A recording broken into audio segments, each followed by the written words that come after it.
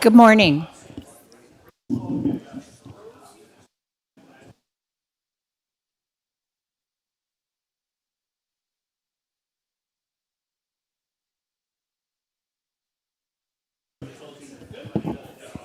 Good morning.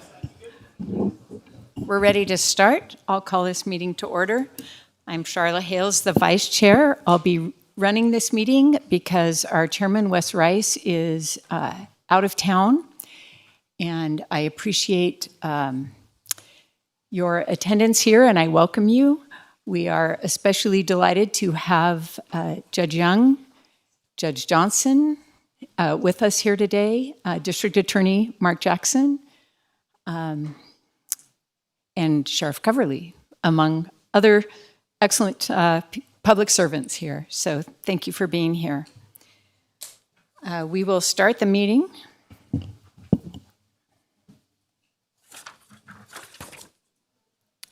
With our Pledge of Allegiance. We will ask Mark Gardner to lead us. Please join me in saluting the greatest flag on earth. I pledge allegiance to the flag of the United States of America and to the republic for which it stands, one nation, under God, indivisible, with liberty and justice for all.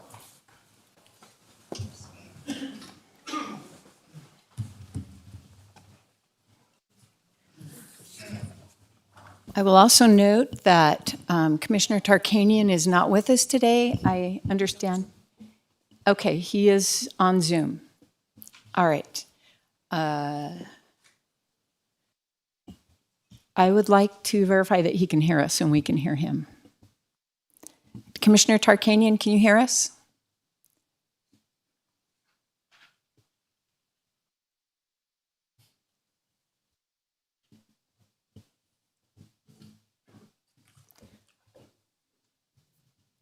Okay.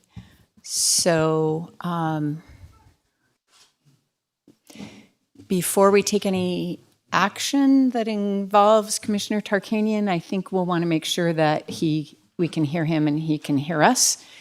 I will note that with three of us here, even though we have a reduced number of... Yes, I can hear you. I'm Okay. sorry. It's really, that was right. So I had you guys on mute. I apologize.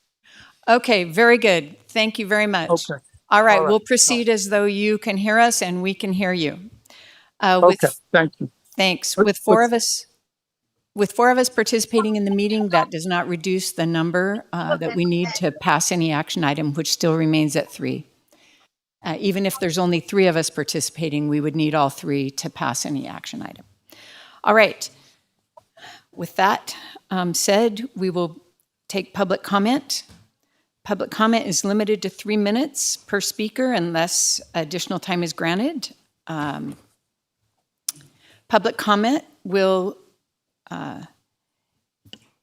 be taken on administrative agenda items that will have action taken when that item is heard. Otherwise, this opening public comment is for matters of general that we have general jurisdiction over that are not listed later on the agenda. I will note that there is an action on first reading of an ordinance regarding Johnson Lane. And if there's public comment related to that, it should be presented in opening public comment because that is not an action item and we won't be taking public comment on it later. With that said, we will open public comment. Ms. Easton, welcome. Good morning, Commissioners. Kara Easton, Director of Emergency Management for Douglas County, for the record. I just wanted to take this opportunity to give an update on the Spring Valley fire that started on Tuesday. It's our first fire in a while, so I felt it necessary for all of us to kind of hear about what happened since it's been a while and all the great things that our community partners have done. So the fire started approximately 4 p.m. on Tuesday. It was pretty small at first, but it was a wind-driven expansion. Because of that, we evacuated the Double Spring area. The fire ended up crossing 395 eastbound, and so we put Topaz Ranch Estates on a precautionary evacuation warning. Our reverse 911 had a technical glitch, but we did have DCSOs, search and rescue, as well as deputies who went door to door to all of our residents in both those areas to ensure that they got the notifications that we were doing both evacuations and precautionary evacuations. The team made approximately 1,000 contacts between both of those areas. We did push information out on all Douglas County media platforms, the website, as well as Perimeter. As you've heard previously, we implemented Perimeter. This was our first real-life use of it. We had 10,000 unique users who visited that website to get information and 25,000 visits, so that could mean someone visited more than once. NHP and NDOT coordinated the road closure on US 395 between Leviathan Mine Road and State Route 208. NV Energy de-energized lines in the fire area. It initially impacted approximately 1,500 customers while we were trying to contain the fire. That evening, they were able to reduce it to only 94 folks out of power. And then as of this morning, just before 2 a.m., all power has been restored to all residents related to that de-energization. Our community emergency response team and the sheriff's office mounted posse were put on alert to be ready to respond if we needed to open a shelter or evacuate large animals. We did open the community center in the Topaz Ranch Estates as an evacuation reception center just for evacuees to have a place to go prior to determining if we needed an actual shelter. We did have 2 CERT members deploy to help. We deployed our emergency animal trailer to the community center and ended up housing 4 cats overnight. Because the fire did cross 395 and was in South County, had we had to open a shelter, we were going to evacuate folks towards Lyon County into Smith Valley. So we did coordinate with Lyon County Emergency Management to prepare an overnight shelter if we needed to do that, as well as a large animal evacuation site. So we did end up with a horse and a handful of goats that stayed there, but they were all reunited as of yesterday. Because of the power outage, which was affecting folks north of the fire, we did designate the Douglas County Community and Senior Center as a cooling center in case folks needed a place to go. We didn't get anybody there, so luckily people didn't need that, but we were ready to keep that open for extended periods of time if necessary. We did house our firefighters at the Douglas County Fairgrounds, so they were able to get their rest periods. And I'm running out of time. That's all right, because this is timely information. Okay, Please thank you. continue. Our dispatch center handled approximately 200 calls related to that incident, and that was just within the 4 hours of the initial notice, so we did get residuals throughout the rest of the day and yesterday. As of yesterday, there was 100% fire containment. They are doing mop-up operations just to make sure everything is put out, but the fire is contained. They will be closing out the incident by the end of day today. The cause of the fire is still under investigation, so I don't know what happened. And then quickly, I just do want to highlight the agencies that responded, whether they were on scene or helping remotely. There's quite a bit, but I want to rifle through them because I think they deserve the kudos, because without all of them, this would not have been a success. So we had East Fork Fire. They were the lead agency, and I do want to recognize Deputy Chief Larry Goss. He was the incident commander who orchestrated the fire response and helped the rest of us kind of get organized. The Sheriff's Office Search and Rescue, Tahoe Douglas, Douglas County Emergency Communications, the Sierra Front Interagency Dispatch Center, BLM, NDF, U.S. Forest Service, and those were both ground and air assets, Smith Valley Volunteer Fire, Story County Fire, Carson City Fire, Mono County Fire, Fallen Leaf Lake Fire, NHP, NDOT, NV Energy, South Lake Tahoe Fire, Truckee Meadows Fire, North Lake Tahoe Fire, Sparks Fire, Douglas County Community Services, Douglas County Animal Services, Douglas County Community Relations, Douglas County CERT, Douglas County Emergency Management, Lyon County Emergency Management, Lyon County Parks Department, Lyon County School District, the Nevada Division of Emergency Management, Perimeter, the folks who help us with the mapping, CAL FIRE, Reno Fire, Central Lyon Fire, Eastern Alpine Fire, Antelope Valley Fire, and then a variety of contract folks. And I may have missed somebody, so if they're listening, I do apologize, but on behalf of Douglas County, we do appreciate your quick response and obviously helping us knock down what could have been a much larger incident. And then as of this morning, I did get a report from District Fire Chief Todd Carlini. So he sent a report, but I won't read the whole thing. I've submitted it to the clerk, but I'll give you the highlights. They estimate that the acres burned was 230. The property was private property and BIA and BLM lands. Mutual aid was provided by several agencies and through 3 different mutual aid agreements. That's on the fire side. East Fork Fire Protection, working with Nevada Division of Forestry, was able to secure a fire management assistance grant within an hour from time of request due to the potential for structure loss. That grant will allow for 75% of the fire costs to be reimbursed, so that's a great helping on cost savings. No injuries have been reported with any of the responders. We did unfortunately have one total loss of a structure, but that's the only loss we've heard of. Let's see, because of East Forks, they have 2 tanks down in South County that hold gallons upon gallons of water, don't have the actual number. That actually helped save time, so they were able to get water much closer to the incident versus having to come all the way back in town to replenish the water tankers. And then overall, Chief Carlini says the suppression effort was successful and well managed. The fire did have some serious potential to spread to the east and to the south. Appropriate tactical actions prevented fire spread, and the response was appropriate. And for the first fire of the season, all went very well. And I would just like to breathe into the air that I'm hoping we're one and done, but we'll see. Thank you. Thank you very much, and we are all relieved and grateful. Madam Chair, may Yes. I take a moment here to Yes. speak also? I know we're in public comment, but anyways, Ms. Easton, I want to thank you for the quick response and the fire department as well. I just happened to be on that day, at that time, returning from my NACO meeting in Tampa, Florida, just coming back into the county.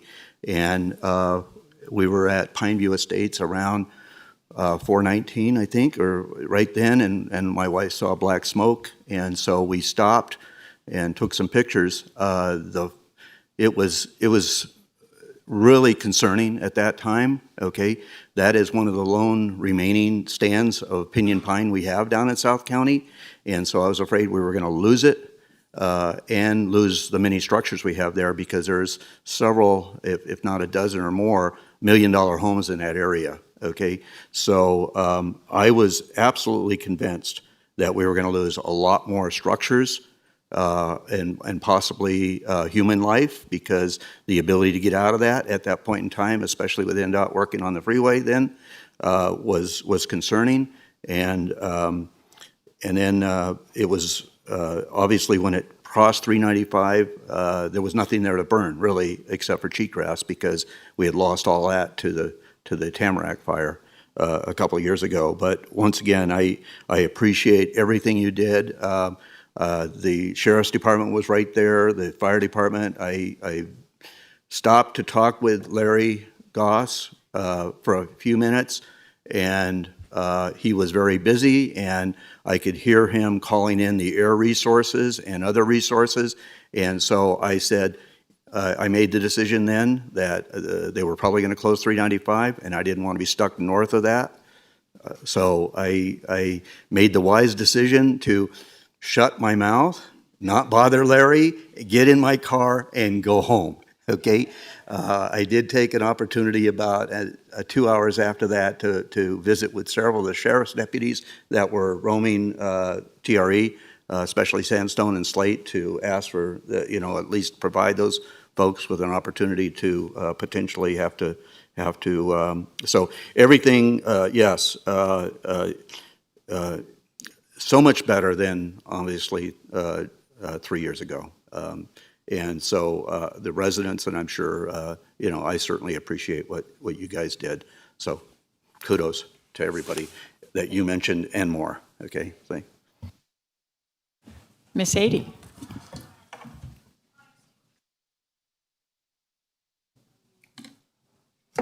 Good morning. My name is Brooke Adie. I'm the Community Services Director.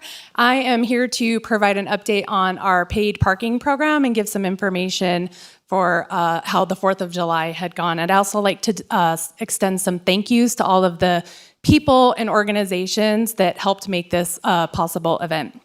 First, I would like to thank you county commissioners for your support and providing approval for us to implement these rates. Without you, this was the first step in the process, so thank you for helping that along. I would also like to thank the county manager, Jennifer Davison, for supporting this new program. This is something that we haven't done before as a county. There's a lot of things that we're learning and figuring out, and she's been very supportive in this journey. Thank you to Sheriff Coverly and Under Sheriff Elgis and the entire DCSO staff for all of your hard work on 4th of July and help implement the ticket and towing program. Thank you, Chief Lindgren with the Tahoe Douglas Fire Protection District for his support and all of his efforts in being a good neighbor to the parking program. Thank you to the community services staff for help during this parking program throughout the entire summer, but especially on 4th of July. Without their work, we wouldn't have been able to pull all of the pieces together. They worked very hard with all of the coordination. Just to give you a few stats on the parking, so we parked a third less cars than we had in prior years, which lent to reduced capacity at the beach, but it did make for a better user experience at the beach. There was less trash, reduced impact on the environment, and overall we ticketed and towed 43 cars over the 3 days, and we brought in $47,000 in parking for those 3 days. Thank you. An incredible success. Thank you so much.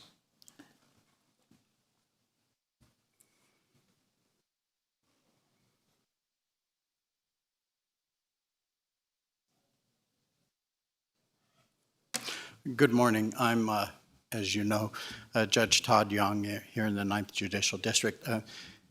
We've heard some really positive things, and we'll hear more positive things later today, but I wanted to put on the record today that all of you know that indigent defense services in Douglas County are provided by contract with attorneys who undertake that very, very difficult work. And yesterday, one of our contract attorneys, Mr. Martin Hart, passed away. And I wanted that to be noted at this meeting. Mr. Hart was a kind and decent man with a heart as big as his name and as he was. He consistently, I saw, would drive his clients who didn't have transportation to get them into a rehab program. He would purchase them a meal when they didn't have food. He purchased graduation presents for juveniles who came through court. And while we all have difficulties and areas in our life where we struggle, I will tell you that Marty Hart was a very good and decent human being. He was something that we could all strive to be in that regard. And the loss of Mr. Hart is indeed a loss, not only to the legal community, but to everyone whose life that he had touched. And I just wanted to take a minute and recognize him. So thank you very much. Thank you, Judge Young, and I know our hearts are heavy with this and sending condolences to his family and to all who worked with him. Thank you. Hi. Mr. Good morning. Morgan. Madam Chair, members of the board, Scott Morgan, Assistant County Manager. I am here today mainly to point out to the public some changes in the environment of the County Commission chambers. If you look around, you will notice a couple of things. One, some larger monitors, some larger screens, one right above me, which is adjustable. It retracts back into the wall and changes its angle to better serve information provided to the County Board of Commissioners as well as the public. These are over-the-counter 96-inch screen TVs. Who would have think that you could go into a store and buy a 96-inch television, and they are 4K. So if you had trouble reading fine print, you still may if you have my eyes, but it hopefully will get a lot better with these screens. Also, for those that were present during the budget presentation, we experimented with providing the County Board of Commissioners monitors, which was really successful for them in seeing the fine print and numbers, but it blocked their faces. It was a monitor very similar to that sitting in front of County Manager Jennifer Davidson, and so there were some concerns raised about that. So we modified the counter that rests before them for pop-up screens. If they want to have a screen, they can push a button and the monitor will be present in front of them, and they can toggle back and forth between their packet or what is being presented so that they can get access to the best information and the best quality of information possible. They also are sitting on new chairs. a little more ergonomic for their backs and their postures, and hopefully to make them more comfortable and not allow them to sleep during the meeting, so, which they have never done, I'm sure. So those are some of the changes. Also, with this project, and it doesn't seem like a lot, but it takes a lot of, we also upgraded the AV system that was over 15 years old, the behind the scenes for our good friends at SOSU, who are the people that provide the YouTube and the streaming services for the county and do the mixing before Zoom and after Zoom and presentations, and the video system. That system was upgraded so that we can provide a better experience to those who wish to participate after the fact and during the fact at our County Board of Commission meeting. So that was super important, and it took a lot of great leadership. First, from our County Manager, Jennifer Davidson, who said, let's make this happen. And we need to have this happen while we're off on the 4th of July. So we put things in motion, and it simply would not have happened without Jennifer's leadership and Melissa Elgis, who was also in the office, Chief of Staff. Thank you for coordinating this. It happened very quickly and efficiently, and we're up and running. And then finally, but not least, is where the work actually got done. Phil Ritker, the Public Works Director, and his facility operations folk, Jeff McDonald, is here with us. Jeff, stand up. Worked tirelessly and said, this has got to get done, and he made it happen. Because, again, we still have supply chain issues, and it's amazing, what you run into. We could buy the monitors, but the cords were back ordered, and then the monitors. And so really, up until 5 minutes ago, the start of the meeting, he was working on this. So, Jeff, just an amazing job, and really appreciate all that you've done. So thank you very much for that.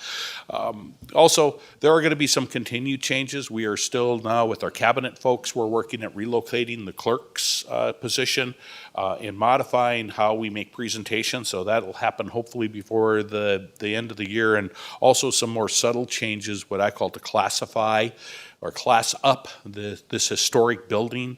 With signage, and we kind of started that on a temporary basis. If you like it, we're going to keep it. Some artwork, which has some lore associated with it, and draw your attention to above the heads of the commission. This is a donation of public art, and on the left there, starting, that is Stephen Douglas, the namesake of Douglas County. The county was named after Stephen Douglas, a foe of Abraham Lincoln's at the time, ran against him and lost, but whooped Abraham Lincoln in the state of Illinois for Senate seats. So they had a great relationship. Also, just some lore with that. Mary Lincoln, who was Abraham Lincoln's wife, was first Stephen Douglas's girlfriend. So not only did Abraham Lincoln take the election, but also took his girlfriend. Stephen Douglas was known as a great politician. They called him the Little Giant, the Great Debater, and rests up there as a period piece, 1860s. They called it a cinograph, which is one of the early lithographs, and it is period piece registered with the Library of Congress. In the middle, of course, is the American flag, which is the 36-star flag, which represents Nevada coming into statehood in our community, and the flag was official on July 4th, 1865, as the result of Douglas County becoming a state, or Douglas County, the state of Nevada, becoming a state on October 31st, 1964. That flag came from the East Coast. We believe it was in a classroom. These were made for classrooms on the East Coast out of a small community in Connecticut, and now will hopefully fly proudly here in this chambers. The last but not least is what I call, there's some great lore associated with this piece, and this came from my grandfather, who I call him a collector. Many people called him a hoarder. This is a 1860s engraving of Abraham Lincoln, and this one is particularly interested. It's one of the first colored engraving that came. If you look closely, it's faded a lot, where the American flag in the background. It was significantly damaged. You're missing a globe that was off to his left that was damaged, and again, my grandfather didn't, everything he had some damage or something wrong to it, but it's still a really interesting piece. The most interesting piece about this is, and this was discovered in 1950, that this is one of the first photoshopped pieces of art ever done on record. This is the body of John Calhoun with the head of Abraham Lincoln, and because it was transposed, the wart or the mole on Abraham Lincoln's face is on the wrong side, and that's what initially tipped it off. And the face is actually the face that Abraham Lincoln had on the $5 bill. Abraham Lincoln credits this particular engraving to him winning the election because one of the local newspapers, Carolina newspaper, initially called Abraham Lincoln gangly, grotesque, unsightly, nothing but arms and legs. And he was sensitive about that. So that's why he had his face transposed onto John Calhoun's body, and to make him look more stately and pleasant to the public, that because all they really had is newspapers, they didn't have any other types of media, and so it made him look more stately, and he contributes to his success politically to this particular engraving. So just kind of some there's all kinds of quirks about this picture for those that want to do a little extra digging. Just I find it terribly fascinating, and hopefully it will adorn this chambers for a long time. So just wanted to update you on some changes in the commission chambers, and thank you for indulging my time. Mr. Morgan, thank you very much. I note that even today in high school speech and debate, there is one category of competition called Lincoln Douglas debate.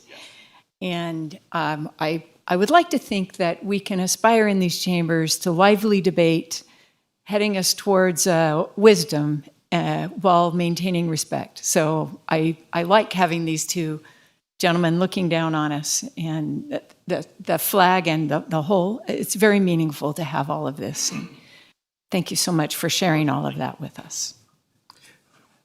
And I appreciate you not hooking up that shock button that the chair had available to these chairs. So.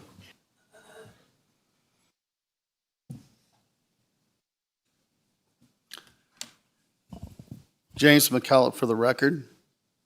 Kind of reminds me of the principal's office in middle school. I'm looking down on you. This email was sent out by Danny Tarkanian under his title as County Commissioner, and it's labeled a pre-board County Commission meeting, dated 7/18/2024. Under the heading Special Report, it says, DCCC Chairman Jim McCallum kicked me out of the DCCC because I did not support Michelle Fiore for treasurer. This email is sent purportedly to inform the public about commissioner meetings, but instead it is used and has been used throughout the campaign to attack me personally as well as other private citizens under the color of this commission. The facts are that I am not currently the chairman. The organization is the Douglas County Republican Central Committee. The chairman has no power to kick out anyone. Only the general body can do that. The general body removed both Tarkanians, Danny and Amy, for endorsing Democrats. No mention was or has ever been made of Michelle Fiore at any time. The Tarkanians were removed by unanimous vote of over 80 people. As one running the meeting, I did not vote. Mr. Tarkanian has been aware that his comments are not true several times and has acknowledged that fact. I ask that anything labeled in such a way as Mr. Tarkanian's emails not include any reference to Douglas County or the Board of Commissioners. If I'm going to be lied about, I prefer that it does not give the impression that it's being lied about by this board. Thank you.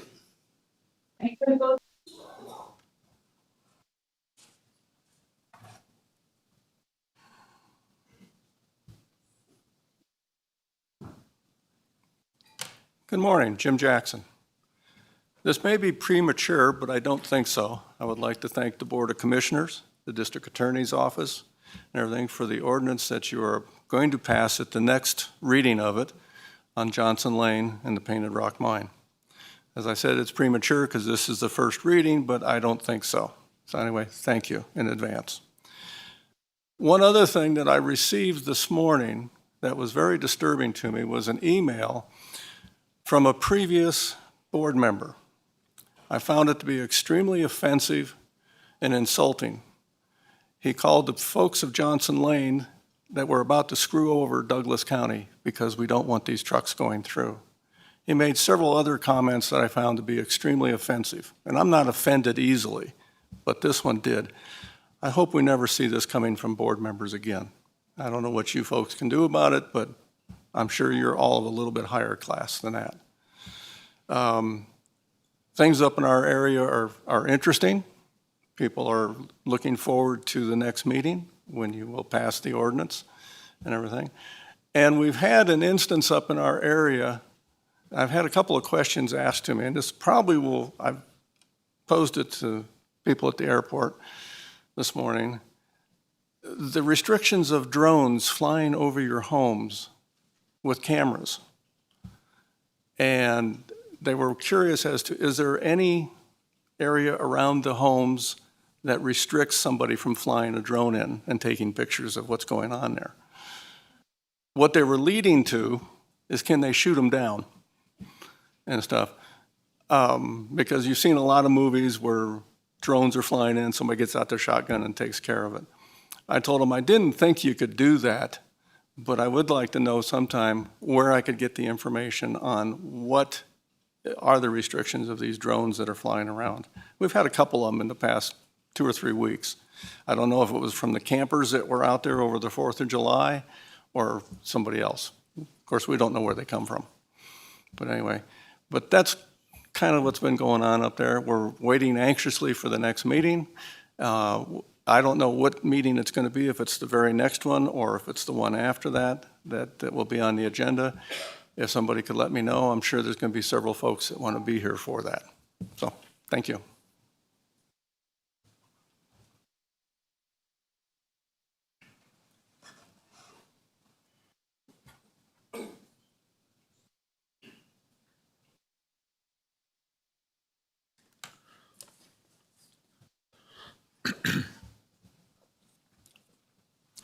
Jim Slade. In nearly every board meeting, opening public comment is followed by 3 simple, straightforward items that are normally dispensed with quickly and easily: the approval of the agenda, the previous minutes, and the consent calendar. At the May 16th meeting, however, Chairman Rice made, by my count, 9 errors in 6 minutes on the easiest items on the agenda. He was corrected by Commissioners Hales, Narkanian, Gardner, and Deputy DA Ritchie. The other mistakes went uncorrected. Twice the chairman neglected to announce the results of a vote, which is important, especially for the record, and should be done every time, even if that's just to say passes unanimously. He asked for votes on the approval of the agenda for the last meeting rather than that day's meeting, and then moved on to approval of the agenda again, and had to be reminded that it should be approval of the previous minutes. After that, when the consent calendar was being considered, he mistakenly asked for votes on the minutes. On item L, which was pulled from the consent calendar, the chairman had to be reminded, 1, to read the item into the record, 2, to take public comment, 3, to ask for further discussion from the board, and 4, that the motion required a second prior to taking a vote. That is not just an occasional minor mistake, that is multiple errors, all of which are important to the proper legal way to chair a meeting. That reflects poorly not just on the chairman, but on the entire board and counting. At your June 20th meeting, Chairman Rice, rather than try to go through those items in the correct manner, just decided to make up his own rules while ignoring NRS and the open meeting law. He decided that since no commissioner had any comments to make on the agenda or the previous minutes, that there was really no reason to take a vote as required by NRS. He even asked Deputy DA Ritchie if that was okay, and Mr. Ritchie inexplicably indicated that it was. Chairman Rice merely announced that the agenda and later the minutes were approved by, quote, acclamation. In doing so, he showed his total ignorance of the meaning of the word, which Merriam-Webster defines as a loud, eager expression of approval, an overwhelming affirmative vote by cheers, shouts, or applause. Let's be clear, not a single commissioner said one word, nor was asked for their vote. NRS 241 states that a public body such as this board may not take any action, including approval of the agenda or minutes, quote, unless at least a majority of the members vote in favor of the action. No one voted. The chairman should be ashamed of himself for that blatant violation, as should the entire board and the deputy DA for not intervening. On another topic, it is hard to believe that Bobby Williams started with this county last century as a part-time on-call marriage license clerk before later becoming the invaluable, well-loved and respected court administrator and an admired Douglas County treasurer. She will be greatly missed, and I hope she enjoys her retirement in Montana. And I would ask that item AI from the consent calendar be pulled, please.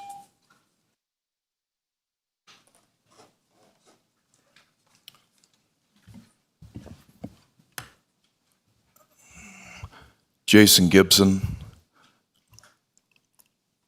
appearing by means of special appearance on behalf of the House of Gibson and the People's Coalition for Justice in and for Douglas County.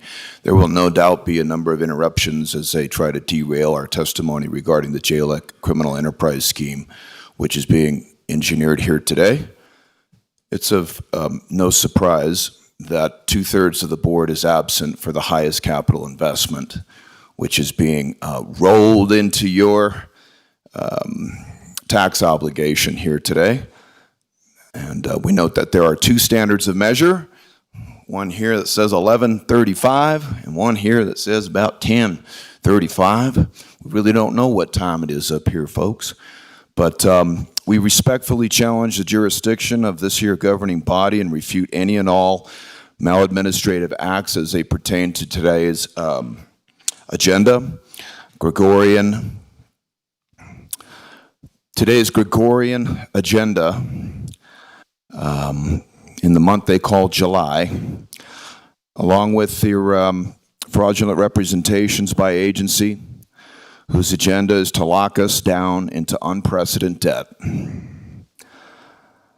They're doing this by means of historic 1260 fraud, the most sophisticated form of racketeering, human trafficking, and historic economic slavery. That's what's happening here today. That's the interest of these stakeholders and these shareholders right here who are benefiting from this enterprise, which will cost, they don't know how much it's going to cost, but it'll be upwards of $150 to $160 million with the interest on those bonds.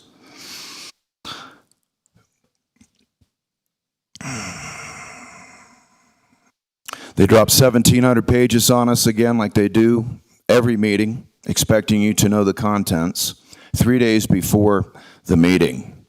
Now, we know in the last meeting, June 20th, that they identified the fraudulent schemes that are being orchestrated by Mark Jackson right over here in his Public Indigent Defense Services, when Charlotte Hills put on the record that these so-called public defenders are billing us $1,700 an hour, and they're totally unaccountable for the monies that they're billing you for. And not only are they not representing us, but they're representing the DA. And when you see our claims coming forward, it's going to absolutely blow your mind that they're getting away with this. That they're getting away with the kind of criminal, unbridled commercialism at your expense, which will have an unmeasurable detrimental impact on your quality of life and the future of Douglas County.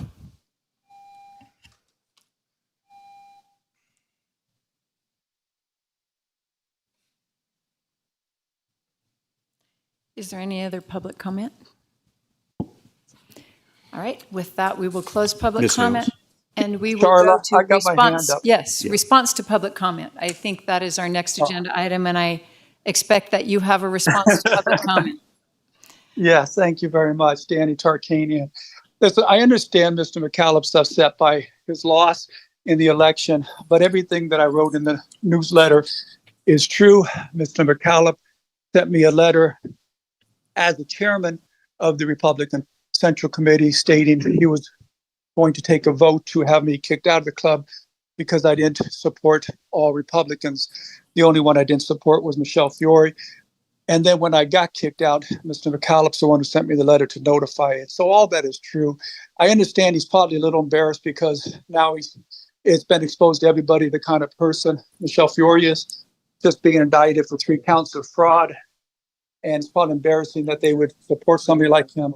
But I don't think this is the type of forum, the county commission meeting to come out and express this type of disappointment and animosity. And that's about all I have to say. Thank you. Is there any other response to public comment? Chairman Hales? Yes. Okay, thank you. Commissioner Gardner. There was a question brought forward by Mr. Jackson regarding drone controls. And I've asked Sheriff Coverly to address the discharge of firearms in residential areas for clarification. So if you may, if you would please, can we have some responses from our Sheriff's Department in regards to that possible activity? Excuse me. Thank you, Dan Coverly, for the record. So drones are addressed in the NRS in Chapter 493. Most of the regulations regarding drones have to do with the government's use of drones. So, for example, the Sheriff's Office has several drones, and there's rules that we have to abide by when using a drone to gather evidence or that type of thing. It's pretty open for a private person. The only restrictions are if they're flying it so low that it may create a danger, and you would have to be able to articulate that they're flying in a manner that was a danger to you or your family or something like that. They can't land on your property without your permission. If they crash land, for example, and cause some damage, they're liable for the damage that they may cause. But shooting them out of the air that's a no. We can't do that. You can't fire a firearm. The closest you can fire a firearm in Douglas County is 500 feet within an occupied dwelling, and that's a shotgun. Any kind of center-fired rifle or pistol is 1,500 feet, and then just shooting inside a home with other people in it, that'll get you put in jail. So we don't want to do that.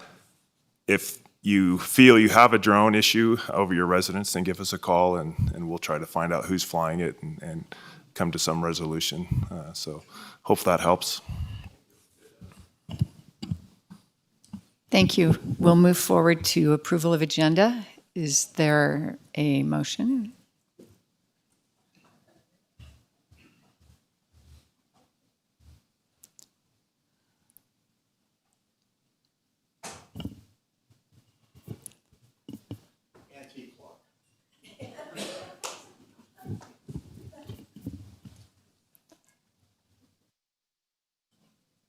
I'm sorry, yes.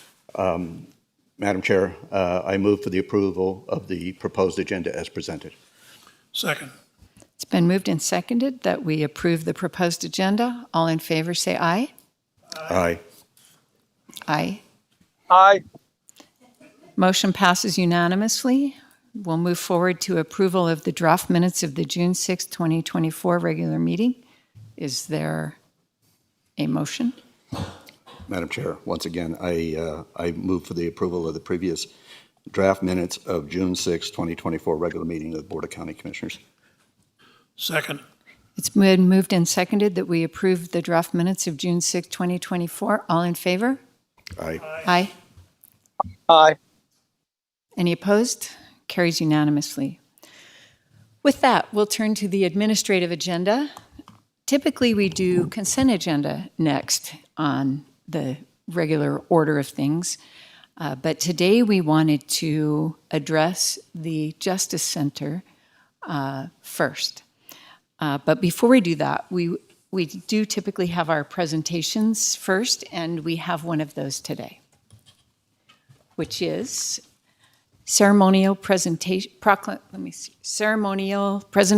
Proclamation 2024P-072, a proclamation recognizing the dedicated service of Bobby Williams to Douglas County, Nevada.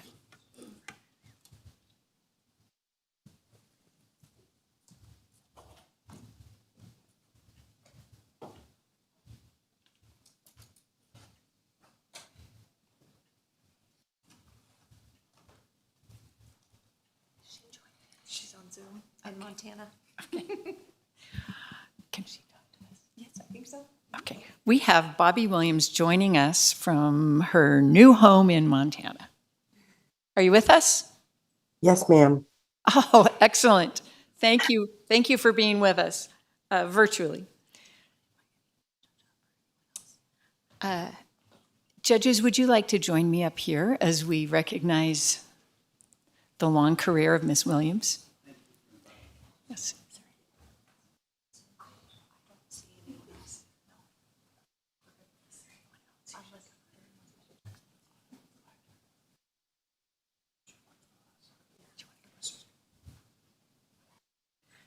Okay. Proclamation 2024 P-072, recognizing Bobby Williams for 26 years of dedicated service. Whereas in 1998, Bobby Williams started her tenure with Douglas County part-time as an on-call marriage license clerk in the clerk treasurer's office. Whereas in 2014, Bobby Williams became the first court administrator in Douglas County. Whereas Bobby Williams received her certification in court management, court executive, and received her fellowship through the National Center for State Courts Institute for Court Management. Ms. Williams graduated at the United States Supreme Court in 2012. Whereas Bobby Williams was instrumental in the reorganization of Douglas County's judiciary and the creation of the Judicial Services Department, creation of the Judicial Fiscal Management Analyst position, and consolidation of the clerk's offices. Whereas for 12 years, Bobby Williams has promoted the education of court professionals in the state of Nevada by serving on the Education Committee and teaching team building for the Nevada Association for Court Career Advancement.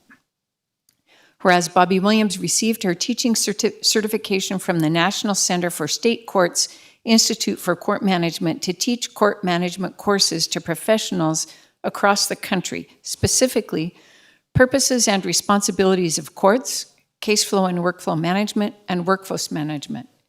Whereas in 2018, Bobby Williams received the Court Executive of the Year award from the Nevada Association of Court Executives, where she served as vice president for 2 years and president for 4 years. Whereas Bobby Williams was instrumental in the modernization of the Douglas County judiciary by implementing new case management systems for both justice courts and the district court, a new jury system, state-of-the-art courtroom technology upgrades, and development of the public kiosk. Whereas Bobby Williams was the first court administrator in the state of Nevada to have obtained Phase 3 case management certification in the Uniform Systems for Judicial Records for all courts in Douglas County and Minimum Accounting Standards certification from the Nevada Supreme Court. Whereas Bobby Williams has served on multiple state Supreme Court committees dealing with judicial education, improving process and procedures in courts, left side filing, evidence retention, changes to the Uniform System for Judicial Records, and the creation of the Nevada Data Repository. Whereas Bobby Williams has been influential as a court leader for court professionals across the state. Ms. Williams is known for her intellect, her integrity, work ethic, and sense of humor, and has built collaborative relationships between the Douglas County Judiciary and other public agencies. And whereas Bobby Williams is a trusted advisor for the judges she has served in the Douglas County Judiciary. Her dedication, hard work, and determination was instrumental in the success of the Douglas County Judiciary. Therefore, be it proclaimed by the Douglas County Board of County Commissioners, along with Douglas County staff and residents, that Bobby Williams is recognized for 26 years of service to the people of the state of Nevada and Douglas County. Thank you, Bobby.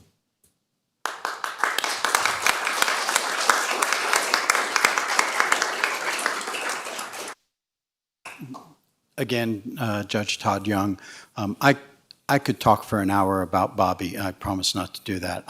I will just tell you this. Of all of the things about her, she consistently put Douglas County, the judiciary, and her employees at the top of her agenda. She was responsible for creating a career ladder for all of the clerks so that they could promote and grow in their skills and have better careers. And finally, I just want to say this. Her wisdom and her patience helped to make me a better judge, but her kindness and friendship helped to make me a better person. And I will always admire and love Bobby. Thank you. Hi, Bobby. Mike Johnson, Tahoe Justice Court. I just want to say I don't know that I've seen anybody with as great of an enthusiasm for their job as Bobby had for her position here. She was great to the courts, great to the county, great to me personally as I got going in my job. So I really appreciate it. I hope things are going well for you in Montana with your new chicken farm. I hope you didn't make good on your threat to name one of the chickens after me, though. Hi, Bobby. Jennifer Davidson, Douglas County Manager for the record. I just wanted to take a moment to extend my congratulations to you on your retirement. And if I sound a little bit emotional, it's because this is a surreal moment for me. It was the honor and pleasure of my career to work with you in my time as a district court clerk. My very first job with Douglas County was with Bobby. She was my supervisor. She cares greatly about the people she works with, the people who worked for her, and she invested in them, time, education, advice. She was one of the greatest bosses I've had. So thank you, Bobby. I owe my career to you, and I thank you very much for that. At this point, we normally take a picture because the person's in the room, and I actually also want to take a picture because we have Bobby up there. And let's just recognize her, even though she's attending virtually. This will be a first of its kind. Thank you for being with us. I just will add that I tried to warn Bobby that up in Montana, there's a lot of prairie rattlers, and she needs to, I don't know why she moved there. All right, I'm gonna have you guys get right underneath the screen here. You gotta smile real big, Bobby. Can't hear me. Okay.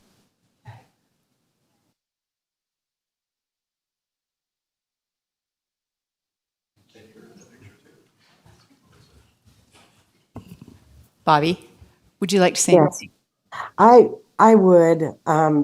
This is very touching. Thank you so much. And Mr. Slade, thank you as well. These comments are very heartfelt. So I'll try to hold it together just for a moment. I do want to say thank you.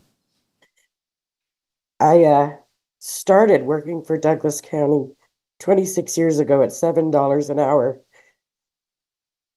And I vowed, I was so grateful that Douglas County took a chance on me, that I vowed I would spend the rest of my career giving back to the wonderful community that is Douglas County. I worked really hard to try to make the court system something that every citizen in that county could be proud of. Take a breath, Bobby.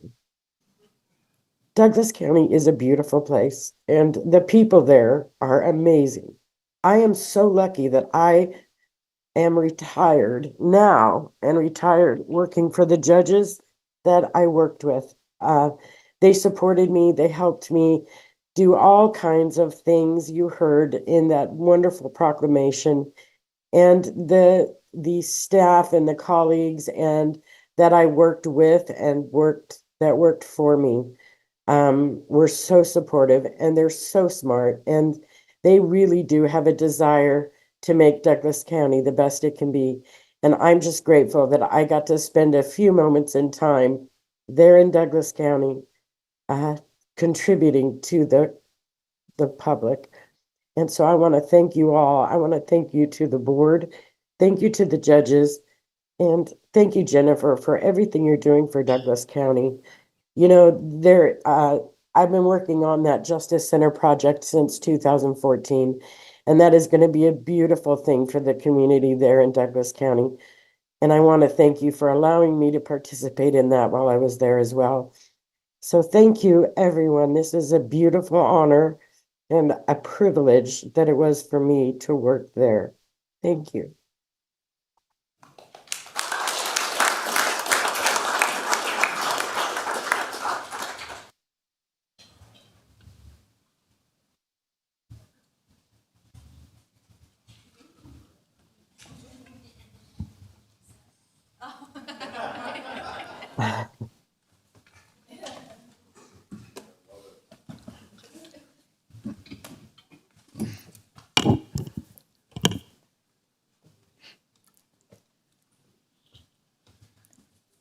Moving on to agenda item 2 for presentation only.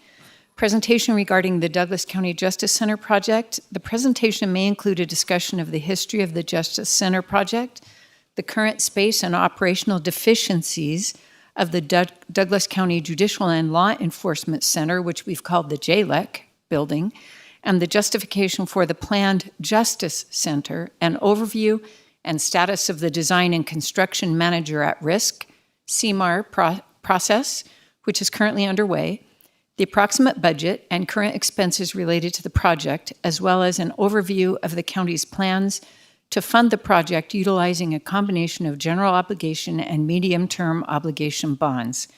County Manager Davidson.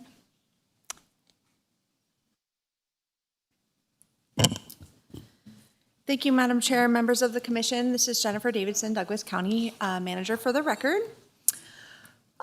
We thought we'd begin this section of the agenda as we discuss the Justice Center with an overview presentation of the history of this project, as well as the justification of need, and then an overview of the financing for this project. For the commission, this is likely a refresher of information that you've had, but we wanted to make sure as we undertake this important conversation that we provided context to the members of the public who may be engaging in this process or observing for the first time. With that, I'll get right into my presentation. So I mentioned I'm going to go through the history of the project, justification of need, and an explanation of the financing and costs. This is the timeline for the conversation related to the Justice Center. And really, this conversation, believe it or not, began way back when in 1980 with the construction of the JLEC building, also known as the Justice and Law Enforcement Center. At the time that that building was constructed, Douglas County knew it was not going to be sufficient and was not going to meet the space needs for the county for as soon as 20 years from the date of construction. So at the construction of that building, this conversation about a future need and a future building was already happening. In 1982, the new jail was constructed, which added some square feet, and in 2011, there was a jail expansion. Really, that conversation regarding the need for additional space kicked off and momentum started building around the consensus for need when in 2014, 2015, there was a needs assessment conducted with recommendations regarding a potential renovation of the existing JLEC complex. In 2016, phase 2 of a needs assessment was underway. And it specifically identified space needs based on population over years projected forward.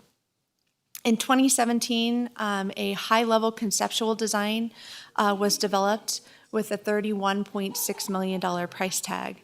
And in 2018, based on feedback from the County Commission at that time, alternatives were explored, including leasing adjacent building space. At one point, the Wool building was and explored as a potential lease contract. But ultimately, it was determined by the County Commission that leasing and all the alternatives presented were not the best options. And so the Board of County Commission directed staff to go back and to produce a 10% design cost for the remodel, and that resulted in a $47.4 million price tag. In 2021, recognizing that 47.4 for a remodel and all of the limitations associated or challenges associated with a remodel, when you talk about court space and remodeling an existing building, you have court session live. Doing construction on site is really not realistic, not preferable, and there were going to be a lot of logistical challenges associated with that. And so the project team came together and looked at what it might cost to build a new building from the ground up. And that was a $41.5 million cost estimate. With the direction from the County Commission to pursue the new site with the new building, the board decided to move forward with the purchasing of 47 acres. I said 47, I meant 57 acres. Not all of those acres are needed for the courthouse, but that is going to be the location of the future courthouse site off of Buckeye.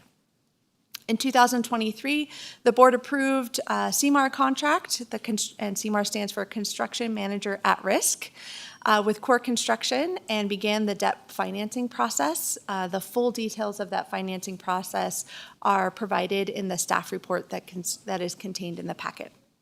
In 2024, the process to proceed with debt financing still continues today, and the issuance of debt is tentatively scheduled for December. Let's get into a little bit of why this project is necessary. Current challenges with the JLEC building include security, parking, victim-witness separation, ADA requirements, in-custody defendant restrooms, separation of male and female in-custody defendants, evidence storage and security, self-represented litigants, access to resources, records retention, statutorily mandated lactation rooms, office space, and no room to expand future operations. So what does this look like? Issues with the current security boil down to parking, the jury assembly and juror exit or entrance, the chambers and courtroom, the JEA chambers, and clerk's offices. Currently, this is where the judges park. It is fully accessible by the public and is not protected. Currently, this is where the public and jury parks. It is commingled, again, not separated for security reasons. That's a potential problem. You can see on a packed day, you can see on pretty much every day of the week now, it's become this packed in this parking lot. Parking is not sufficient. There is crowding at the entrance to security, especially on trial days or jury assembly days. There is a bottleneck with only one metal detector currently. This becomes quite cumbersome. All employees, not all employees, many of the employees, members of the public and jury are all, as well as defendants, victims, witnesses are all utilizing the same one access point into the building. Jury assembly and overflow takes up training rooms because we do not have a sufficient space for jury to assemble during the voir dire process. The jury assembly room occurs in our training room, which means we're not able to utilize that space for other purposes. But in addition, we have these individuals, while they're waiting to get access to these rooms, overflowing into hallways. Our courtrooms are at max capacity, which is also a security risk. Crowd control, court procedures can be highly emotional at times. And so having crossover between victims, witnesses, defendants, all of this is creating a bottleneck and a security issue for the courts. And I do note that we do have some representatives in the audience, some stakeholders who could speak to this issue in particular. I mentioned crowded hallways and entrances to courtrooms and chambers, but there's specifically no separation for victims and witnesses or staff. There's a shared entrance to staff offices currently in courtrooms and chambers, which also makes security a challenge. In addition, the clerk's offices are at max capacity. There's insufficient working and storage space, as you can see here. Often records are stacked up in boxes where we can fit things, but we definitely have staff working out of offices, as mentioned or as shown in this picture. We have fiscal staff working in a 12 by 6 foot former closet. There is insufficient space to expand fiscal operations or really any other staff or operations in the building. In custody defendants, male and female restrooms and holding cells do not accommodate separation. Defendants use court and jury bathrooms during court, and they access the same through the law clerk offices. Again, there is no separation for victims or witnesses. Evidence storage is at max capacity, and we've rented storage off property to accommodate additional evidence and large evidence. A lot of our spaces within the existing courthouse, our JLEC building, are not ADA accessible. Windows are not compliant. District Court has been able to make some modifications, but we are not able to make modifications in other locations. Our elevator is not large enough for motorized wheelchairs, and frequently it is in need of maintenance and repair. AD requirements in the courtrooms in particular, wheelchairs cannot access the witness stands.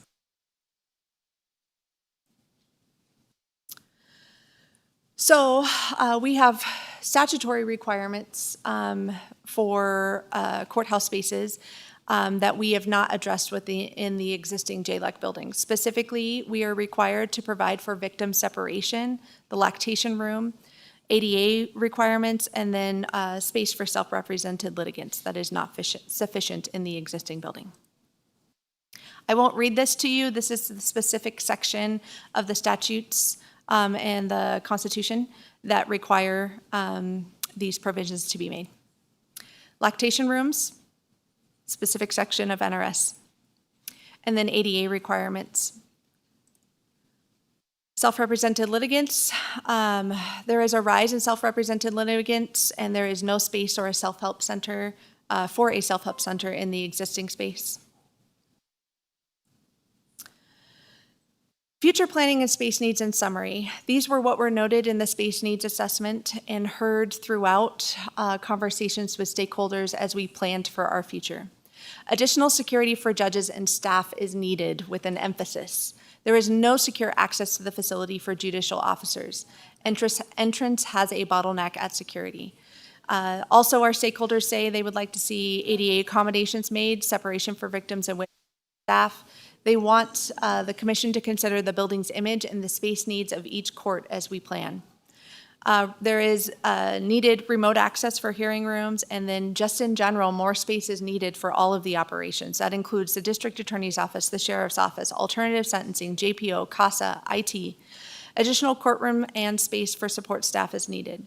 Private meeting rooms for attorneys and clients, a lactation room or rooms, and then provide support space and amenities for self-represented litigants. These are the objectives of this project. Before I move on to the cost estimates portion of my presentation, I would like to take this opportunity, Madam Chair, with your permission, to invite stakeholders to come forward. I do know that Judge Young did express a desire to share his perspective with you, and I would turn it over to any other stakeholder who's in the audience if they would like to speak regarding the needs for this project and why this Justice Center is needed for our community. Yes, thank you. Judge Young?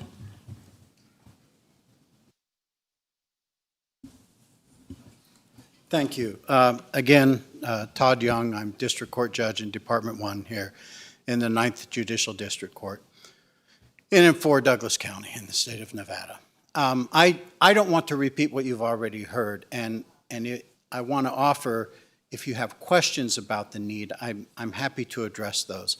I commented to you one time a few months back that I made my first presentation about the need for this building before any of you were even on the board, and you saw on the slide 2014, that study. I was there and asked the board at that time to consider the need for this. I want to say that I believe and I understand that you're going to approve this, and we're going to move forward with it, and I'm hopeful that you will. I appreciate that. I appreciate the leadership of this county manager. I mean, since 2014, we've been working on this issue, and we finally have a group of elected representatives and of hired management, and Mr. McCullough, and the district attorney's office, Mr. Wadley, who has worked so hard on the bonding issues and all like that, who have been able to put something together to actually make us go forward instead of just saying, well, let's have another meeting later and we'll carry this over for the next 5 years. I have been participating in meetings about the design and what we need on the inside. I really commend CORE and TSK for the work that they've done and going back and forth with us. Judge Gregory was not able to be here, but he also appreciates all of the effort that's gone into this. I think that of all of the things that you've seen, preeminent in my mind is the need for safety in this public building, and we don't have that now. And also, if you had a question, as I was looking at all of the things there that were listed, if there's one of them that I thought maybe you might have a question about as far as self-represented litigants and what that actually means, I serve on the Nevada Supreme Court's Access to Justice Commission, and I have served on that commission for many, many years now. And I think that what you can anticipate is a requirement that courthouses provide to unrepresented people, or people who are representing themselves as citizens have the right to do, access within a courthouse to the tools necessary to be able to fully represent themselves. And I think that you're going to see rules come forward from the Supreme Court that are consistent with that. And for many years, we have tried to put Douglas County ahead of the mandates. And we just congratulated Ms. Williams a few minutes ago.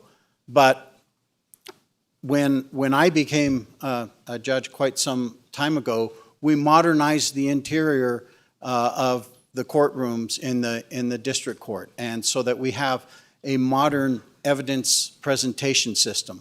We put in new technology throughout the clerk's office, and we want to continue to be able to provide to the citizens of this county what we're able to provide so that they have the most modern and efficient and citizen-friendly courthouses and courtrooms that are available. And we need this building. So I'll be quiet, but I would answer any questions that you had of me. Okay. Thank you, Judge Thank Young. you. Thank you. District Attorney Mark Jackson, welcome. Thank you, Vice Chair Hales, Commissioners. For the record, Mark Jackson, Douglas County District Attorney. I too want to start off by thanking Jennifer Davidson and all of the hard work that she's put into this. Going back, I believe it was actually in 2012 when then East Fork Justice of the Peace, Tom Perkins, came over to meet with me in my office because all of these needs that are part of this presentation and everything that I think all of you have seen when you have toured the JLEC building, and you're well aware that the civil division of my office is separated from the JLEC building because of the space needs. And you've seen that I have some of my offices that truly are nothing more than just about the size of a closet, including space for victims that we're trying to create that separation that's required by law. We are juggling spaces every single week in order to comply with the Marsy's Law requirements that are enshrined in Article 1, Section 8 of the Nevada Constitution. That's part of the presentation. But when I was thinking about this over the past week, I started to go through and look at some of my notes, and I've been involved in over 200 meetings since 2012 regarding this. And I also looked back at photographs of me at the time, and I didn't have a single gray hair when we started this discussion and started identifying the needs. So I'm going to attribute all of my gray hairs to this JLEC building. But again, thanks to Jennifer Davidson and her team, it's been exceptional, and I would strongly urge the support of the board as we continue to go through this process and cross the finish line. Thank you. Thank you, Mr. Jackson. Are there any other stakeholders who would wish to speak? Okay. Sheriff Coverly. Thank you, Dan Coverly, Douglas County Sheriff. So as you learn the history of the building that we're in now, when that was built, I was in the 5th grade. And so each office that occupies that or entity, the courts, the sheriff's office, the DA's office, has grown exponentially since that time. And the plain fact is we're just out of room. And so I think the requirements that are coming, the legal requirements that are coming regarding victim and witnesses, and and their proximity to offenders and stuff like that is valid. And I think that it's just time to do what we can to expand and to get something new and provide the best product we can for our judicial process here in the county. So I think we're well overdue, and I think this is a great project. Thank you. Thank you, Madam Chair. Members of the Commission, Jennifer Davidson, County Manager, again for the record. At this point in my presentation, I'm going to move to the cost estimates, and you will likely note, if you're a member of the public tuning in to this presentation for the first time, that the costs for this project have increased over time. So we started with conversations with cost estimates of approximately $31 million, and now the cost estimate for construction of this building is $51 million today. The reason for the increased cost is the rising cost of construction. Current cost estimates from our construction team working with CORE, they do a really good job of providing us with real-time estimates projected for when we are going to be breaking ground, which we will start construction next year, pending approval of this county commission. But current cost estimates and projections are that we could and should expect increasing costs of around 6% annually for every year we delay this decision. This decision is important for us to make today. I know $51 million is a concerning, eyebrow-raising number, but I can tell you that is the reality of the construction environment that we are in. And with that, I would turn it over to Mr. McCullough if he wants to add any comments. Thank you, Jennifer. Scott McCullough, Douglas County Project Manager, Vice Chair Hales, members of the board. To really start with the estimates is why we chose the CMAR process. The biggest advantage for CMAR process, it's a collaborative effort between the builder and the architect, but it allows the county to retain control in the design and, more importantly, the cost. In accordance with NRS, Core Construction was selected through an RFP process and contracted for pre-construction services. The project was publicly bid by CORE and to select the subcontractors. And again, relating to the delay, this item that you hear on number 4 is phase 1 of phase 2, specifically to start construction, or get some work done now, so we don't wait another year to start the entire project. There'll be 2 GMPs offered, one today and one hopefully next spring. But again, it's a reason of fast tracking the process to get it done as economically as possible. Thank you, Mr. McCullough. So current budget minus project expenses. The Board of County Commissioners approved a project budget of approximately $5.6 million. To date, we have $3.3 million in encumbrances and $586,000 in project costs, which means we have a current available budget of approximately $1.7 million for this project. Dollars that have been spent so far are summarized on this slide. So as I mentioned, we purchased the land, 57 acres for $5 million. We have encumbered 3.3, and that is for design and as part of the CMAR process. And then we've spent 586, which means total spent we're at 8.9 approximately today. Later on the agenda, we will be discussing GMP site improvements. Number 1, this project is being broken up into 2 phases, with GMP being the first phase, GMP 1 being the first phase, to begin construction this fall. We'll discuss that project in greater detail when we get to that agenda item. From the previous slide, I mentioned we had about $1.7 million in unencumbered funds remaining. We have also committed through action of RTC $400,000 to this project. The subject of a future agenda item on today's agenda will be also the allocation of $2.7 million to this project. And then previously, as part of the board budget process earlier this spring, the county commission committed 1.9 million in funds, which gets us to a total additional project budget of 6.7, and that is the approximate cost. We'll talk about that in greater detail of GMP 1, the contract we're asking you to award and consider as part of a later agenda item. Can I ask a question before you go on? Yes. Yes, Commissioner Tarkanian, go ahead. The 51 million of the project that you had before, does that include these costs that you said we've already paid for and what we're going to pay for in the 6.7 million? I think you were asking about, I just want to make sure I caught the first part of your question. You were asking about the 51 million, does it include? Yes, you said the cost of the project was 51 million on one of your previous slides, and then you've shown us 2 more slides of projected costs and already expended costs. I was asking if those 2 slides of the expended cost and this new 6.7 million to be spent, is that part of the 51 million, or is that in addition to the 51 million?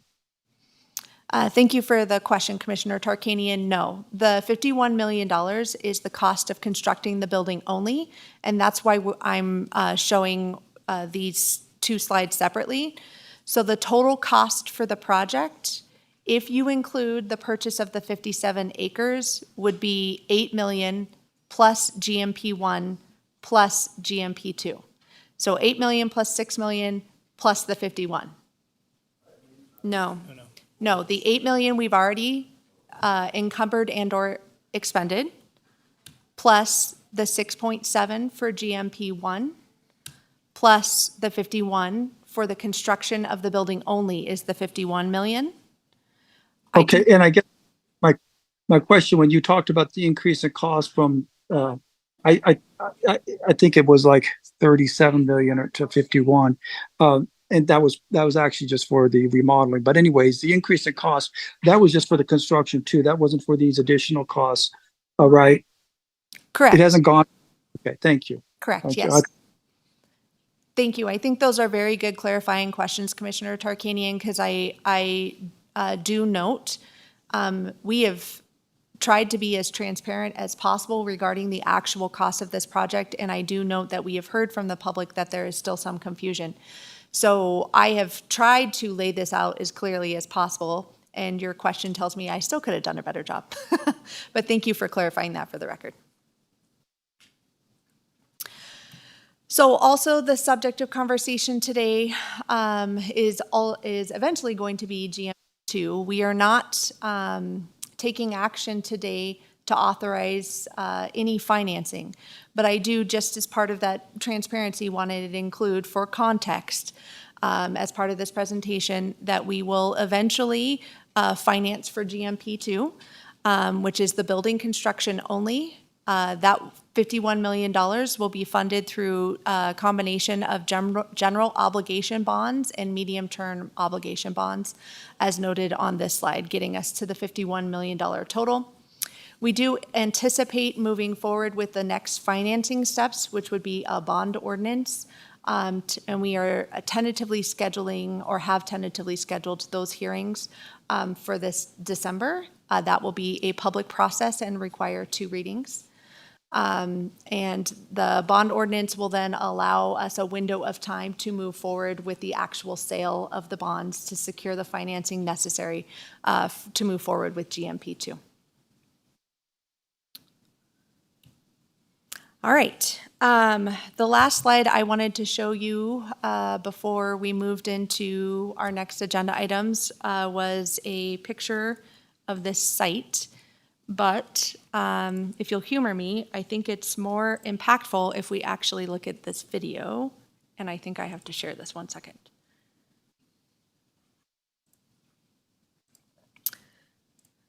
Okay, this is the future site.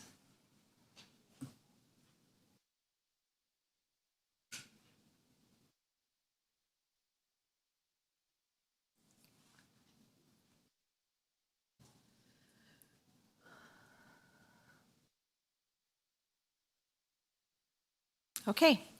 To orient us all on the site, I do just want to note that this is Buckeye Road. I got a little bit turned around from some of the elevations, so I do just want to advise the public and members of the commission that the building will front Buckeye. So it will be oriented to the south with a little bit of view of the west from whichever windows are selected from the design option we have today. With that, I'll turn it over to the commission with any questions you may have, and then we can proceed with the agenda items we have listed. Commissioner Gardner. Thank you, Madam Chair. So I want to provide a little bit of history here. I'm trying to go quickly on this in my involvement in this.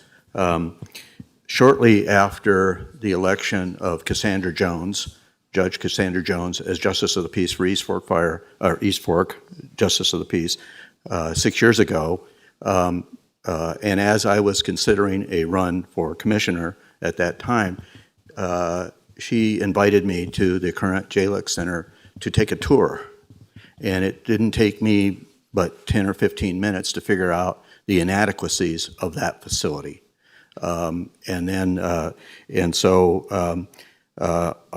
made that a centerpiece of my campaign 4 years ago, recognizing that need, with the understanding that that building, the current building, was due to the useful life of it was expected to expire, a 20-year life expectancy, built in 1980, opened in 82, residencies of residents in Douglas County of 19,000, and very inadequate.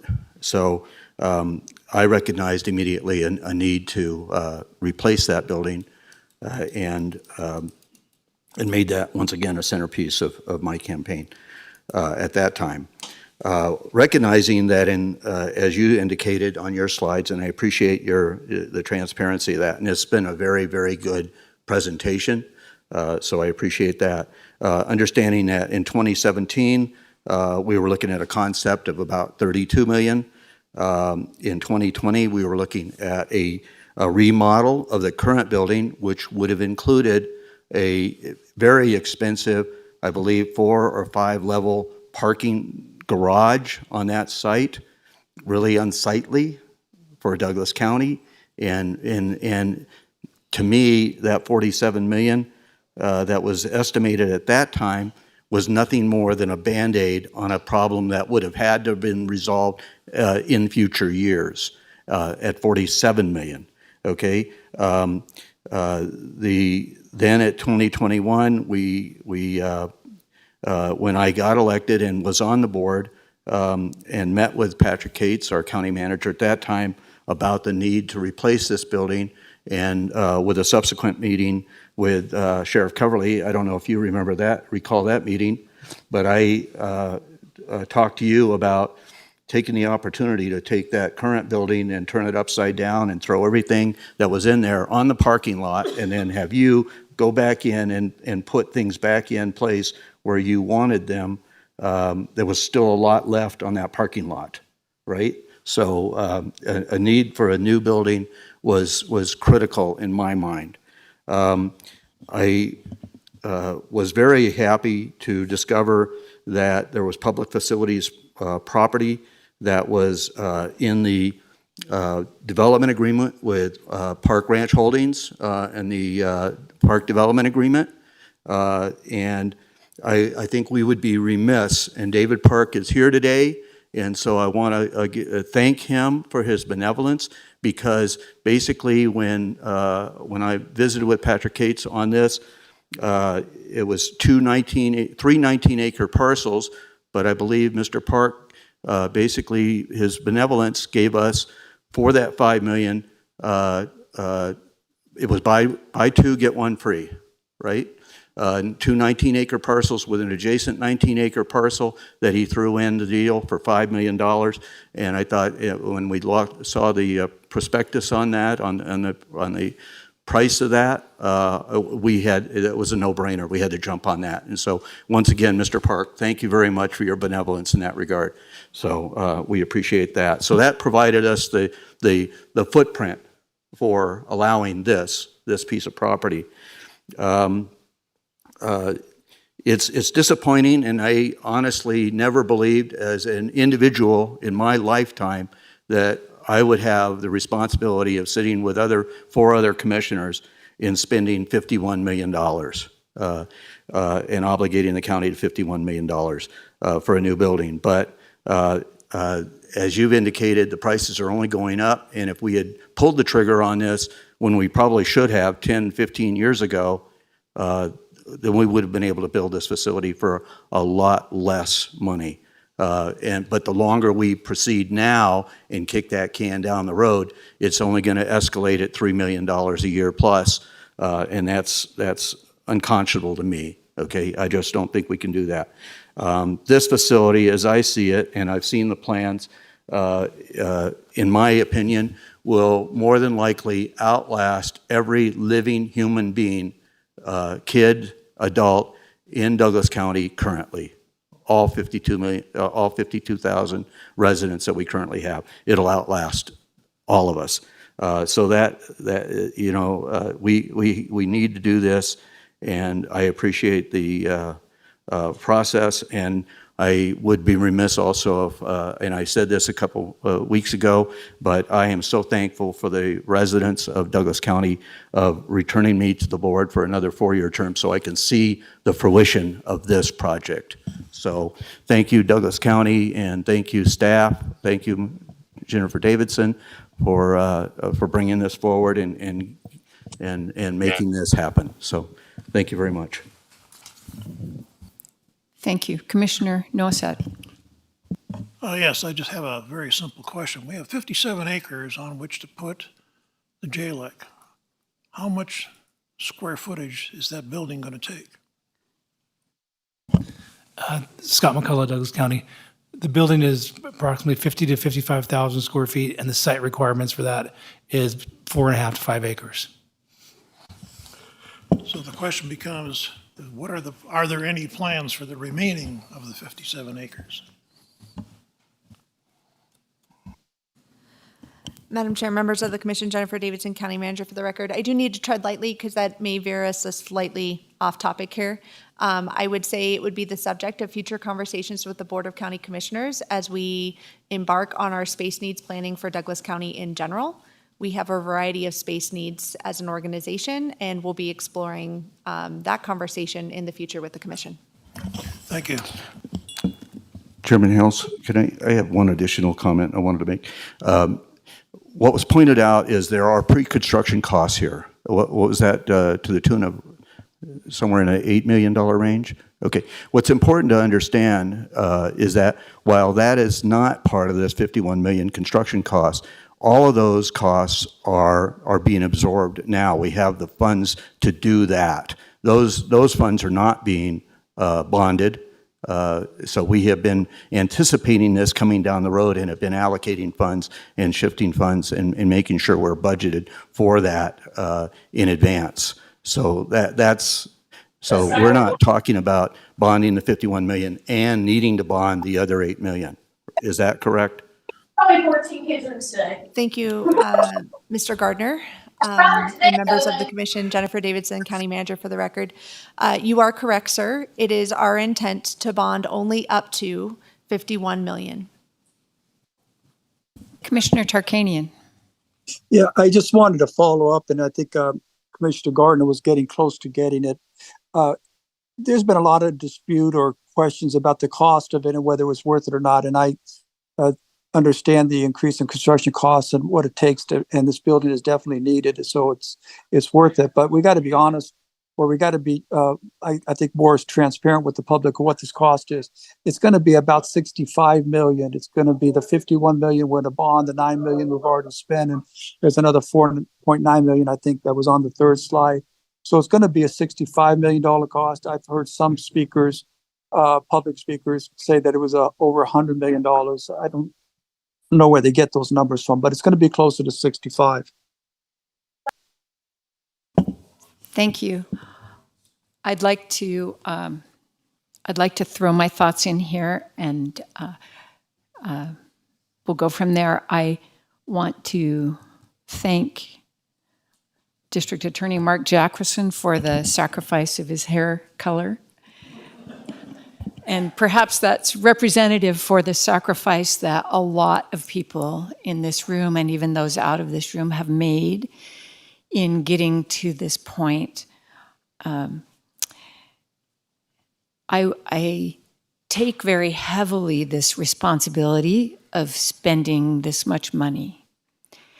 As a representative of the taxpayers in the county and the residents in the county, I myself, and I know my colleagues feel this way, we have to be convinced that not just is this needed, but this is the best use of our dollars to get the most for the money. And as we can tell from your excellent presentation, County Manager Davidson, I feel comfortable in making those decisions. I feel that we are getting what we need. One important aspect of county governance is providing justice to the best that we can. And the experience that our residents have right now when they seek justice is impacted by the inadequate facility. When we never know when someone is going to need to be in our justice center. You don't know when you will have a lawsuit or when a crime may occur that might impact you or any number of other things. But when that happens in your life, it is a huge thing. And to have it managed well, to have it dealt with well by your government is incredibly important.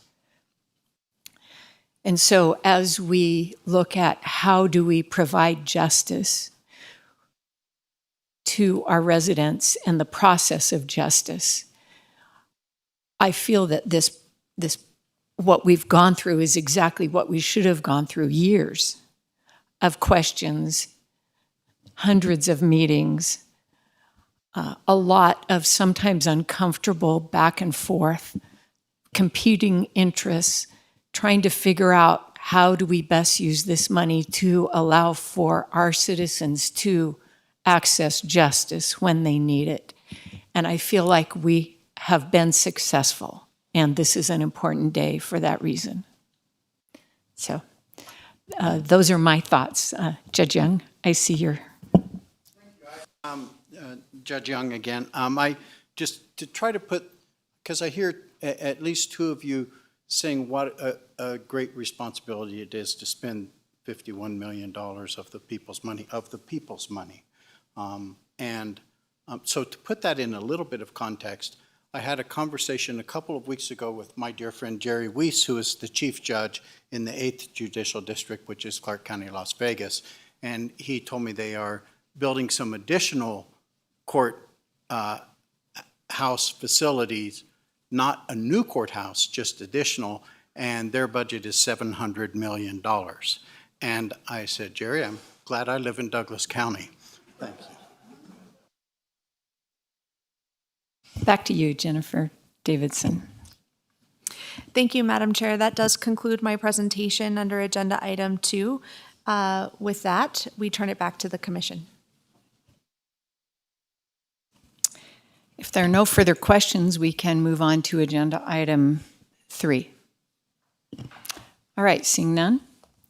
For possible action, discussion to authorize the transfer of $2,715,813 in Douglas County capital funds that were formerly unallocated American Rescue Plan Act, ARPA funds, to the Justice Center project to fund work in fiscal year 2024-25 to prepare the construction site.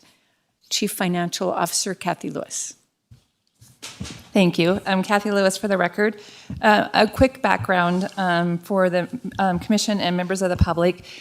In March, during the budget hearings, the last agenda item of the week of budget hearings we had a discussion of allocating the unspent ARPA funds as wages so that we could claim it and report that to the federal government. And that really gave us a lot of benefit in that our reporting to the federal government is complete, and there is not a risk of us having to return any of those funds to the federal government. So that action was approved in March. And then at the end of June, I brought forward a budget transfer that transferred the unspent ARPA funds from our ARPA fund to the county construction. And part of that whole transfer was about $6.4 million. Of that $6.4 million, 3.6 was already allocated to projects that have been approved by this board. And so those projects will continue as they were approved, just now in a different fund for allocation. But as part of that process, we went to each of those projects to see if they were complete and had funds left over, and where we were at. And so kind of scrubbing that list, at the end of it, we have $2.7 million that have not been allocated of those funds. So formerly ARPA, now they're county funds, and we are coming before the board. We would like to use those funds to finish up the funding of this GMP number 1, transfer the project. Are there any questions? Commissioner Gardner. Thank you. This is exactly why I was hesitant to allocate all of the ARPA funds. I believe we had about $9.8 million originally, and so this is what this was designed for, I believe, and so I'm pleased that we took the opportunity to do that. Now, you said that there's $3.6 million also that's been designated that, however, has not actually been used yet by the entities that we dedicated those funds to. Is that correct? For different projects, right. For different projects, right. Okay, so there is a possibility, because most of this, by the way, that 2.7 was not, that we only left about $1 million on the table, maybe $1.5 million on the table originally, right? So the reason it's grown to 2.7 is because we've allocated projects that have come in either under budget, or we found out that were not appropriate or not available for those funds. Is that correct? So we're now at 2.7 million, but there is a chance then still that the 3.6 that we have out there that has been allocated may not also be spent as well. Okay, so that may be I'm not suggesting that it won't. I'm just saying, that these are things that we need to take into account as we're going through this process, because if we find out that we have costs if we have costs that are unanticipated, but then we have these types of funds that are available to us, this is much better than bonding for it, in my opinion. So anyways, I'm glad that we're in this position, I guess. Long way around that, right? Very good. Are there questions for Ms. Lewis? Okay. With that, we'll turn to public comment, as this is an action item.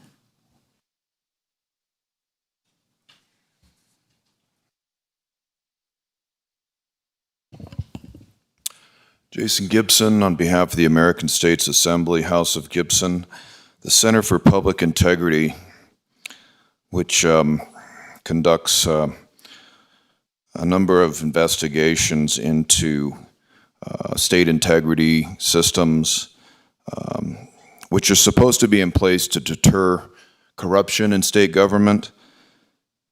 There are a number of categories you'll find online at the Center for Public Integrity, which ranks Nevada as 46th in the country for fraud. The grade they give Nevada is F for failure. The first category is judicial accountability, grade F, ranked 35th in the nation. The second, internal auditing category, grade F for fraud, is Mr. ranked Gibson, would you 48th in the nation. target your remarks to whether this money should be transferred? The third, that money's being transferred to a fraudulent organization under the auspice of the American Rescue Plan Act, which is reserved for American Rescue.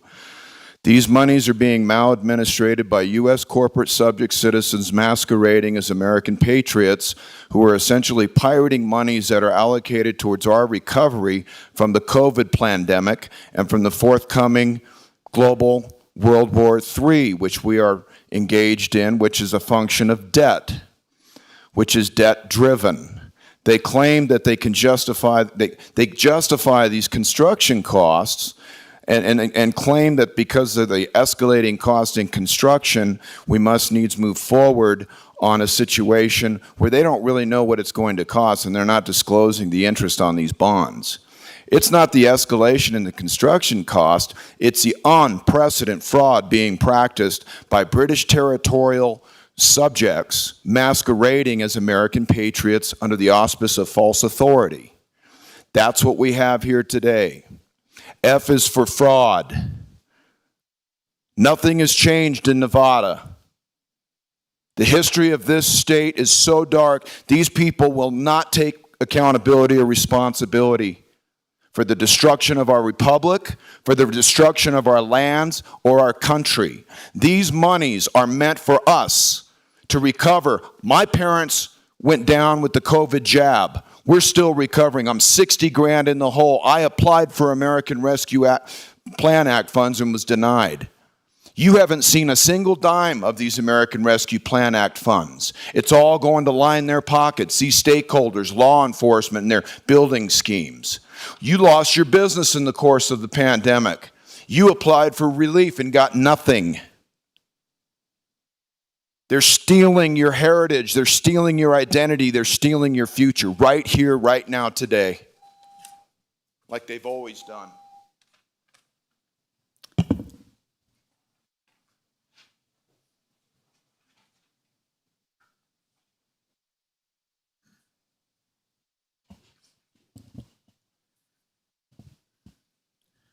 Jim Slade. Just to first address the need for this new facility, which has been discussed, and I'd like to just address that briefly. I certainly understand that no building lasts or is even adequate forever, and there are several reasons why we need a new facility. But I would submit that the number one reason is population growth. More people, more crimes, more cases, more court trials, more sheriff's deputies, more deputy DAs. Due to excessive growth, especially in the 80s and 90s and the first 7 years of this century, the population in those 27 years went up about 150%, from about 20,000 to nearly 50,000. Since 2007 and the start of the Great Recession, followed shortly thereafter by COVID, growth has slowed considerably, but has now accelerated anew. Without the unbridled growth of the 80s and 90s and the continued unabated growth after the adoption of the 1996 master plan, contrary to the letter intent of that plan and to the contrary to the desires of the residents who made it clear that they wanted to maintain our rural character. That is not to say that we don't need a new modernized facility now, just that it likely would have been more moderate in size and cost without the excessive, unwanted, and inappropriate growth. While advisable now and perhaps even necessary, this new justice court will be a burden to county taxpayers, even more so due to the many years of excessive, unwanted growth that has negatively affected our rural character and quality of life. So, Mr. Slade, to be consistent, I'm going to ask you to address the transfer of funds. As to the funds, while I certainly respect Judge Young and his comments and admire him, I don't think any of us would want to live in Las Vegas for any number of reasons, let alone the cost of, so their new courtrooms or whatever it is they're building down there is 10 times more than what we're spending here, 10 times. But their population is 50 times ours.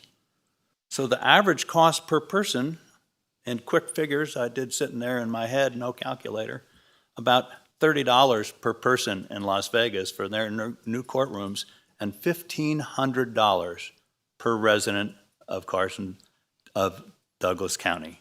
So keep that in mind too. It should have been less, but it is what it is at this point. Is there any other public comment?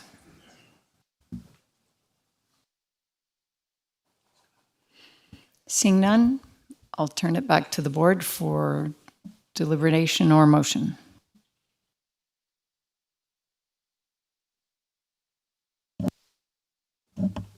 Madam Chairman, I recommend that we authorize the transfer of $2,715,800. I got to vote real quick. Let's go ahead. What's the problem? Commissioner Tarkanian, I think we just heard you. I was just saying I have to vote, so I turned my mic on. I apologize. Okay, all right. I'll start again. I usually get accused of being a soft spoker. All right, I move that we transfer $2,715,813 Douglas County capital funds that were formerly unallocated ARPA funds to the Justice Center project to fund work in fiscal year 2024 to 25 to prepare the construction site. I will second that. It's been moved and seconded that we approve this transfer. All in favor? Aye. Aye. Any opposed? All right, Commissioner Tarkanian, I'm taking that. Yes, I said Oh, aye. okay, I'm very sorry. good. I was on Very mute. good. Thank you for confirming that. Motion carries unanimously. Moving to agenda item 4 for possible action, discussion to approve a $6,595,033 construction manager at risk (CMAR) contract with Core Construction for the Justice Center guaranteed maximum price, that is GMP number 1, and authorize the county manager to execute any required documents. Douglas County Project Manager. Madam Chair, a point of privilege or personal Would you like privilege. to? Could we take a break until noon, if you don't mind, to give us a break to go to the restroom and things? You know, and I then was come back to planning this to unit? get through all except for the design review and then take a break, but we can take it now. I would like to take it We'll now take and a then come break back and until attack noon. all the other 4 items before we go to lunch. Yes. We'll take a break until noon, and then we will finish through item 7, and then we'll take a break for lunch. Thank you. Appreciate it.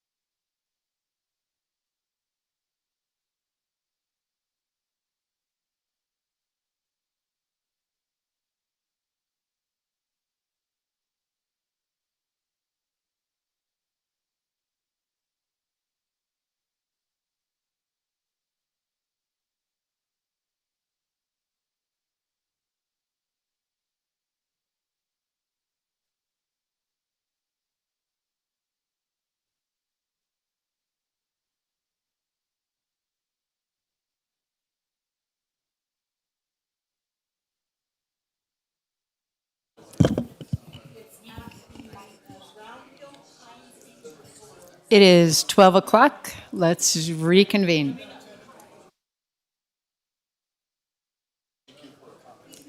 You're welcome.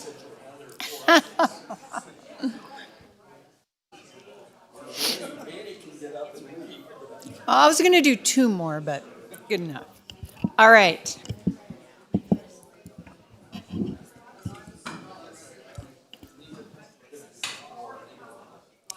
Yes. Yeah. The design committee. The design conversation. All right, we'll reconvene with agenda item 4. For possible action, discussion to approve. Did I already read this? I think I already read it. No? Okay. All right, discussion to approve a $6,595,033 construction manager at risk CMAR contract with Core Construction for the Justice Center, guaranteed maximum price, GMP number 1, and authorize the county manager to execute any required documents. Douglas County Project Manager, Scott McCullough. Thank you, Vice Chair Hales. Members of the board, Scott McCullough, Douglas County. The GMP1 contract to Core Construction for consideration represents work that can be performed while the building design and bidding takes place. This allows the project to move forward on a fast-track pace. The work for GMP1 is widening Buckeye Road, site utilities, mass grading, structural fill placement, building pad preparation, and the construction of the utility building. Market conditions for electrical gear procurement require increased order times for that gear. Included in GMP1, it will ensure delivery of that material for use and not to delay the building project. Core Construction, acting as a CMAR, pre-qualified bidders for the project. Bidding commenced and they were open in accordance with NRS. Bidder turnout was good, and with civil subcontractors, it was excellent. 8 bids were received for that portion of the work, with low and second low separated by 1% of 1%. Core Construction scrubbed bids, interviewed bidders to ensure proper scope was included. The results exceeded expectations, with the proposed GMP number 1 coming in less than the previous estimate by 9%. With that, Kurt Perriott from Core Construction and I are available for questions. Are there questions? All right, seeing none, we will open this for public comment. This public comment is to be related to whether or not to approve a $6.5 million construction manager at risk contract with Core Construction.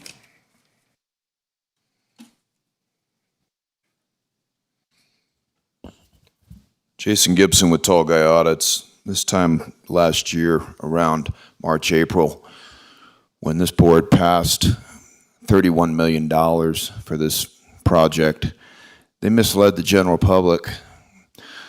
They claimed that there was going to be a $31 million price tag. They didn't tell you about the $8 million in pre-construction or the $5 million for the land. I argued it was going to cost $41 to $42 million, and Commissioner California there kept shutting me down, claiming that my numbers were way off. Come to find out, he was right. It's going to run $65 million plus, and he's not telling you about the interest on the bonds either.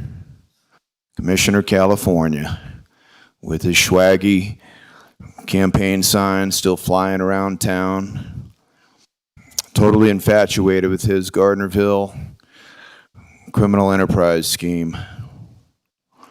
So what you got here, folks, is a lack of full disclosure. We asked this board to run a public opinion poll to see if you even know about it. Most of you don't. And they wouldn't work with us in conducting a public opinion poll because they don't really care what you think. And you don't really understand the impact of this situation. You're going to be hurting. You're going to be hurting for certain. You're going into a total police state, paramilitary situation. When you go to that JLIC institution, the sheriff's got his black and white false flag in violation of the flag code flying. They've established a British territorial military jurisdiction out of Douglas County. That flag flies at the entrance and the exit. And then they've got their artificial time, their artificial intelligence with the background of the state of Nevada and their flag, Douglas County Sheriffs, with the black and white and the blue. Please target your comments to whether or not to approve the core construction contract. It's not a justice center. We object to the transfer of monies that are not allocated for a genuine justice center. It's their commercial enterprise racketeering scheme. That's what it is. It's not a government by the people for the people. It's their government. It's their county.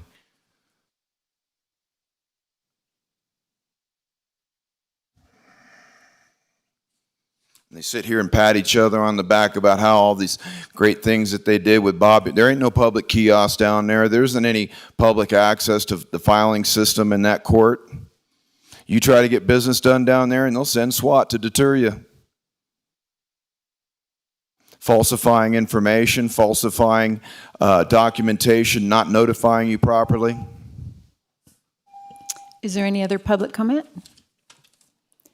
Seeing none, I will close public comment. Mr. McCullough, before we take action on this, would you introduce the Corps representative who's here today? Absolutely. Kurt Perriott, Core Construction, please stand.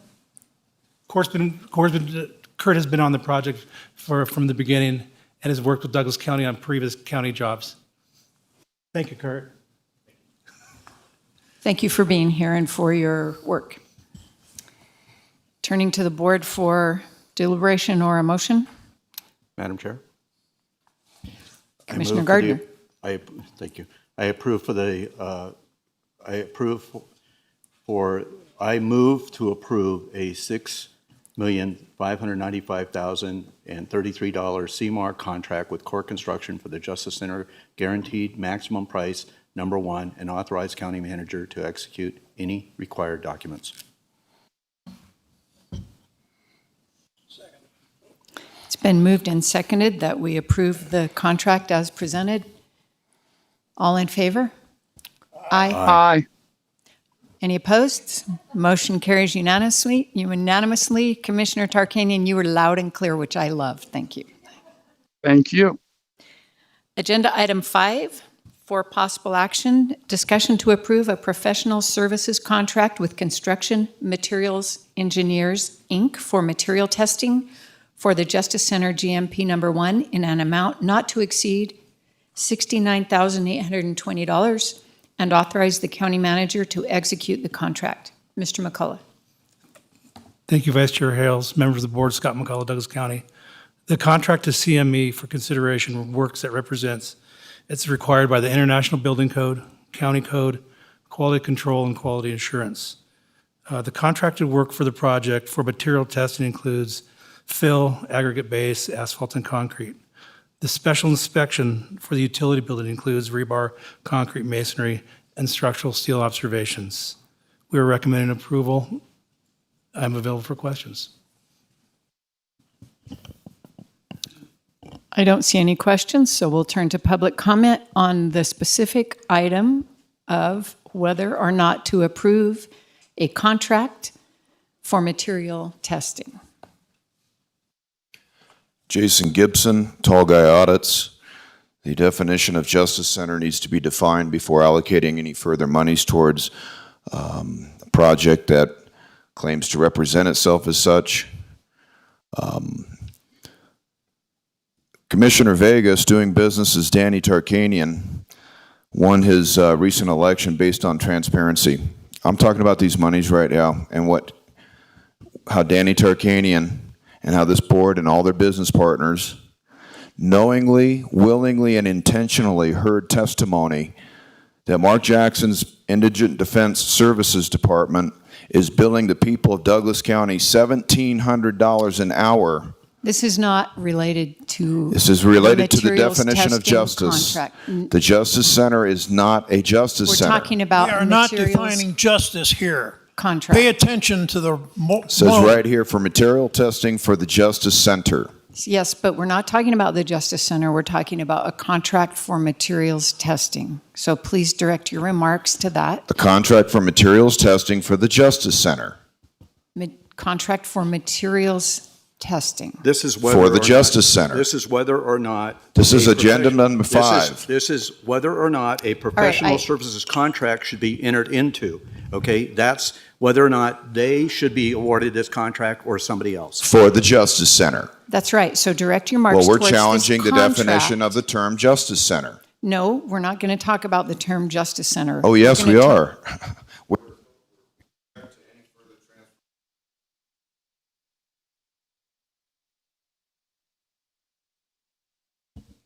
Is there any further public comment on this item? Seeing none, I'll bring it back to the board for deliberation or a motion. Madam Chair? I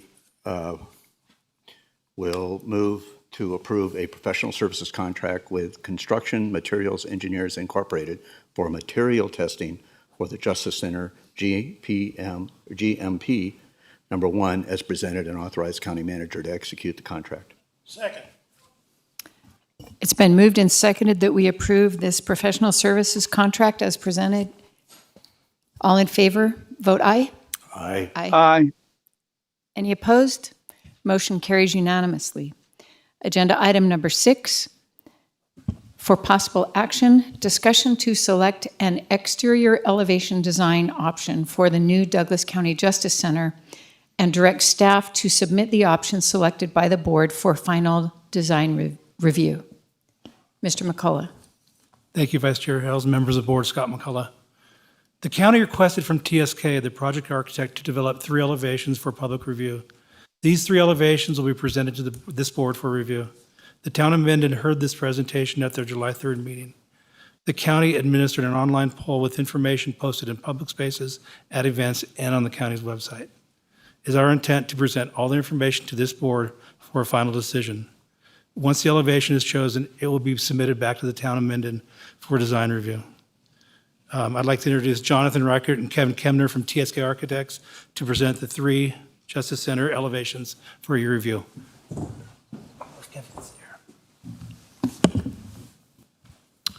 Good morning, everyone. Thank you. Jonathan Rickert with TSK Architects for the record.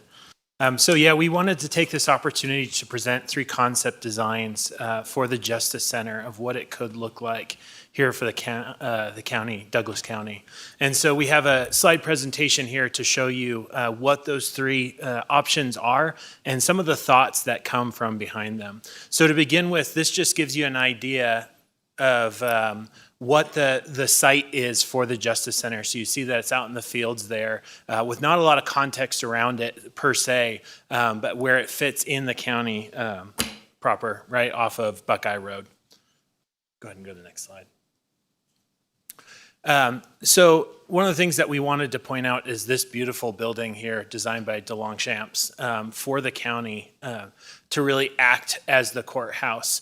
And so really looking at what is a courthouse meant to be today, it's really a place for the people to represent justice and a place where people can come and receive that justice. And so as we look at the new courthouse design, one of the things that we really want to do is create a space for the people and something that's really going to represent what justice means for each individual who comes into the building and how they experience that. If you go ahead and go to the next slide. So as we begin to look at these design options, we do have 3 different options for you to look at. The first here is called the locally referenced design. And the goal of this design is really to look at the area of Minden Gardnerville, the architecture that's here, and really kind of work some design that falls within and fits within that. If we actually go back a slide to the DeLongchamps Courthouse, some of the things that you'll notice here is the way that it was designed is that it took the style of classical architecture and it actually made it fit within the town of Minden. DeLongchamps didn't take that style and use it traditionally in the exact way, but instead he adapted it to the time and to the place of Minden Gardnerville. And so some of the things that we're looking in this first option, again, is achieving that same thing. So as you look there at the DeLongchamps, they had that recessed entry as opposed to a porch added onto the building. And so with this locally referenced design, one of the things that we're trying to do is mimic the idea of that recessed entry, a place that's really welcoming the community in to this Center for Justice. We're also looking to create a front forecourt, a place for people can congregate, where they can discuss, where they're able to meet one another before going into that Justice Center. Likewise, one of the things that we're trying to do is look at locally referenced materials. So you'll see things here like the CMU, the masonry material along this front face. And as we look at the buildings here in Minden, especially by DeLongchamps, we see beautiful masonry work. And so one of the things that's very hard to see on this is the fact that part of what makes the buildings here special is the coursework. It's how those bricks are placed, whether they're standing up, whether they're on their side, whether they're facing in, that gives texture and character to each of those buildings. And so one of the things that we're unfortunately unable to see from this image here is utilizing those same characteristics in the design here, again, to speak to the character of Minden Gardnerville, where the building is located. Then also, as we continue looking at materials, we're looking at bringing wood-like material into that front entry, similar to some of the buildings in town, where it brings that wood, warming up the entry, again, making something that is warm and inviting for everyone coming into the center. One of the things that we really want to avoid is having something that feels too oppressive and for some might be a scary place in which to go and look for justice. And so by bringing in some of those warm materials, what we're looking to do is make it more inviting and friendly. Likewise. Would you like questions as we go along? Oh, sure. Yes. Okay. Feel free. All right. So I understand that's not actual wood, but it's something that wears better in the outdoors, but looks like wood. Correct. Yeah, there is a couple of options. There is some wood material that does have a long life, but for the sake of longevity and really having something that is going to stand the test of time, we'd recommend a material that looks just like wood, although it won't fall apart as wood naturally does over time. And by just going back a little bit more, CMU, same thing as masonry. It is the same thing. Same thing as brick. It's very similar to brick. It's a slightly different size, but as we place it on the front exterior, it'll look like brick. It's just built differently. It'll look like the brick of this building, for instance. Correct. Thank you. As long as we're here, the boxes or the concrete that's out in front, are those planter boxes or are those concrete boxes that are enclosed? Yeah, so in this option here, what we're showing those is almost like masonry walls. And they perform a couple of different functions. Is one, they actually provide safety to the Justice Centers. We don't want any cars to be able to drive up and ram into the building. And so they basically act as a protective barrier for the space. They also help define the courtyard out front and help create a separation between the parking that is in front of the building from where we want people to be able to interact and connect with one another. If you actually So it's more of a security feature than it is anything else? It's mostly a security feature, yes. So several members of the public asked, could we make those planters like in number 3? Yes, yeah, that was, and part of what our goal was in providing 3 designs was showing different explorations of what it could be. And so, there is some opportunity. In the case of architectural design, we always want to be careful not to mix match different architectural systems as it becomes problematic from a design standpoint. But something like the site walls here, any of those 3 options of site walls could be employed with any of the 3 options of building design. So could we meet the security requirements of the building and still have that as planter area? Is that? Correct. Okay, I Correct, guess yes. that's where I was. Yeah. Because I've had a number of the members of the community also ask about that aspect. Yeah. Yes, Okay. yes. And actually, one of the further images here, I think we get a little bit closer up view of that wall. It's a little hard to see because it's a little further back. But again, similar to what we see in the local area of the, I'm going to say the decoration of how the brick is used to create texture is something that we're also looking at providing in this wall. And whether it's a planter or a wall, there's still the opportunity to do that. So going back to how this is really looking to the local area, we're also trying to pull in those materials, the wood, the brick material here. We're trying to match that similar, I hate to call it yellow, but cream color that we see throughout downtown Minden on Main Street, and just how some of the DeLongchamp buildings that were designed previously in the area. And then also we're looking at something like a metal panel, which references multiple structures here in town. And I'm going to call on Kevin here for a second to list them all. Yeah. Yeah, the tower. Oh, sorry. Kevin Kemner, TSK Architects for the record. You know, the one of the things that we're trying to do here is to really speak to the history of this region, which is a bit unique. You know, we've talked about DeLongchamp's buildings having a specific brick. And historically, that brick was not made in Reno, where a lot of his brick did come from. It came from over in Sacramento. His choice of yellow was very unique to making this place what it is. And I think one of the ideas in choosing specific colors is to be aware of that history and work with it in a contemporary or forward-thinking fashion. The same with the metal panels on the building that Jonathan's showing. If you go and look at the distillery, I know it used to be Bentley and now it's Foley, and it used to just be the milling silos, is that those are very unique structures and very iconic to this region and help kind of ground it here as a material sense. I may be jumping ahead, but since we're talking about metal on the building, we know that the town of Minden did not prefer this option, but they prefer a design that, their comments indicated they would prefer a design that is more traditional looking or more similar to some of the buildings in downtown Minden. And as I've tried to put my finger on what might be,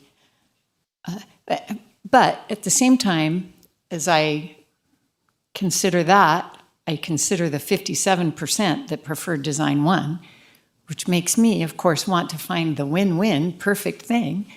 And I've wondered whether the metal might be a contemporary, I mean, I understand that it's on the silo, but could the metal perhaps be revised if we went with option one? Yeah, that's something that we can definitely explore, is different materiality for that section. I would also, I was the individual who presented to Town of Minden and heard their comments, and in reflecting on that and some other comments we've heard, if we could go back to the front of this courthouse, I do believe that what separates scheme number one from scheme number 2 and 3 is it's also the scheme that's asymmetrical. And a lot of times when people talk about traditional and historic and fitting in, especially when they're referring to older buildings, is that this is a building that's symmetrical. The front is equal on either side. The additions to this building were equal on either side. And if we go forward for a moment, you know, there's certainly an opportunity to work with this facade to make it more symmetrical and feel more balanced, I think, in that language. So it's not all just material, but I think that to me, their comments had a lot to do with that part of it, since this particular scheme doesn't have that same symmetry. Thank you. Yeah. Madam Chairman. Commissioner Nosa. Question. I know that steps were highly considered in any of these 3 designs. I'm looking at the building from the aspect at an angular at the left-hand side, and I'm looking at the steps, and it looks like there's steps to nowhere. it's scary to think of somebody walking up there and taking the extra step and ending up on his head behind the steps.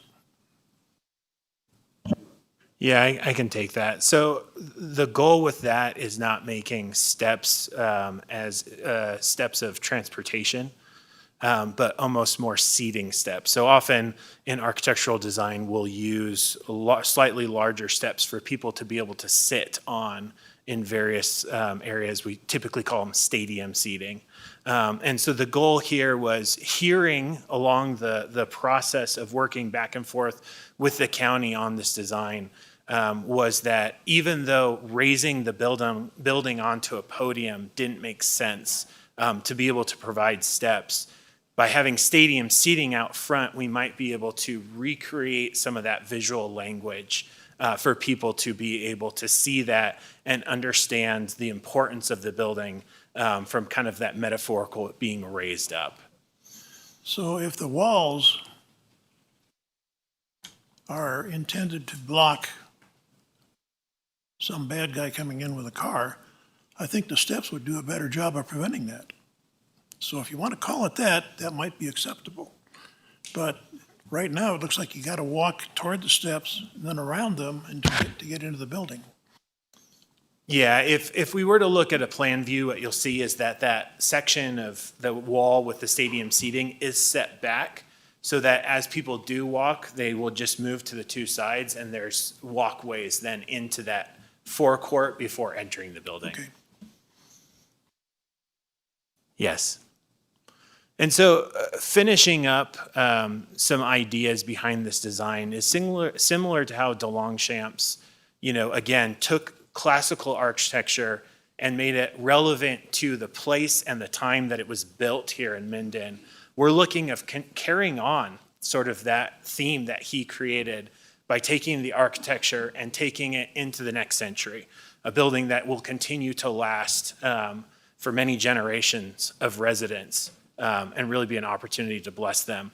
Really trying to pull some of the language and architecture of the area while also looking towards the future, such as providing a lot more natural light into the interiors. One of the benefits of more contemporary design is that opportunity to have large windows so that we can bring in a lot of natural light into the waiting areas, into the lobby, into the areas right before people enter the courtrooms, so that they don't feel like it's been quite so dark, but really are able to see outside, see the beautiful mountain ranges around, and just see the town of Minden. And so, again, taking the benefits of taking the language and the place and moving that forward. Kevin, was there anything you wanted to add before we go on to the next concept? Okay. So looking at concept 2. Well, let me, if I may. Yes, please. One thing that I picked up from the public comments to the survey was a notion of openness, welcoming, the opposite of intimidation. One person said, "It doesn't make me feel like a criminal," as opposed to 2 and 3. And I think that is one of the benefits of option 1, and I thought maybe you'd want to address that.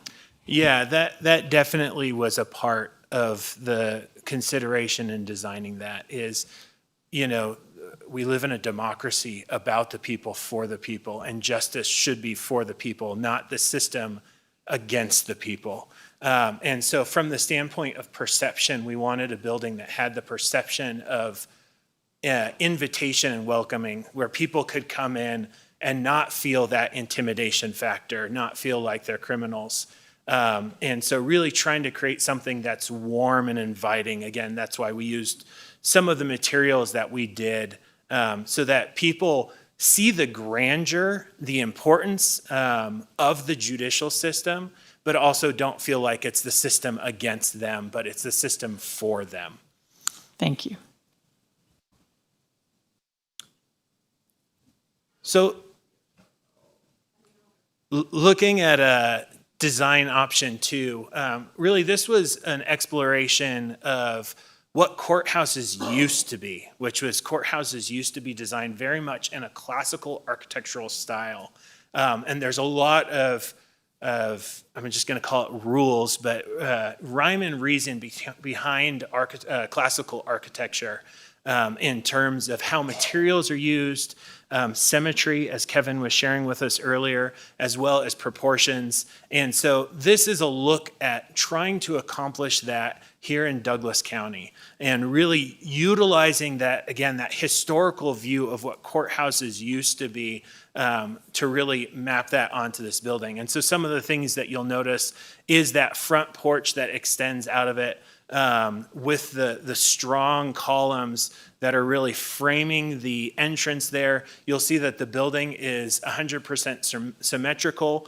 So as opposed to the windows landing based on what's happening on the inside, they're still doing that, but they have to remain in a symmetrical fashion. It also tends towards those smaller, what we call punched openings, because of the one of the important things of classical architecture is representing strength and solidity. And so having large areas of glazing kind of runs away from the concepts of what classical architecture was really trying to achieve.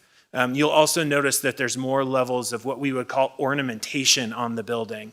So like the cornice lines are far more decorative and looking at some of those, providing some of the character that classical architecture did with all the craftsmen and masons that used to work on these buildings and really provide beauty there.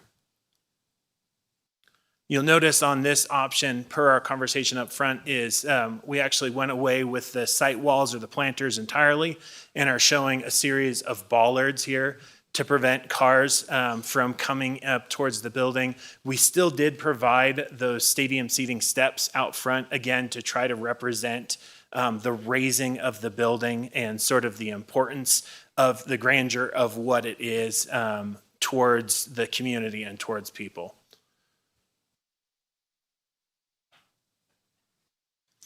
So looking at design option 3, this was looking at what we would call a modern interpretation of classical architecture.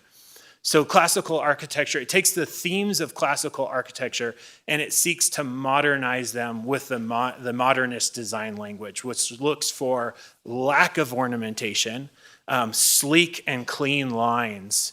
And so what this building really is mimicking in a way is what we actually see in the Nevada State Supreme Court building, which is taking that classical architecture and modernizing it to follow those idea of strong lines, sleek lines, and that lack of ornamentation. So similar here to what we did in option 1 is we were looking at the light yellow brick material because that still fits in well with the community. The columns are very simplified to be very rectangular as opposed to having any sort of ornamentation to them, whether that be through a combination of steel, metal, and CMU, or through the more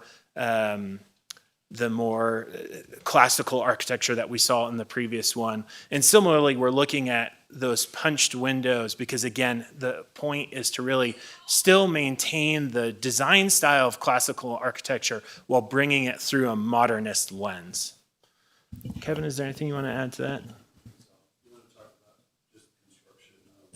Some of the challenges we have with number 2 in terms of construction and materiality today. Yeah, I can talk about that. So if we look back at number 2, some of the challenges we have with classical architecture today is, whereas historically we had craftsmen who would work on these projects, who would work on the stone to really bring in those levels of ornamentation, we no longer have that same level of craftsmanship as a common use.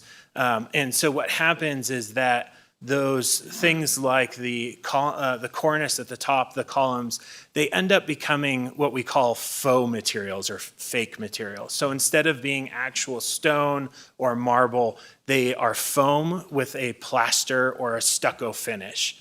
And that's not only both for the craftsman side, but it's also for the cost side of the project. If we were to make all those things out of the real materials that they represent, the expense to the project would be extravagant. And so one of the things that we have to do here is we have to essentially apply kind of faux materials onto the building, which sadly runs away a little bit from some of the ideas of classical architecture and of the justice system about representing solidity and reality and a place for justice. I want to dwell on this a little bit more because we did receive several public comments about, and I've received, and the town of Minden, people who like these columns. And I just want to make sure I understand there's no way to do these columns and be financially prudent and have them be actual stone. Correct. So the only option if we want fluted columns is to have foam and plaster that would certainly not feel like stone and may not have the same appearance. It's not going to have the same appearance. It's also not going to wear as well.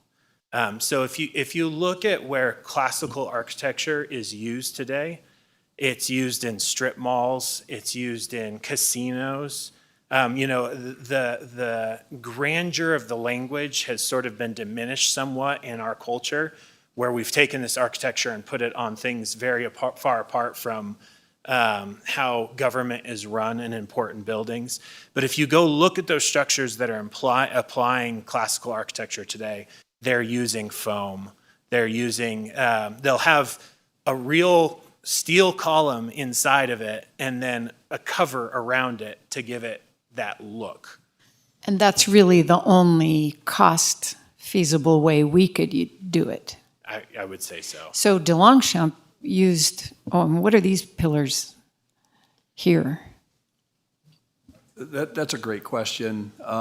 So I would put this into a different way to think about this. Building industry has changed a lot in the last 110, 120 years. The materials that DeLongchamps used in Minden and Gardnerville were largely commonly available. And so the columns that you see on this building, you could look in a catalog and they were made, they were cast, they were prepared. There were also tradesmen, craftsmen, who this was the kind of work that they did. The masonry that you see on the outside of the building isn't just that they were able to get a yellow brick from California. It was also that there were masons who were able to do that kind of work. Two of my uncles were masons. They've long retired. But it has to do with their ability to do that kind of work and experience. Every one of us here has experienced, how something we used to be able to get 20, 30 years ago is no longer available in the same way. Manufacturing has changed, materials have changed. The cost of labor is one of the most significant impacts on architecture. The more detail, the more handwork that goes into something, the more expensive it is. And so when you look at the industry that continues to build these kind of buildings, is that they've found ways to do these materials in a way that doesn't require lots of labor, but also doesn't have the same tactile feeling. Like when you go up, I heard Commissioner Gardner's comment about Las Vegas earlier. We are also the architect for that courthouse in Las Vegas, the $900 million one or whatever it is. But if you go to those casinos in Las Vegas where they've spent huge amounts of money to look like another place, when you hit those columns, they do not feel the same as the column here does. This column feels like rock. It feels solid, and that matters to people. When you come into a building and you touch it, and especially a courthouse or a county commission building, or you want that sense of feel to matter too, I think. Madam Chair. Commissioner Gardner. If we look at option one, and maybe Ms. Davidson, can you go forward another there? Okay. The thing I'm recognizing about this is, number one, it is ADA compliant in that the building itself is pretty much at ground level, right? So so folks that have difficulty can easily get in and out. Okay, the other thing is that this is the porch area of this is completely covered.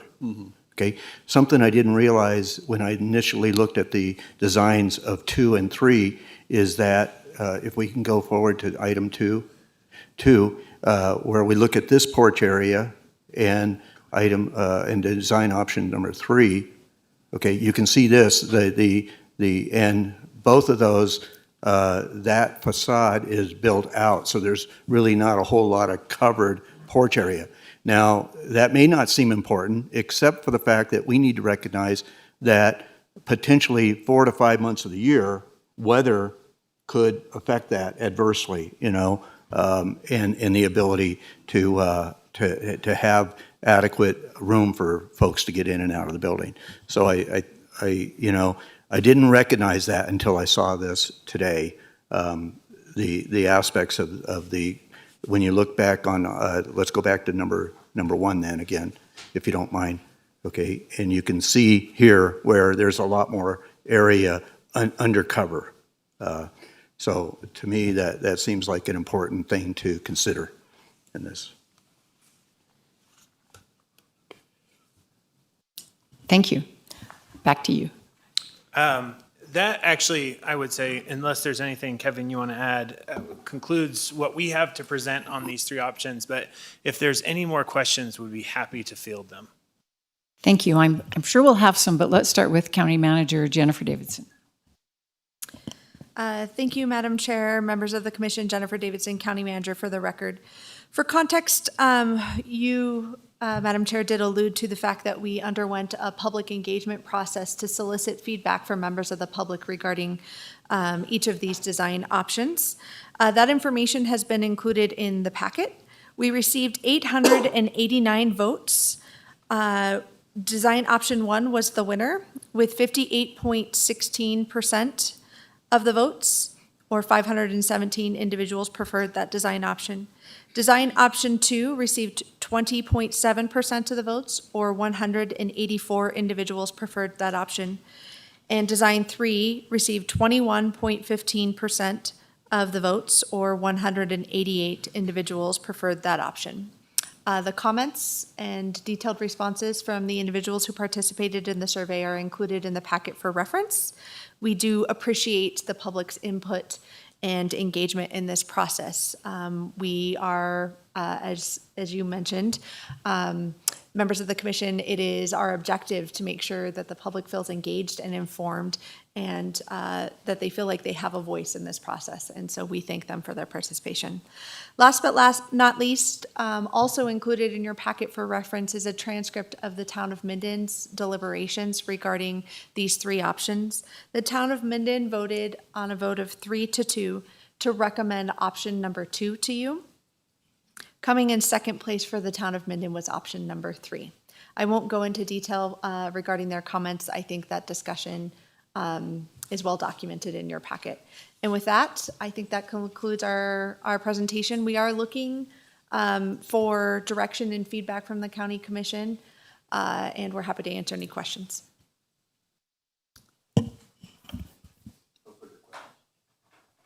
I have questions.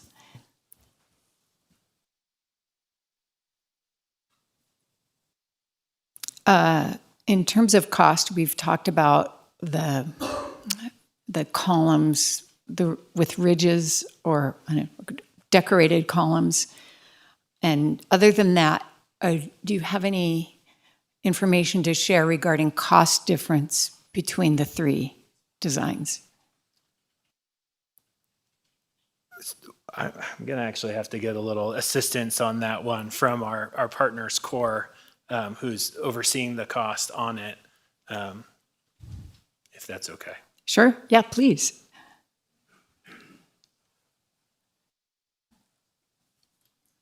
And Madam Chair, while CORE approaches the podium, I did also forgot to mention, I think it's important to note, as we engaged with our stakeholders, the users of this building regarding the various options, Judge Young did indicate that he had to go back to work.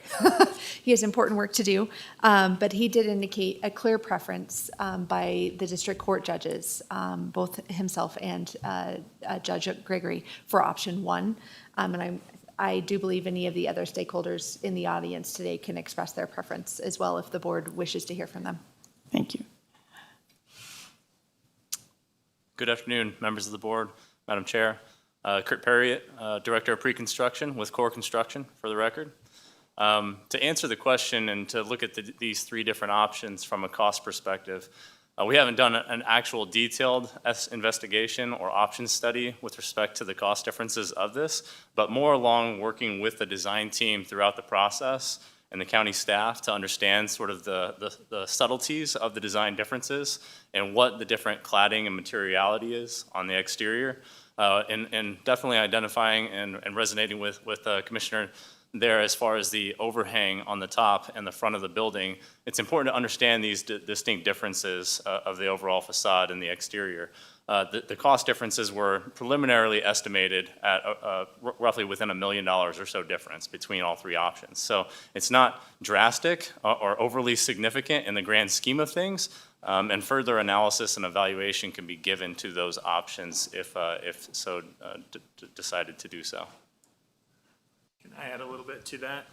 Please. I think some of the things that you'll notice that are bringing in some of those cost differences also, in addition to materiality and also that overhang that Kurt was just talking about, but it also is the glazing on the front of this project, as opposed to being and by glazing I mean the glass, the windows.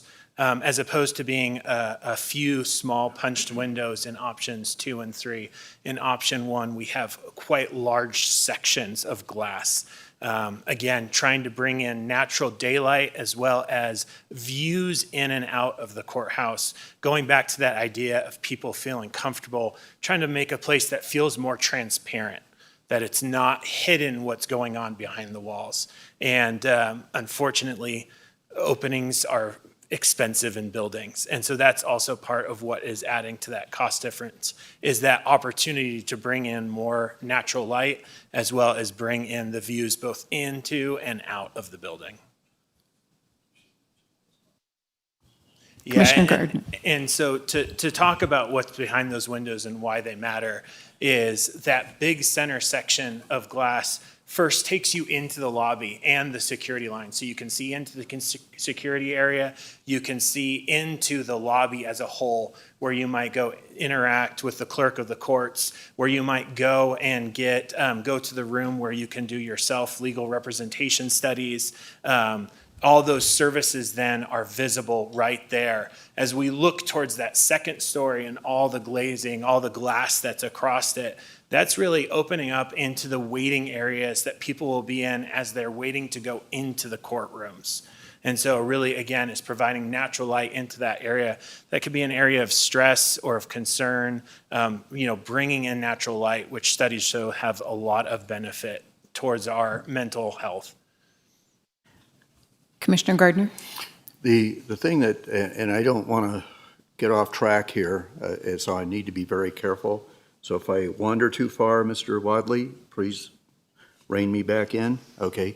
But I think it's important for us to understand, and while I appreciate all the opinions of the Minden Town Board in this regard in not selecting this, I think it's important to understand also that we have 57 acres out there, okay? And over time, the desire, as I see it, and that's what this board is responsible for also, is looking forward, not looking today, but looking forward and planning. And our vision, so to speak, maybe well after I'm off the board, of course, but our vision is to potentially take more of that acreage out there and bring in a county campus, so to speak, where we could consolidate a number of offices that we have in the county now into one complex.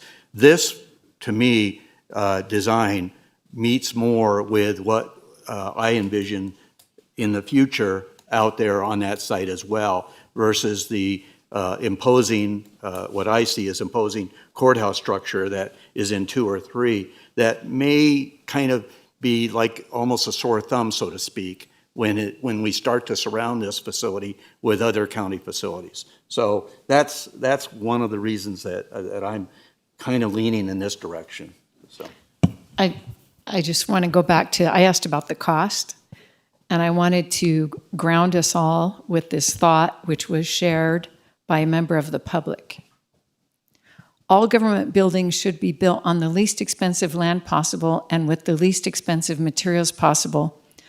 Public servants need to know their place in society, ... at the bottom.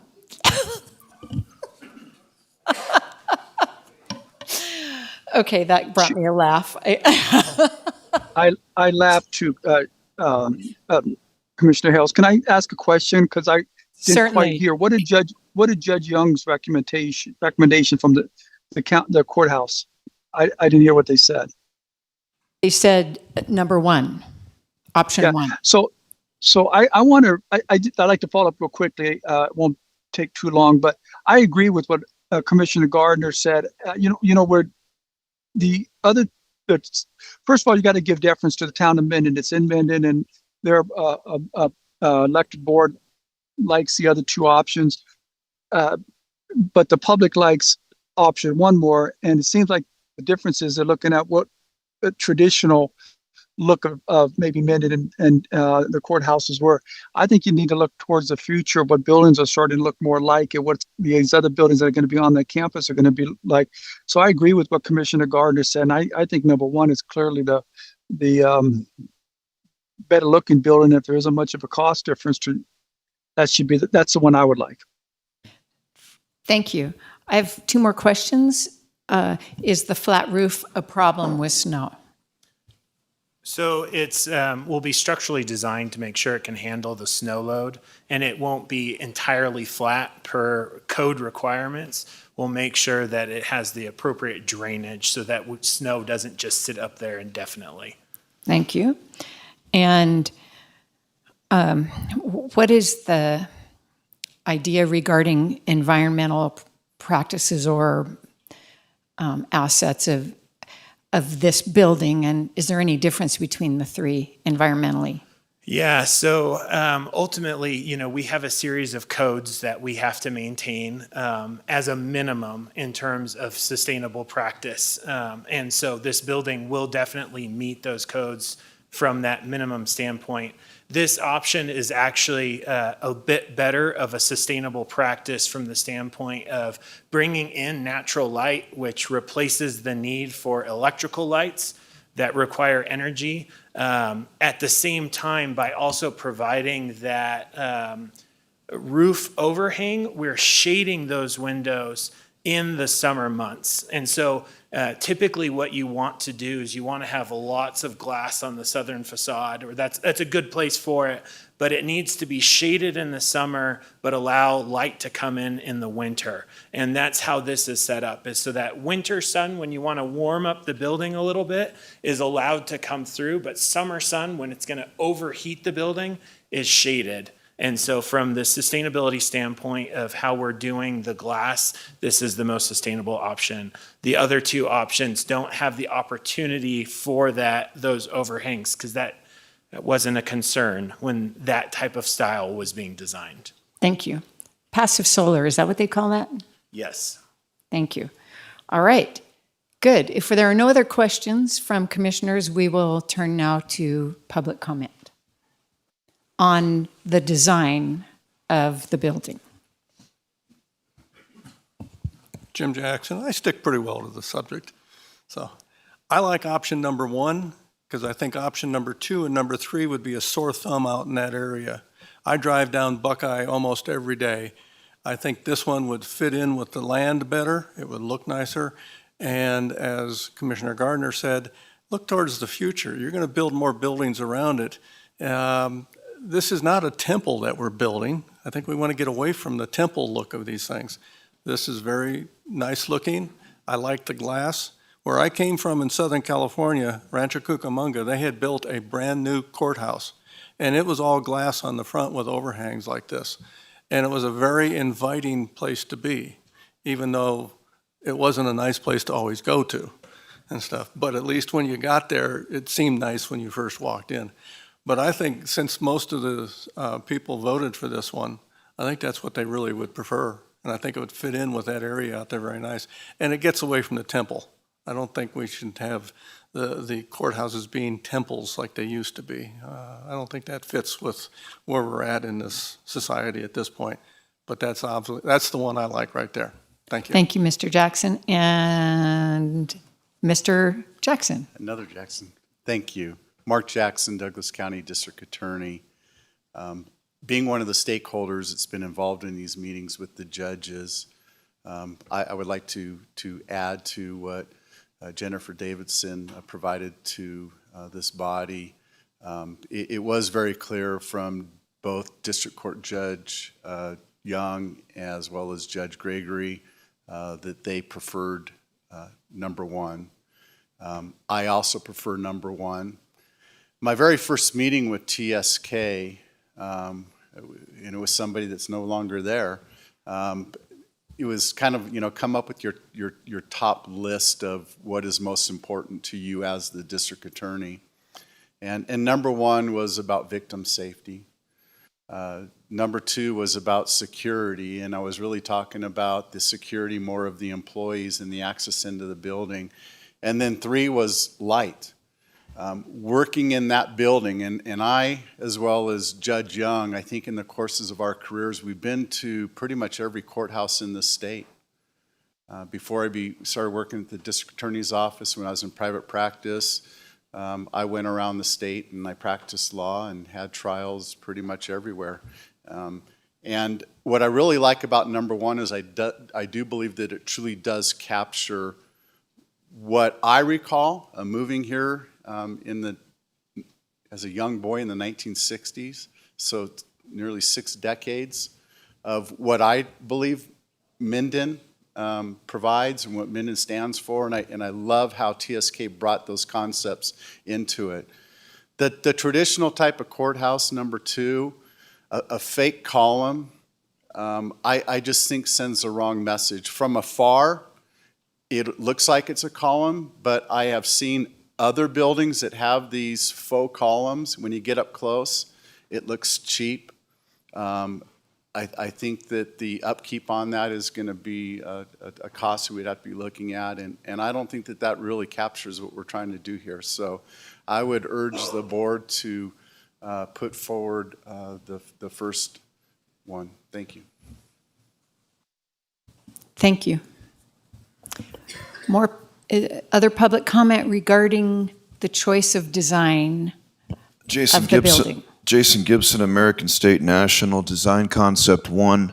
If you could put that back up there, has a reading that says Douglas County Justice Center. Now, according to Manager Jennifer Davidson's statistics on the public input, we had a little over 800 votes for these design concepts. Most of those people are stakeholders, shareholders, and public servants of Douglas County, which is only 1.5% representative of 52,000 people. So the vast majority of you have no idea what's going on here, have been misinformed and misrepresented.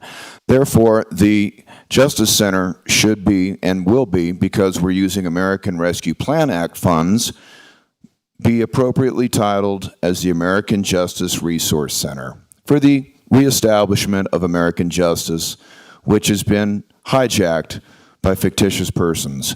It could also read the American Common Law Center for Justice. You know, the People's Resource Center, people-friendly.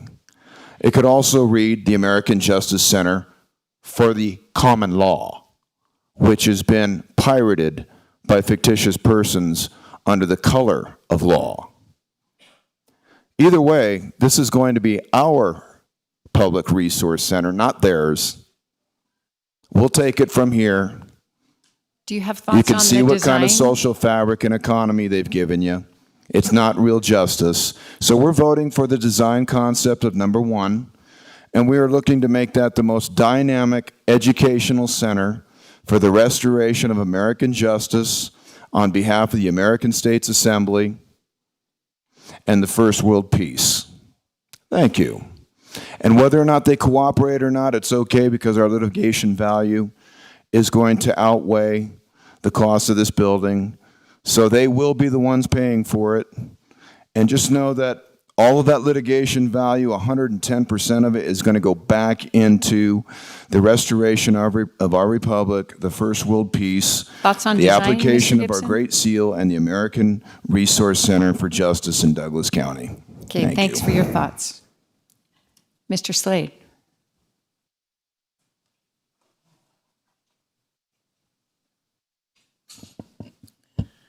Jim Slade.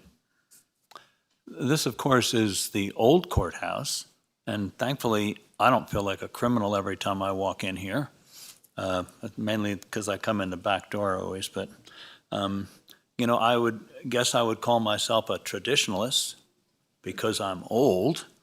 But as I look at the board, you probably average 70 years old. Of course, Ms. Hales brings the average way down, but given you balance out the chairman who's really old. And so we have to be careful. I don't know the average age of the town of Minden board. I don't bother to go to their meetings very often, but it's probably up there in age. And so I think we have to look at the county as a whole and respect what the people have said. I voted for number 3 because I'm a traditionalist. But, as I listen to the presentation, I always try to be flexible.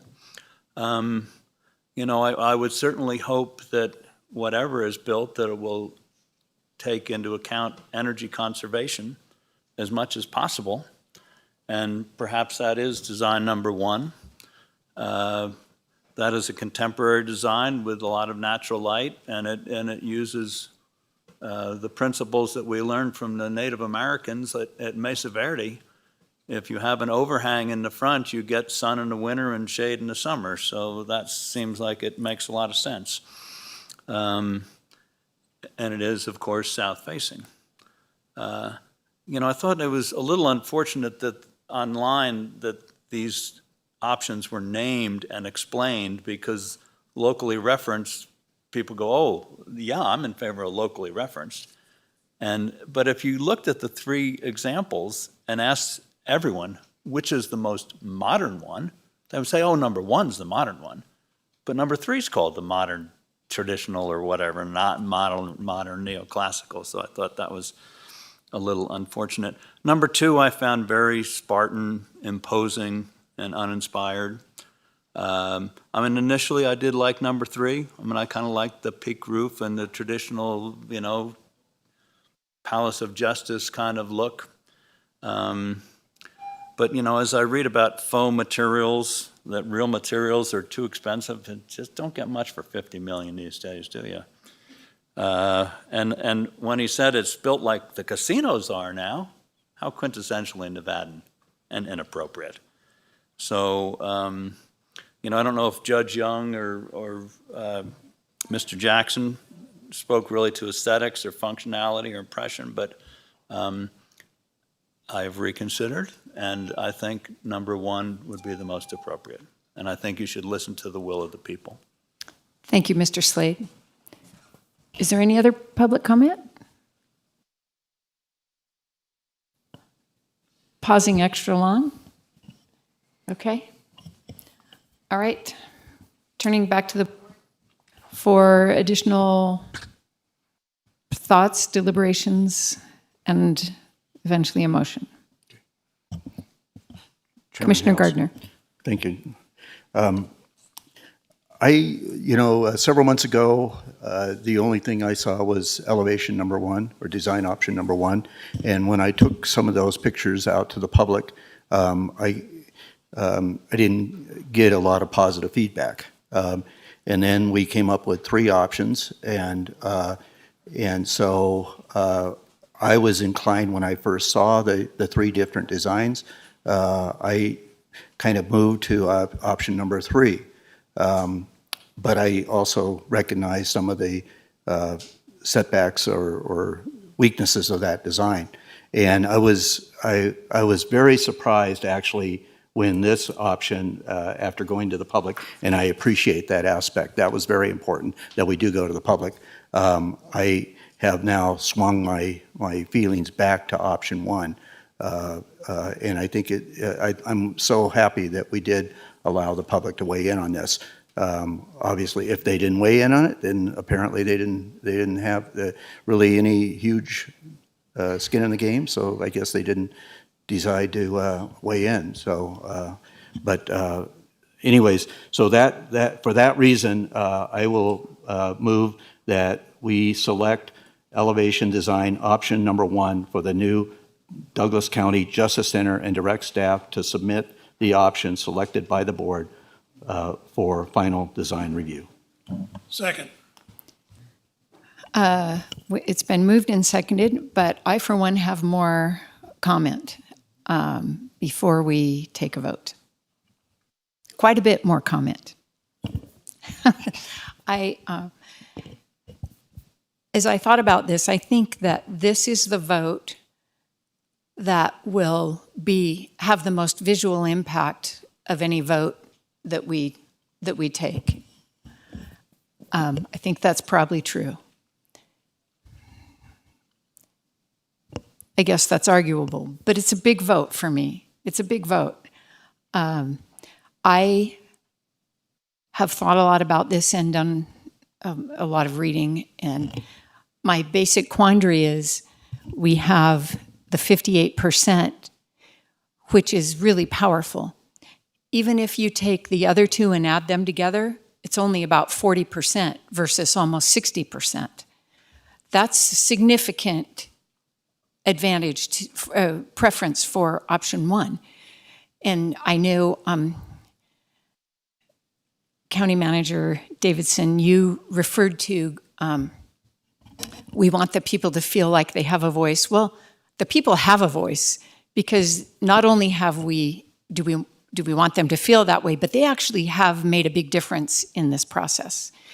So for me, it would have to be a very, very compelling argument to override 60% of almost 900 votes.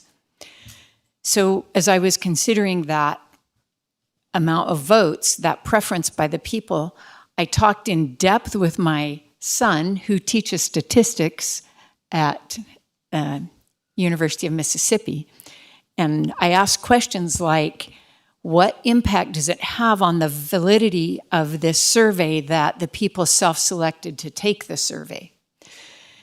And you can argue that both ways. You could say that people who are more interested and therefore take the survey are going to give us a better opinion than if we have everybody take the survey. You could say that they care more about it, they're more interested and more informed about it, and therefore they're going to make a better vote than if we have everyone take the survey. Also, there's potential concern about what age group took the survey, because the survey had the QR code on it, or many of the survey results came from online responses. But we also did paper surveys at the community center, at the senior lunches. So we did get some amount of cross-section of age. Even if it is skewed to have a disproportionate number of younger people take the survey based on the way the survey was implemented, I sort of feel like that's okay. Because honestly, they have to look at it a lot longer than older people are going to look at it. And so if they had a disproportionate vote, I'm not too troubled by that. So to me, that 58% is very, very powerful. But also very powerful are the comments and the desires of the town of Minden. I represent the town of Minden. I am there, the commissioner from the district that includes Minden. I've been a resident of Minden for almost 40 years. I love the town of Minden, and I love the way the downtown Minden looks and feels. So when the Minden board members express their opinion, that is something that has a lot of weight with me. So I wish Minden's opinion aligned with the survey, but it doesn't. So that caused me to discuss with the architects, could we go with option one and move forward with option one, but perhaps explore some tweaking that might make it look less modern and more like the historic buildings in downtown Minden? And they were very gracious and said, yes, we can explore some of those things. And I say that with, I want to say, as I say that, I also want to say, we certainly don't want to make a mishmash of things and destroy the effect that the 58% liked when they voted for it. So a few more things to say. I want to say, as we talk about these architects, I want to say that one interesting public comment we got in the comments to the survey was, I don't care for any of the 3 proposed designs. I think any of them will look strange on Buckeye Road. Is it too late to get a design proposal from whichever firm designed the Douglas County Community Center? Well, this is the firm that designed the community center. So that, to me, bolsters their credibility because it is a beloved building, and you have a proven track record here. And yeah, yes. And so we have professional opinion, professionals with a proven track record, not just here, but other places, professionals who have a lot of experience in courthouses, and the 58% all weigh in favor of design one. So I'm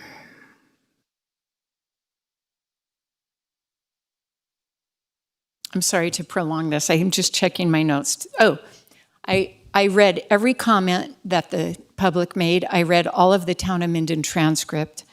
I also reached out to Don Morelli because there was quite a bit of comment about a member of the public who is a former architect and prepared a design and posted it on social media.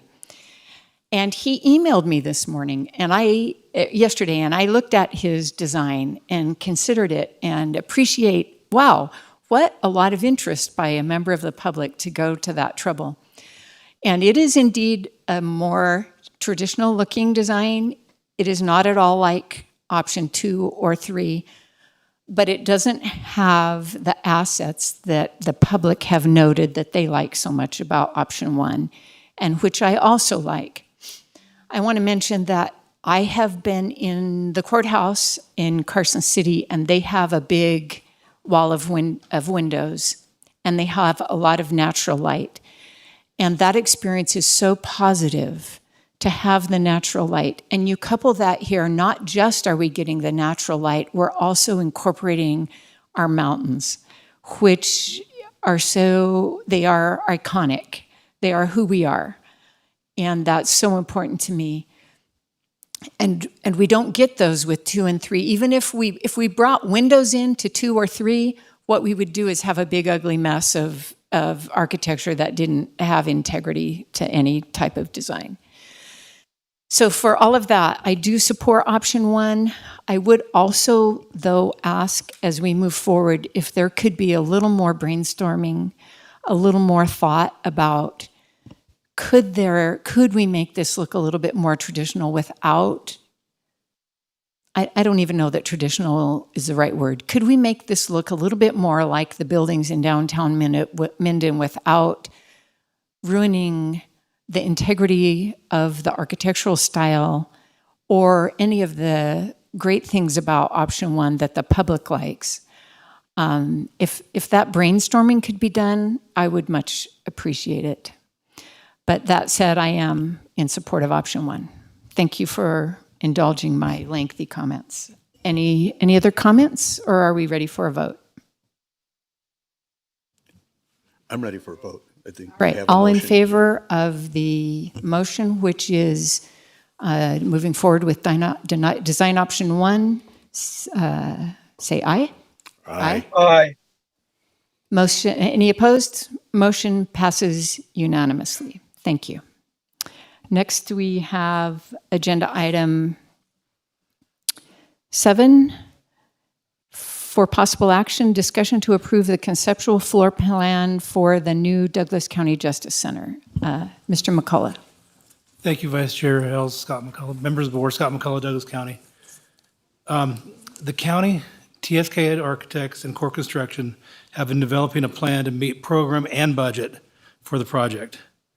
Challenged by budget, the team has produced a plan that will be presented to the board today. To ensure the budget is not exceeded, a portion of the program will be included in a base bid as an additive alternate. I'll explain a little more of that in a minute. This approach allows the county to include it if it lands within budget. The program space is seen up there on the first floor elevation is juvenile probation. Basically, we have an estimate that program space puts us over budget. But the only way we know that for sure is by bidding that work. By bidding it as an additive alternate, if it does come in within budget, it is added to the project. And if it's not, we have a real cost for it, and we have a full design for it for the future. Okay? And if building trends, are similar to GMP1, where we saw that, 9% savings, if that happens, it would be within budget that we have for the project. We will discuss that more. Again, TSK will come do a presentation, Jonathan Rickard and Kevin Kemner, to discuss the program details and available for questions.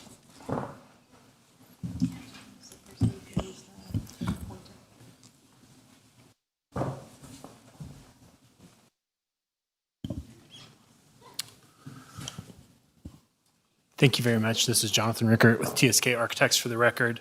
I just want to walk you all through a bit of how the floor plan of the Justice Center is laid out, really trying to interact to really achieve the goals that we discussed in the earlier presentation on the reasons for this project, including safety and accessibility. So to begin with, I'm going to look at it from the standpoint of two different user groups. One user group is the public coming into the building, and the other is the staff, judges, district attorney, all the members who are working for the county for this. So if we look here at the south face of the building, we have an entry door. It's a little faint. I apologize to see. A little faint, hard to see. But you come in, and there we have two metal detector lines to try to help with some of the issues in terms of bottlenecking there. We also actually have, what's not shown on here is a little entry building right out in front of it, an additional section where people are, vestibule, thank you, a vestibule where people are able to get out of the weather as they're getting ready to queue up into those security lines. So as people come through security, they're into the main lobby here of the Justice Center. There's some access to some restrooms there, accessible restrooms, a lactation room, and then also the clerk of the courts, both the district courts and the justice courts, so that they can go and interact as they need to, go into record viewing, and also go into that self-help center. So as we talked about, for people who are going to be representing themselves and needing additional help and resources, we have a self-help center for them to be able to go and utilize that to get the information they need. From that lobby space, they can then either exit the building, or they can go up a series of stairs or an elevator to get to the second floor where the courtrooms are located. Off on the right here, we also see this large blue space, and that's a little bit of a flexible space for us. So it provides the opportunities to both be a jury services room. So as we're doing jury selection, the jury members are able to sit there before being called up to the courtrooms. And it can also act as a hearing room as needs be for various hearings that happen in the Justice Center. And so it has the opportunity to act as both spaces, really giving better flexibility and more use of an individual space that might not otherwise be used all the time. As we look at that second user group, more the user group behind, kind of behind a level of security, the staff, the district attorney, the judges, the clerk of the courts, their entrance is actually off on the north side of the building here. So from a site standpoint, they'll go through an access gate into parking that's not available to the public. And so we don't have to have that security concern of our of the judges as well as staff parking in the same location as the public coming in. And after they park, they come into this area right here. Off on the left is our district attorney's offices. And so they come in through that back entry and then they can come in here. And that's where our district attorney is, as well as all the deputies. And then we also have some special victim witness rooms and opportunities, again, to get victims and witnesses away from needing to wait in the general public area so that they can have that level of separation. As we go into sort of the olive green area, that is our clerk of the courts area, and it both has our district courts as well as our justice courts. Plenty of area for their filing and storage. We have what we call high density storage. So it's storage shelves that actually move on rails so that they're able to be packed quite well and utilize as much space as possible. And then they have sort of the services that they need to do their work: copy room, storage rooms, evidence storage. And so that occupies a large section of this first floor and also has interactions with the public as they come to those public counters. If we look at the orange area, that's our IT services that service both the building as well as the courts. We'll see some more of that on the second floor. One of the things with modern courtrooms is the need for strong connection with technology, both for being able to record hearings as well as to present evidence. And so there's a lot of technology needs represented with a courthouse today, and so, or justice center. And so the IT services are providing that. To bring your attention to the red area, that's for in-holding. So now that we make sure that we have, I apologize, at the beginning I said there's two different ways of accessing the building. There's actually three, because there's also our in-holding access. And so what we have here is a sally port. It's an enclosed structure in which the sheriff's van will be able to pull in, close the doors before unloading anyone who's in custody into the courthouse. We have a holding room right here next to that, and that's for juveniles, is we want to make sure that there's no crossover between juveniles and adults as they're going through these secured spaces or needing to go into courtrooms. And so we have an area specifically for juveniles that also has toilet facilities built right in the holding area there. And then you'll see that there's two hallways that lead to elevators that go up. And what you'll see here in a minute is that those elevators actually empty between two courtrooms in another in-holding area, so that, again, there's no need to have people moving across different levels of security. To jump over a little bit to the JPO, the Juvenile Probation Building here, we've separated that building off from the main structure. And what that's allowed us to do is, based on that ad alternate that Scott McCullough was talking about, it's easy for us to bring into the project or separate from the project as need be based on how the estimates come in. And it allows us to have different levels of fire separation.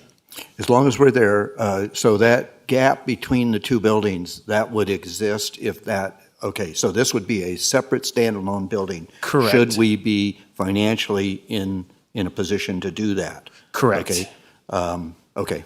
So I wasn't sure whether that was done, anyway, was it going to come in a but there is not, so. Okay, no, it's separate. And the benefits of that are, again, if it's in budget, it's easy for us to add in.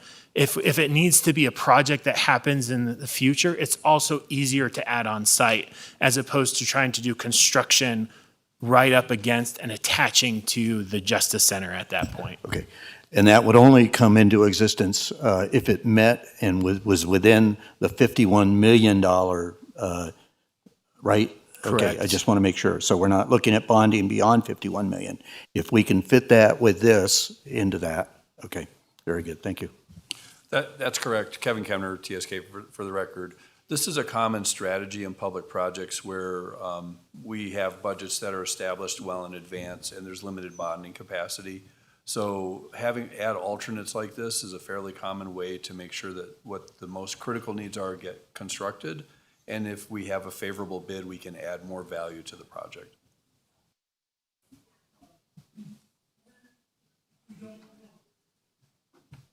Wrong light. If we don't build this thing, where are we going to take care of this juvenile issues? So that is something we've been in discussion with the courts, and one of the strategies, and I can't say this for certain because it needs to be as part of the next project, is when the JLEC is vacated, there's a plan to renovate parts of the JLEC for the sheriff's office. The JPO is in the JLEC currently, and with that extra space, we could reconfigure that area fairly economically to meet those needs. The one major inconvenience is that they would be transporting juveniles from that location to the courthouse and impacts their relationship with the judges to some extent. Thank you. Thank you. So from the standpoint of the JPO, we have an entry here. It has a bit of different security concerns and security from the rest of the Justice Center. But these doors are accessed, are able to be on a, blanking on the term here. They're able to be on a buzzer so that people can be let in. No, not anyone can just walk in whenever they want, but they're buzzed in. And same thing with this back of house area where we have our holding cells as well as our chief JPO, our deputies, and our other members of that staff, is that they have that level of security through allowing who is able to come in and out of the building. And something that's not being shown here, but if you look at my cursor on the screen, is we have security fencing that allows people not to get behind the building, also not allowing people to go into that secured parking areas, the secured areas. And so in this design, when a juvenile needs to come into court, they're able to be escorted under covered canopy all the way to that juvenile holding area before they move into the courtrooms proper. And that's all behind security fencing. So again, maintaining those levels of security that we want to achieve here on this project. So moving up to the second floor. While we're there, I mean, what is the anticipated cost of that building, the JPO building? Do we have a cost factor in there? We're looking back at core right now, our cost estimating. Manager, for the record, the approximate cost estimate for the JPO piece is $3 million. Okay, so the building is not going to be built, need to be built to the standards of the other building for the square footage. Is that right? Okay, okay, so 3 million. Okay, so, okay, thank you. If I may add on to what your comments are alluding to, Commissioner Gardner, it does, having the JPO building be separate, it is more economical to construct it separately. The cost per square foot for a Justice Center project with courthouse because of soundproofing and other type needs is quite much more significant than it is for the standalone juvenile probation. There's not that level of soundproofing and other elements, aesthetic elements and things. So breaking it out in this way does allow us to get our biggest bang for our buck. And hopefully the big climate does allow for us to proceed with both. I mean, I guess it's obvious, I mean, it seems obvious to me that there is no space within that 50,000 square foot building to incorporate the JPO. It would have to be incorporated into a separate standalone building next door should we be financially able to go there. Otherwise, it will continue to be housed in the current JLEC Center as it is now, right? That is correct, Until such Commissioner. time as we might be able to get there. Yeah. Yes, that is correct, Commissioner. I do just want to take a moment to acknowledge the wonderful work that TSK has done with our stakeholders, our user group, to play the most sophisticated game of Tetris I have ever seen, to get to this floor plan configuration. And I can tell you, we went through dozens upon dozens of configurations trying to get JPO in. And it is an important priority for the courts to have that programming nearby. But unfortunately, we were just not able to make it work. And this is not for you, so I appreciate that. I did have some questions regarding, from time to time, this board has a need. For instance, during our election seasons, this room itself is occupied for a couple of weeks for the dismantling, deconstructing of the ballots, and it's a very secure facility. We don't have access to this building or this room at several times during the year. Other times, we may need more space than this. So this facility, it seems to me that blue area, if I'm not mistaken, what is the capacity of that blue area that's listed there? Because it does say flex space. So. I think what we planned for, and I apologize if hopefully I'm remembering this correct, it was 150 max seating for potential jury. So to add in the benches and the casework, that would reduce some, but without that 150. Okay. I'm just seeing this as an alternative to having to go out and rent space in other facilities to accommodate the Board of Commissioners meetings from time to time as we go forward. Not that we certainly don't want to interrupt the judges in their process, but there are times when we have the need for an additional facility. We have to either go to CVIC Hall or CVI or other facilities. So that's to me, that seems like a good element. I don't want to nitpick, and I'm not nitpicking your overall, you know what's best fit in this building, so I don't want to nitpick that. I'm just trying to recognize some of the benefits, I guess. To answer your question, that room is designed to be flexible and could support that function if it was the appropriate use.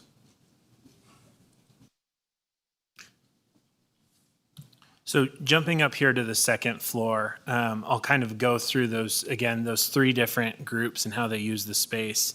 So the public are coming up this main stair or this elevator, and they come into this waiting area.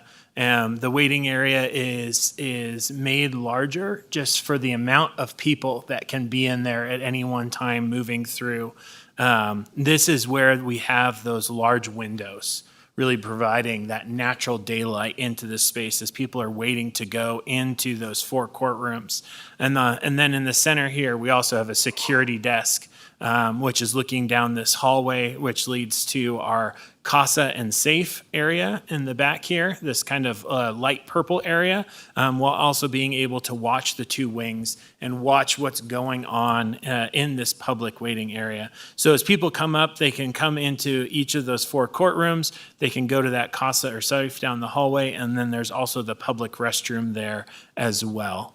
As we move towards the in holding, you'll notice that those elevators that were down below empty into these in holding sections right between the two courtrooms. And so what happens is that people are come out. There's two holding rooms to be able to put them in until they're ready to go into the courtroom, and the bailiff is able to go in there and escort them directly into the holding room.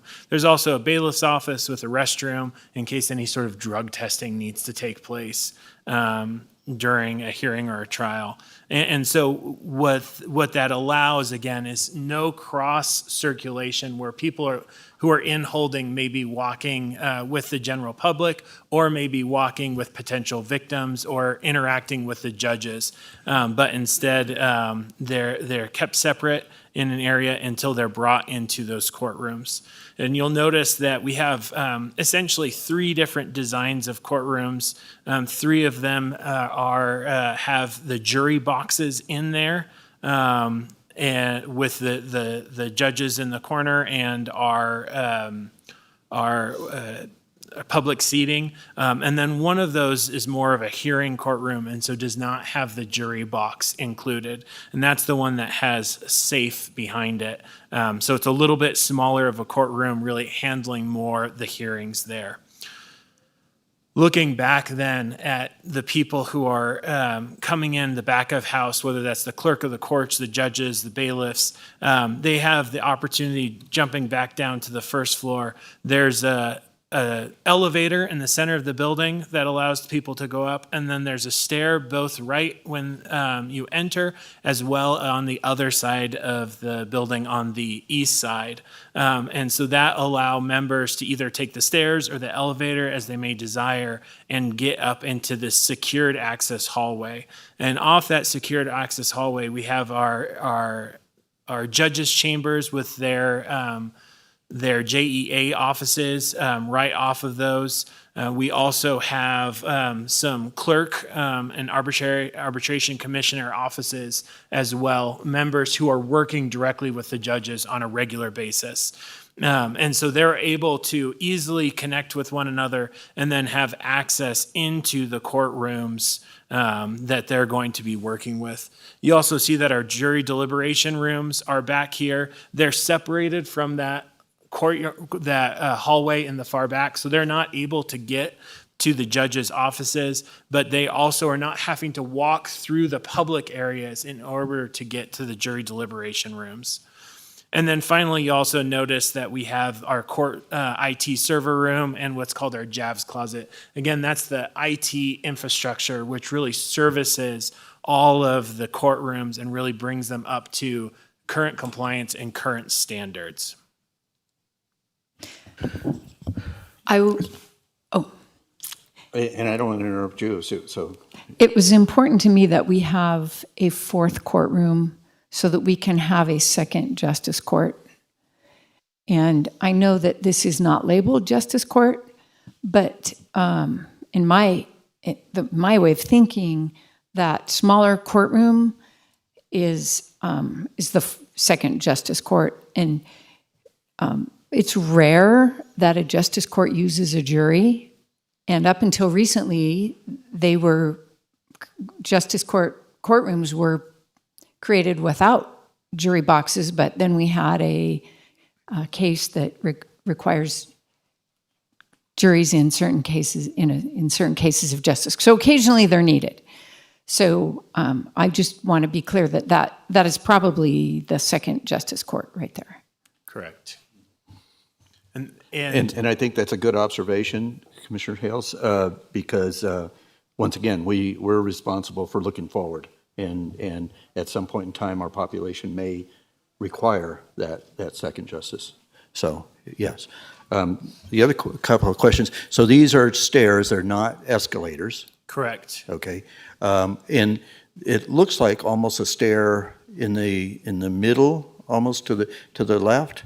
There, yes. Can you tell me what that is? That is a stair. That is a stair also. for the public to come up.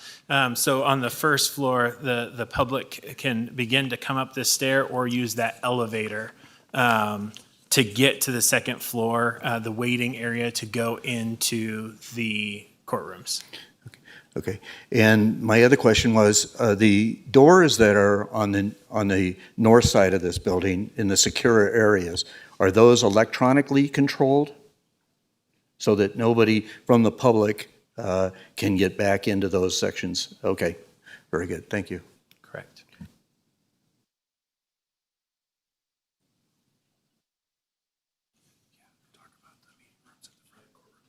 Oh, so yeah, one of the things that we also, in working with the various stakeholders, wanted to make sure that we were providing was, attorney-client rooms at the near the courtrooms, as well as different types of meeting rooms. If it's someone preparing to represent themselves, they have that opportunity, and also as victim witness rooms to, again, make sure that we're keeping the victims so they're not having to wait out in the public areas, but are able to have spaces that are separated where they can wait for their turn in a trial. And one of the things that, in working with the district attorney, that we have is we actually, in the district attorney's office down here, as they're working with a victim or witness, they're able to access this elevator.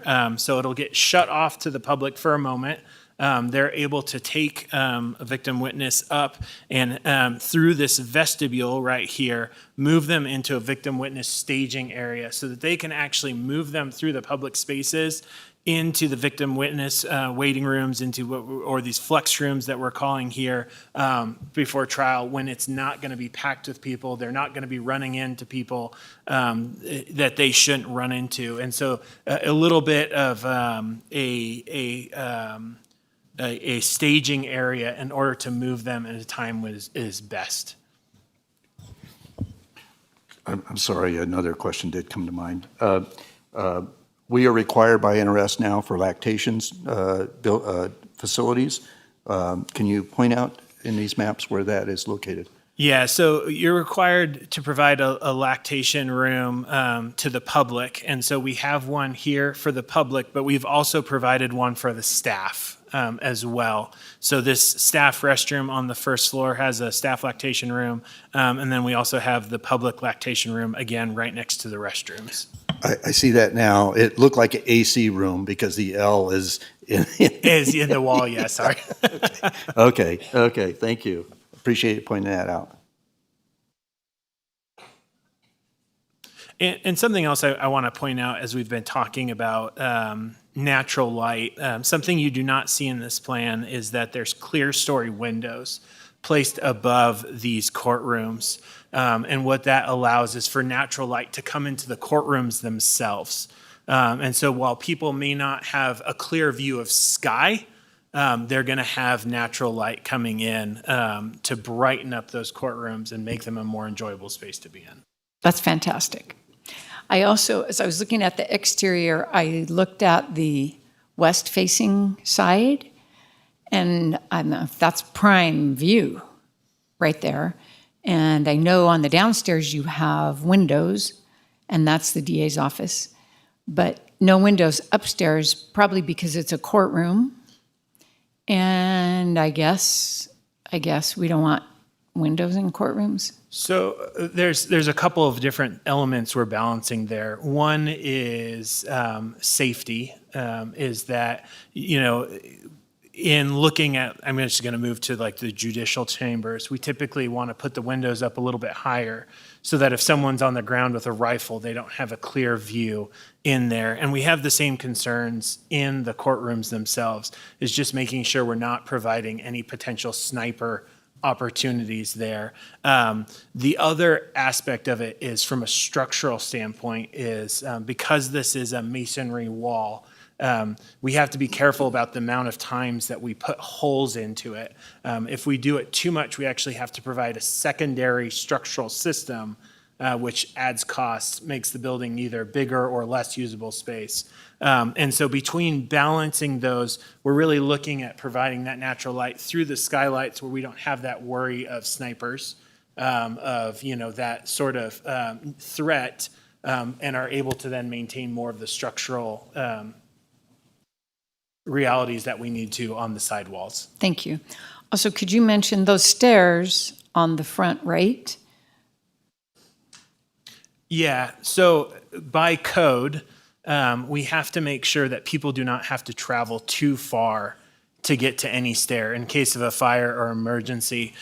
So if someone is standing in this corner of the building and their only exit stair down is this one in the center, by code, we're not allowed to do that. A stair has to be closer to them. So typically on big buildings like this, you'll see a stair at almost every corner. And that's what we have here, is we have the stair here in the top right and the top left. This one's not in the corner because what we've done is we've made sure it's the distance required. So someone standing over here or coming from this courtroom is at a minimum safe distance to get there. But that also requires that we have another stair down in that right-hand corner. That stair is also going to be used when they do jury assembly. It's how they intend to bring jurors up from the jury assembly room to the upstairs lobby. Good. Thank That you. way, they're not interacting with the public again, but once they've been brought into the jury waiting, they go up and straight into the courtroom. Are you done with your presentation? I am. Okay. Are there any other questions? Is there a motion? Oh, yeah, that's right. Hello. Public comment. Yes. Public comment on specifically the conceptual floor plan. Jason Gibson, American States National. Well, you heard it there, folks. The existing floor plan at the existing JLEC facility will be remodeled. They'll probably throw about $10 million at that project while they're expanding into the new one. This particular floor model here makes no mention of any kind of law library for the people because it's not your justice center, and it's not a justice center without a law library for the people. It actually does have one. So we heard nothing about the law library, and the existing facility has no law library.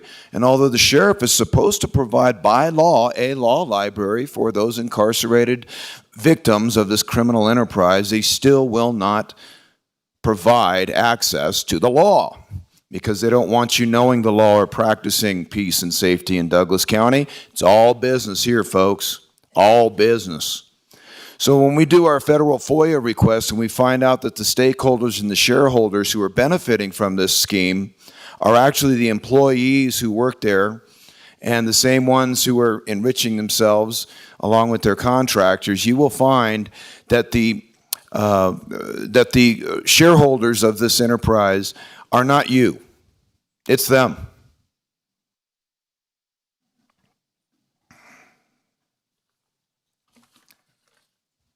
Center for Public Integrity says that the internal auditing systems of the state of Nevada, which Douglas Do you have County other is comments about the floor plan?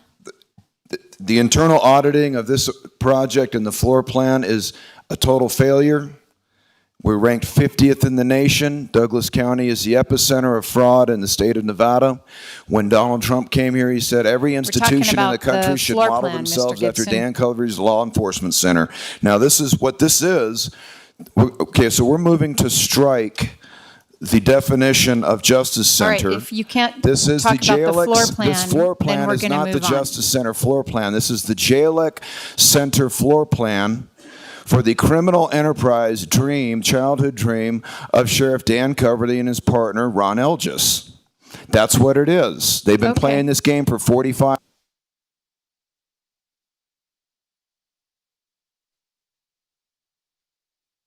Other public comment?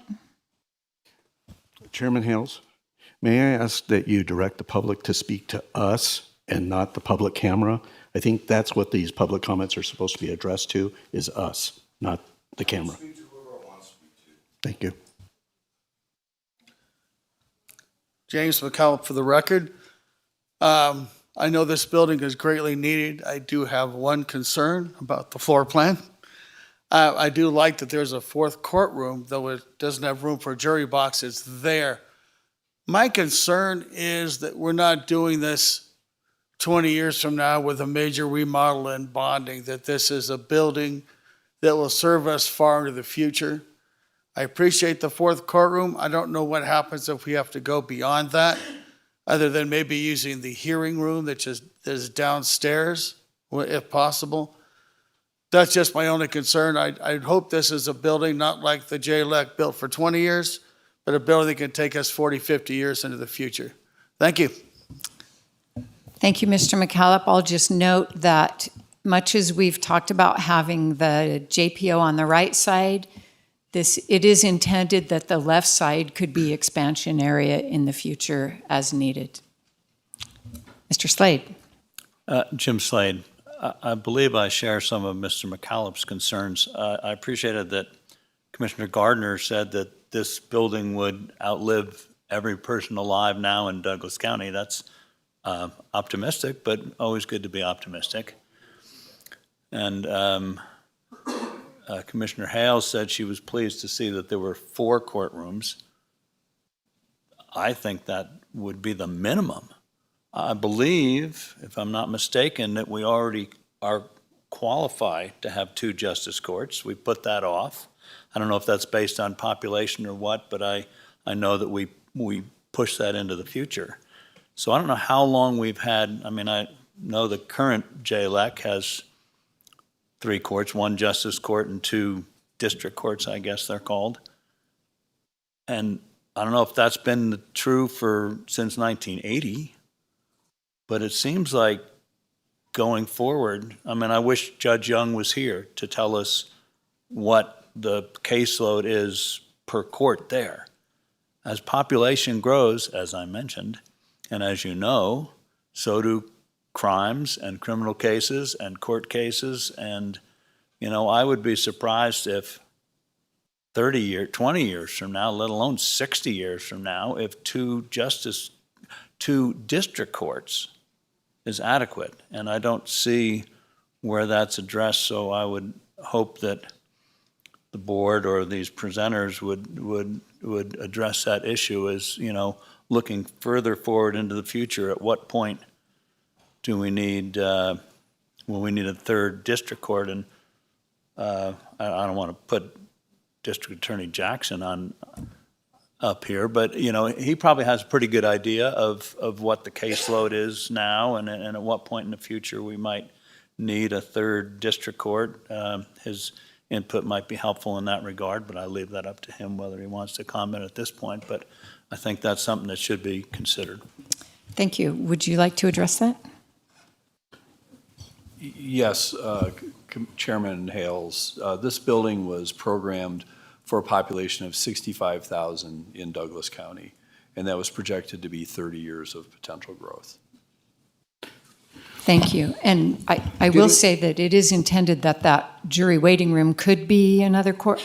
Oh, we have Mr. Jackson. There's very good. I was going to say, getting to that, and Mr. Wadley may have the answer to this, is I believe NRS directs courthouses based on population of the township. So the East Fork Township right now is probably at somewhere in the 40,000 range, maybe and then the Tahoe Township is another township that has its separate judge. So if I'm not mistaken, we're quite a ways away actually from needing that 2nd justice of the peace in the East Fork Township. Is that correct, Mr. Jackson? Yes. Thank you. For the record, Mark Jackson, Douglas County District Attorney. It is based upon the population. It's in Chapter 4 in Nevada Revised Statutes, specifically 4.020. There was a change in that law in 2019, I believe. Prior to that time, it was based upon a population of a township of 35,000. The East Fork Township was in excess of that 35,000 for several years, and the law required that the sitting justice of the peace would send a letter to the county manager, the chair of the Board of County Commissioners, and the executive director of the Legislative Council Bureau, informing them whether or not they believed that a 2nd justice of the peace would be needed in that particular township. But when the law was changed, again, I believe it was in 2019, it increased it from 35,000 to a 50,000 population per township. So we are well below that. I think that your estimate or guesstimate around 40,000 is probably accurate, but we're a ways away from the 50,000 population. But even when we do reach that, it'll be up to the justice of the peace as to what their recommendation would be, again, as to whether or not we would need a 2nd justice of the peace in that township. All of the other numbers as to the caseload, that's all available through the Nevada Supreme Court Administrative Office of the court on their website. There's an annual report of the judiciary where you can look at all of the court filings, both civil as well as criminal, in our 2 justice courts as well as our district court, and you can even compare that to other similar sized jurisdictions in the state. Is there any further public comment? I will close public comment and come back for a motion. Can I ask a question before we make a motion? Sure. I'm referring to the first floor plan in the olive drab area. What is the self-help center? That's a law library. Thank you. Any other questions? Is there a motion? I just wanted to make a comment that I appreciate what Mr. McCallop and Mr. Slade brought forward, and because I think those are important questions to answer, because we do want this facility to obviously outlast the bonding process of paying it off. So I think those are very important questions. So I appreciate them bringing it forward, and Mr. Jackson having those answers for us. Yes, So. and our county manager has a comment. Thank you, Madam Chair, members of the commission. Jennifer Davidson, County Manager, for the record. The user group team did have extensive conversations regarding future planned uses of the building. And in addition to those being discussed here, I would say that we discussed in great detail how that General Assembly flex space could be converted to a future courtroom as well. So the combination, we remain committed that the combination of programming and scheduling, rotating use of courtrooms in the most efficient and effective manners will maintain the integrity of this design of this building for the next 30 years. But we also believe there are opportunities in that flex space for future programming until such time as we could look at expansions and other things. So I remain confident, and I think the stakeholders would join me in saying that we think that this is the most effective use of the dollars with the floor plan combinations that we've discussed that takes into account the future needs of the organization. Other questions? Comments? Motion?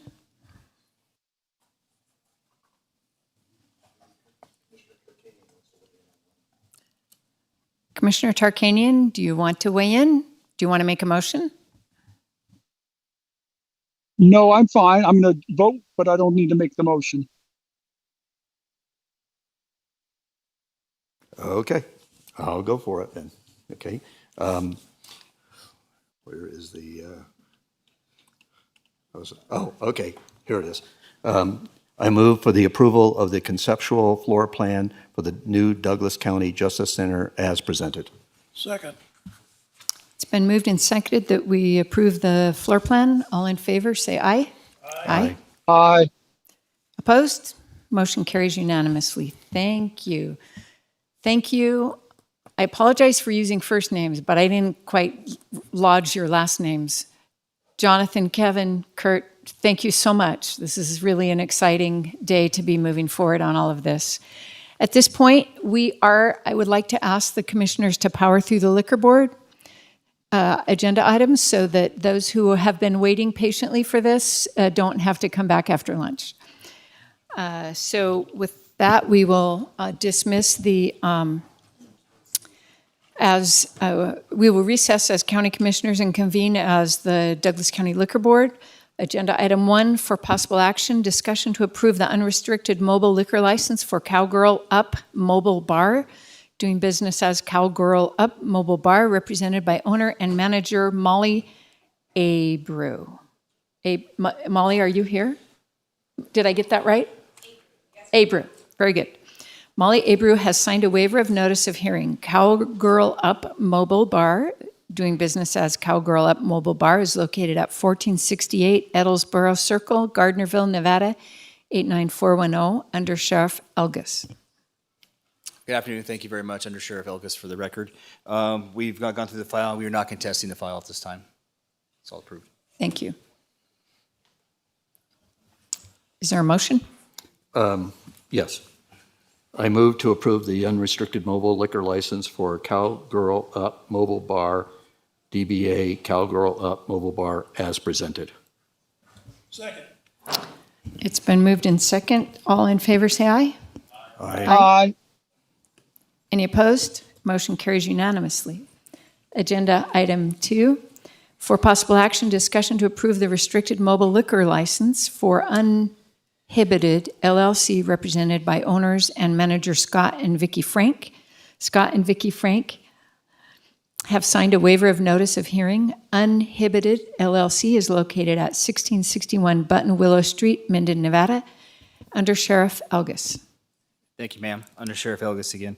Again, it's been reviewed. The file is good, and we're not contesting. It's good. Thank you. Any questions? Is there a motion? Motion to approve the restricted mobile liquor license for the Uninhibited LLC as presented. I will second that, and am I understanding that that's not a typo? It's uninhibited. It is a typo. Okay, it is a typo. Okay. I want. Okay. So we should say it uninhibited. Okay. Thank you for that. So, yes, I'll second that. All right. It's been moved and seconded. All in favor? Aye. Opposed? Motion carries unanimously. Thank you for waiting. Agenda item 3 for possible action, discussion to approve adding Melinda May Stewart Haskell to the existing package retail liquor license, on-site unrestricted license entertainment endorsement for Holiday Inn Club Vacations, Inc., doing business as David Wally's Resort. Melinda Stewart Haskell has signed a waiver of notice of hearing. Holiday Inn Club Vacations, Inc., doing business as David Wally's Resort, is located at 2001 Foothill Road, Genoa, Nevada, under Sheriff Elgus. Thank you again, ma'am. Under Sheriff Ron Elgus for the record. We are not contesting this file at all. Thank you. Is there a motion? Motion to approve the addition of Melinda Stewart Haskell to the existing package retail liquor license, on-site unrestricted license, and entertainment endorsement for Holiday Inn Club Vacations Incorporated, doing business as David Wally Resort. Correction, David Wally's Resort.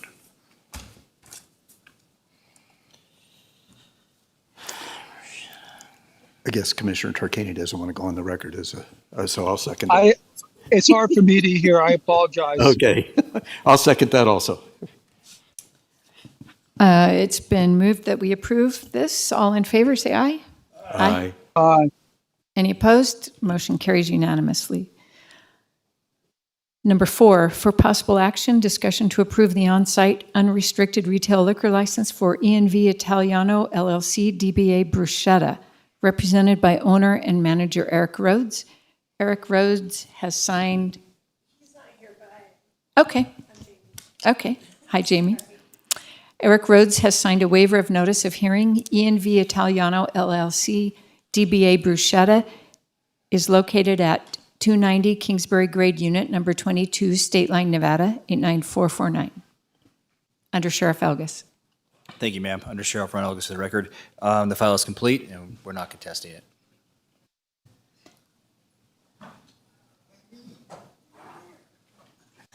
Okay.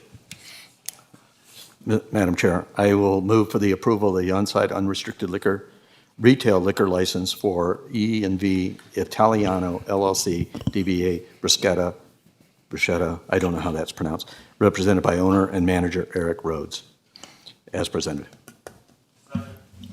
It's been moved and seconded. All in favor, say aye. Aye. Aye. Any opposed? Motion carries unanimously. Is it Bruschetta? I say it different every time. Bruschetta. Okay, Bruschetta. Thank you. All right. Agenda item 5 for possible action, discussion to approve the addition of Cody Purdue to the existing packaged retail liquor license and restricted gaming license for Safeway Inc., DBA Safeway number 1537, represented by corporate treasurer Cody Purdue. Cody Purdue has signed a waiver of notice of hearing. Safeway number 1537 is located at 212 Elks Point Road, 38C, Zephyr Cove, Nevada, under Sheriff Elgus. Thank you, ma'am. Under Sheriff Ron Elgus for the record. Yes, again, we're not contesting this, just an additional name to the file. It's good. Thank you. Is there a motion? Madam Chairman, I move that we approve the addition of the Cody Purdue to the existing package retail liquor license and restricted gaming license for Safeway Incorporated, doing business as Safeway number 1537 as presented. It's been moved and seconded. All in favor, say aye. Aye. Aye. Any opposed? Motion carries unanimously. Do I say this last name Britschke? All right. Agenda item 6 for possible action, discussion to approve the addition of District Manager Jody Britschke to the existing packaged retail liquor license for Maverick Incorporated, DBA Maverick number 460. Jody Britschke has signed a waiver of notice of hearing. Maverick Incorporated, DBA Maverick number 460 is located at 1651 Highway 88, Minden, Nevada, under Sheriff Elgus. Thank you, ma'am. Again, Under Sheriff Ron Elgus for the record. We're good with the name change and everything looks good. We're not contesting it. Thank you. Thank you, ma'am. Is there a motion?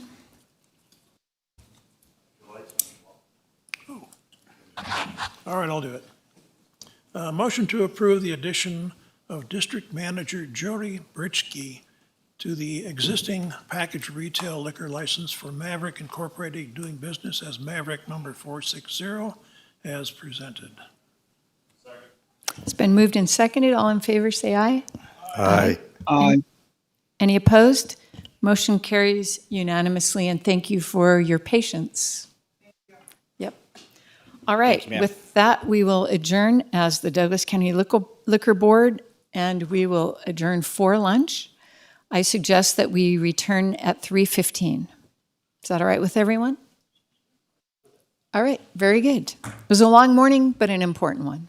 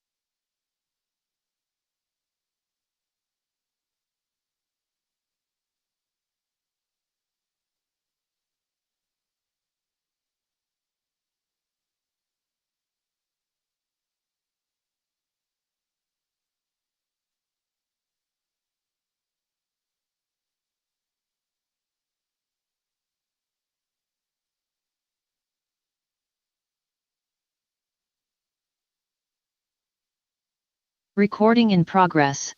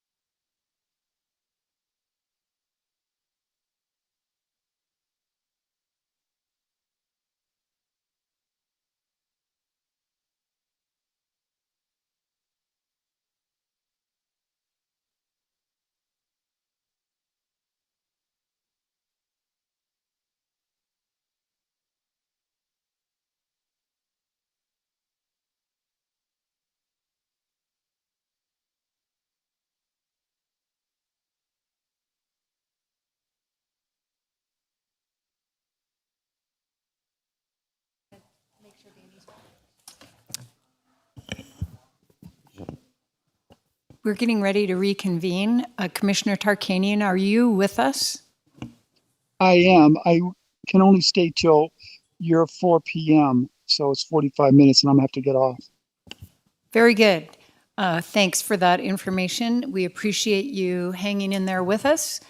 And we will reconvene as Board of County Commissioners. We are on consent calendar. Is there a motion to approve with some or all of the items? Commissioner Gardner. Thank you.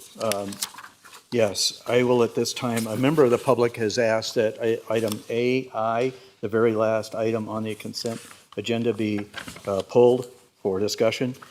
So at this time, I will make a motion to approve the consent calendar as presented, items A through AH, with the exception of AI for pulling to the admin calendar for this afternoon. It's been moved and seconded that we approve consent agenda items A through AH. All in favor? Aye. Aye. Any opposed? Carries unanimously. Moving on to consent agenda item AI for possible action, discussion to approve an open 566 $1,007.55 purchase order with SHI International Corp.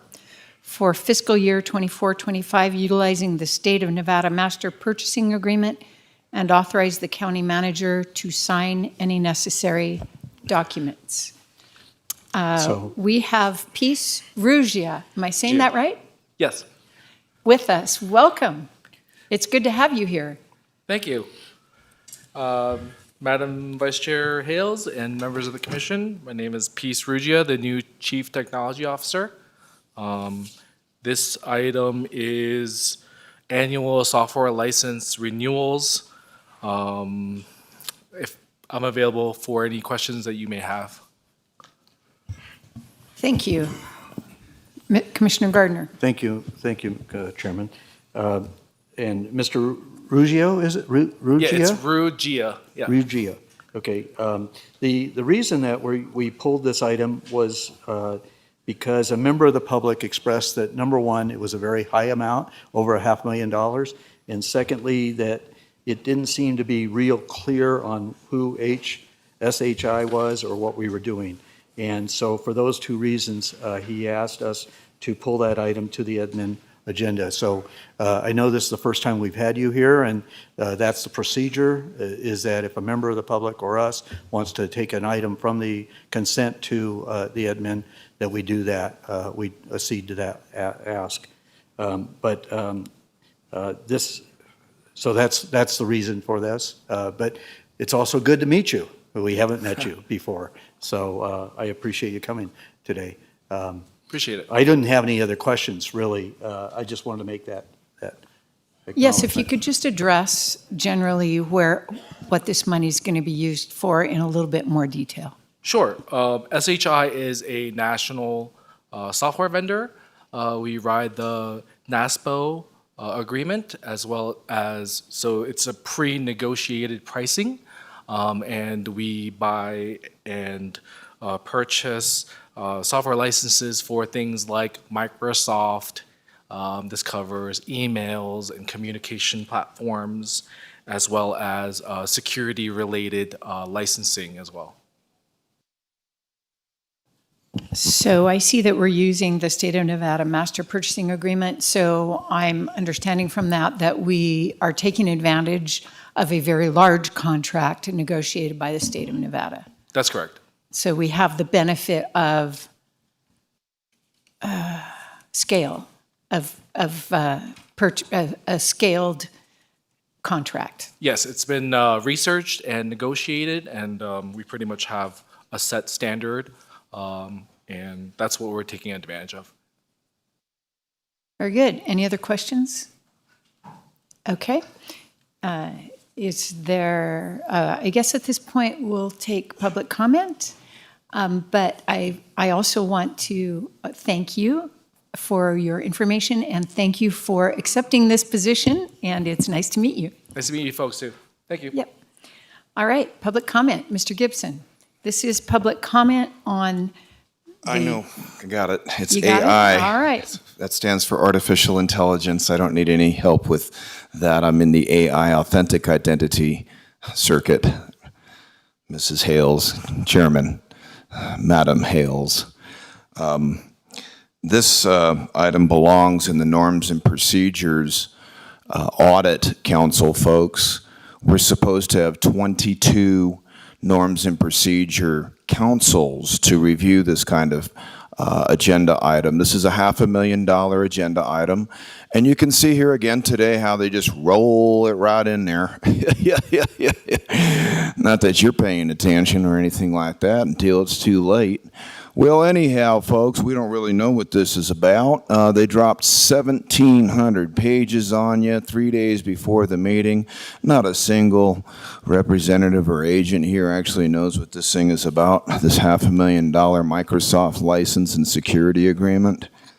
So once again, you must needs decentralize the criminal maladministration of this organization, which is not sustainable and is unlawful.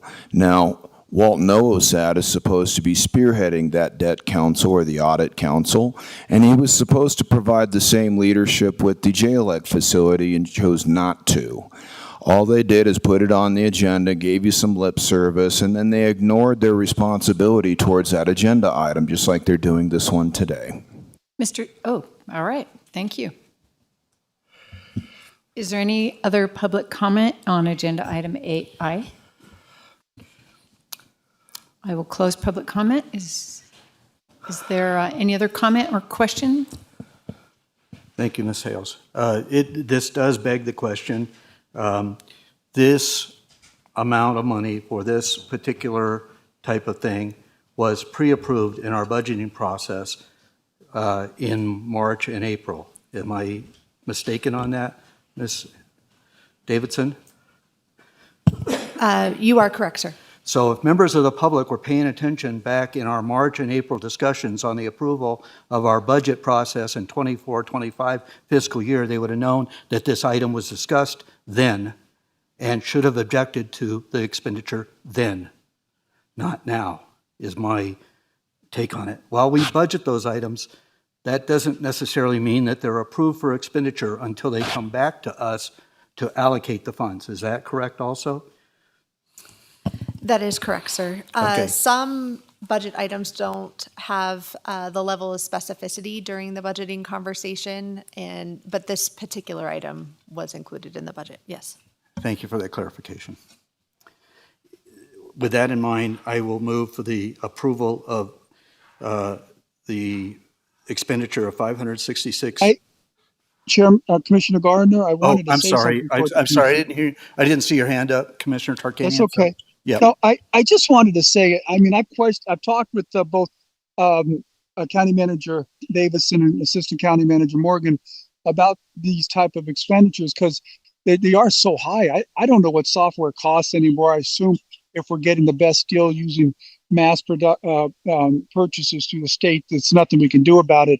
But $500,000 and the speaker said it was for emails and some security protections. Well, it's a lot of money out there. I'm certainly going to vote for it because I know that it's been vetted through our managers, but I just wanted to raise that concern. It does seem extremely high. We've had a lot of these different ones for software, almost every consent calendar. Thank you for that comment. Is there a question or that was just a comment?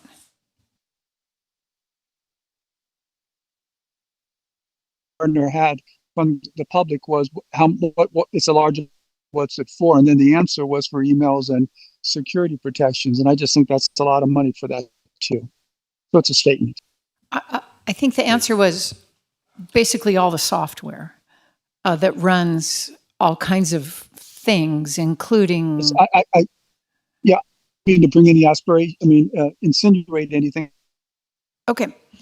Back for a motion. Sure. And I can appreciate I know the county's.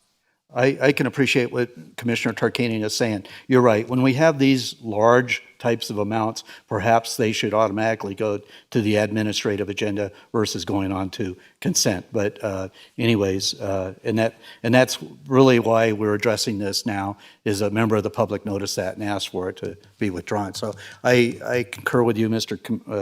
Tarkanian, that perhaps this should have gone onto the administrative agenda to begin with. But anyways, with that being said, I will move to approve an open $566,007.55 purchase order with SHI International Corporation for fiscal year 24-25, utilizing the State of Nevada Master Purchasing Agreement, and authorize the county manager to sign any necessary documents. Second. It's been moved and seconded. All in favor, say aye. Aye. Aye. Aye. Any opposed? Motion carries unanimously. Thank you, Mr. Ruggia. Agenda item 8 for presentation only, introduction of ordinance 2024-1641, an ordinance amending provisions of chapter 10.08 of the Douglas County Code relating to traffic control devices to restrict the passage of trucks on the portion of Johnson Lane from Nye Drive to the eastern terminus of Johnson Lane. This item is proposed to protect the safety of the current users of the aforementioned roadway, to promote the health and safety of the residents adjacent to the roadway, and to prevent an increase in the depreciation and wear on the roadway and otherwise help preserve this section of the road. This is for first reading. Assistant County Manager Scott Morgan. Thank you, Vice Chair Hells. Scott Morgan, Assistant County Manager, members of the County Board of Commissioners. This is a first reading, not for public hearing at this time. It is a presentation. I'm going to give you a brief overview and then make myself available for questions. What this ordinance does is modify Chapter 10.08 of Douglas County Code, Controlled Devices. As authorized by state law of the state of Nevada, you have been granted the authority to restrict and control roads operated and maintained by Douglas County. You have done this recently with restrictions similar to this on Waterloo Lane from Highway 88 to Centerville 756, restricted traffic as a result of the repair of that road, recognizing that the road is built to a certain standard and cannot sustain trucks in that particular area. This change in this ordinance is specific primarily to protecting our roads and our resources and the valuable funds that we have available to maintain and control our roads. This is not specific to the Painted Rock Mine proposal, but it is a result of it. And since that route has been identified by their own environmental document to run truck traffic as a primary means of egress and ingress to their facility over Johnson Lane Road, the particular portion of that road that we have identified from Nye to the terminus of Johnson Lane Road has been identified as a significant impact on Douglas County's operating model and would have a negative effect on the county's operating budget and have an effect on the road and our ability to care for it as a result of that additional truck traffic. This is the primary purpose of this ordinance being brought forward, and that there is additional information contained in your packet, but that is the main reason why we are bringing this forward. And I am available for any questions if you have them. Are there any questions, Commissioners? Commissioner Noasad. Yes. What type of controls are we referring to? We are referring to Scott Morgan, Assistant County Manager. We are referring to posting it with a sign similar to Waterloo Lane, simply advising no truck traffic. It won't have a weight restriction limit. It is just identified similar to those other roads which we have controlled in the county successfully by prohibiting truck traffic in that area. All right, thank you. This is for presentation only, so we won't be taking any public comment or any vote. Thank you. With that, thank you very much, Mr. Morgan. Agenda item 9, for presentation only, introduction of ordinance number 2024-1640, an ordinance amending Douglas County Code Title 5, Business Licenses and Regulations, Chapter 5.36, Adult Characterized Businesses to Number 1, amend Section 5.36.10 definitions, subsection H, adult review, to clarify that an adult review as defined under the Douglas County Code must be owned, managed, or controlled by an unlimited gaming licensee, and must occur within an established and designated showroom or showrooms owned, managed, or controlled by an unlimited gaming licensee. 2, add Section 5.36.160, injunctive relief, to clarify that any violation of Chapter 5.36 is subject to a civil action by Douglas County for preliminary and permanent injunctive relief to enjoin the violation. And 3, provide for all other properly related matters. This is for first reading. Mr. Wadley. Thank you, Vice Chair Hill. Zach Wadley, Deputy District Attorney. This ordinance is brought to clarify some language as indicated in the title of the item of the Douglas County Adult Characterized Business Code that particularly was at issue in a dispute that the county was involved in with a business operator here in the county. but it's intended to clarify the language that was read into the record there in the manner that was stated. And in particular, make clear that any violations of the adult characterized business code in the future are in fact subject to injunctive relief by the county, which is a legal term, but essentially means that the county can petition a court to stop any activity in violation of our code. Thank you, Mr. Wadley. Are there any questions? Thank you. We'll move on to agenda item 10 for possible action. Discussion on the adoption of resolution 2024-R-071, increasing the Douglas Disposal Inc. residential and commercial collection service rates by 3.29%, and also increasing the transfer station service rates as allowed under the terms of the franchise agreement. Resolution 2024-R-071 will also add a 35-gallon animal-resistant tote option for residential customers and create an untarped load fee to the transfer station rates. The proposed rate changes will become effective August 1, 2024. Mr. Ritger. Commissioners, Phil Ritger, Director of Public Works, for the record. The rate adjustment that's been brought before you today by Douglas Disposal is consistent and allowed under the solid waste franchise agreement. Those adjustments were calculated in accordance with a rate adjustment model that was approved by at the time, a rate making advisory committee, and then adopted by this board, or by the Board of County Commissioners. The financial data for calendar year 2023 used in the model was verified by an independent consulting firm, BT Williams and Associates, and that data was input and verified by Public Works Administrative Department into the model to generate the rate calculations. So the resolution before you has those rate tables in them.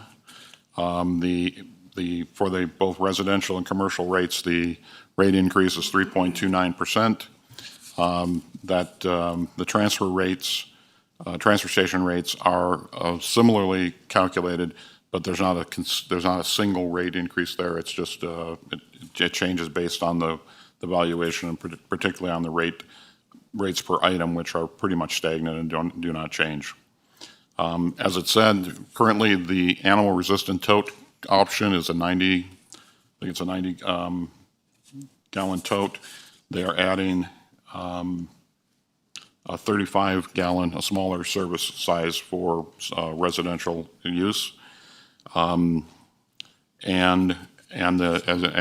you pointed out, Commissioner Hales, there is also a request to include a untarped fee for loads that will be at the transfer station. That fee, while these fees would go into effect August 1st, Douglas Disposal is intending to implement that final fee, that untarped transfer fee, over a period of time with education and sort of a forgiveness policy to begin with while they roll that out. And with that, I'll open it up for questions.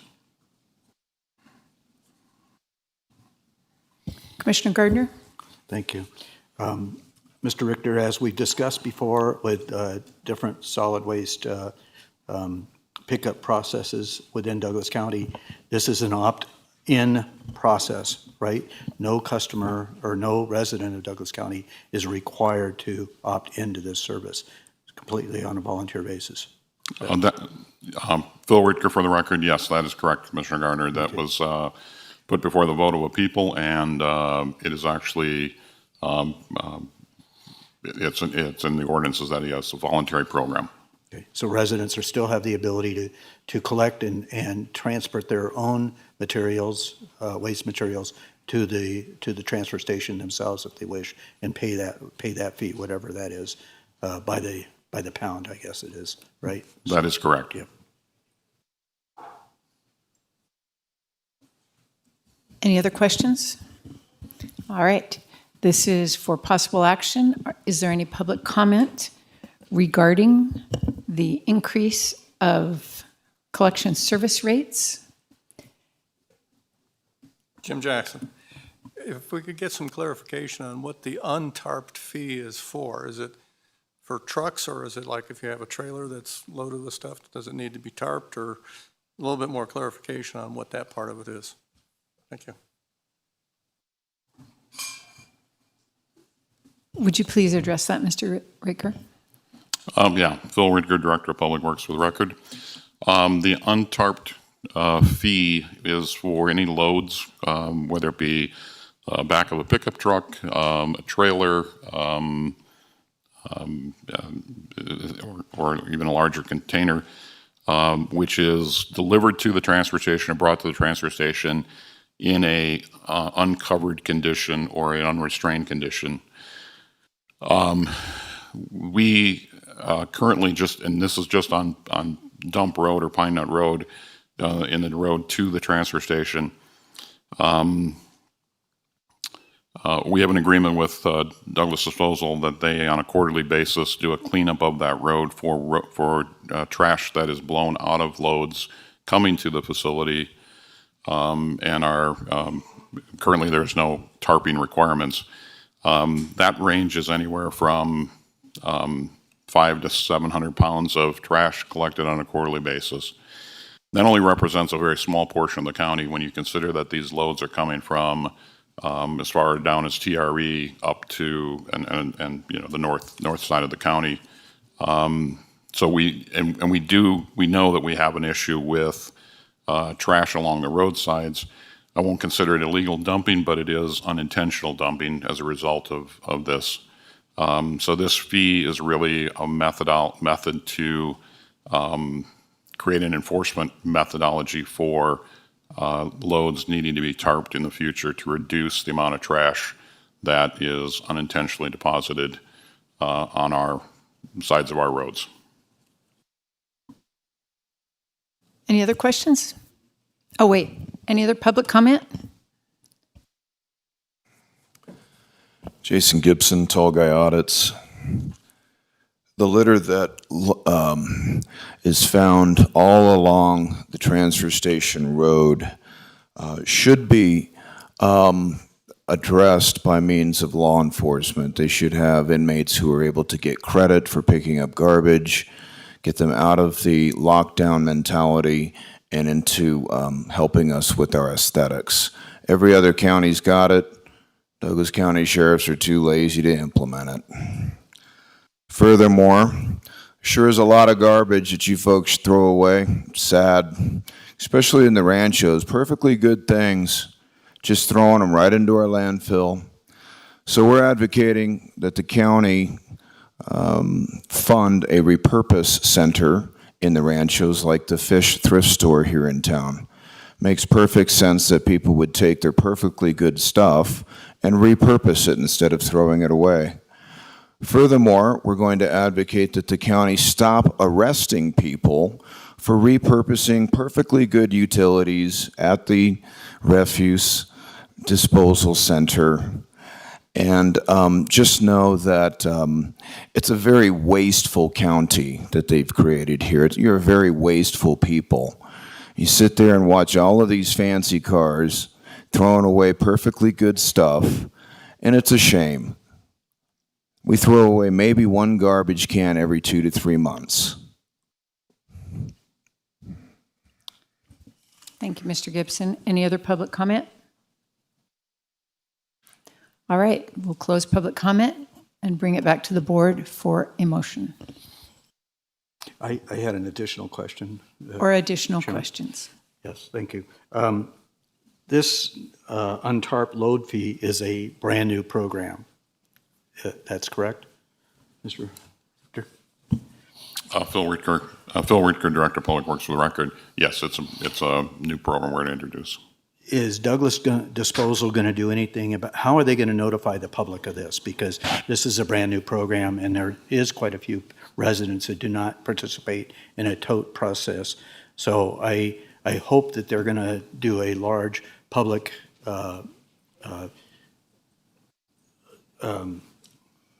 communications, I guess, to inform them that this has this potentially is taking place, should we approve this today.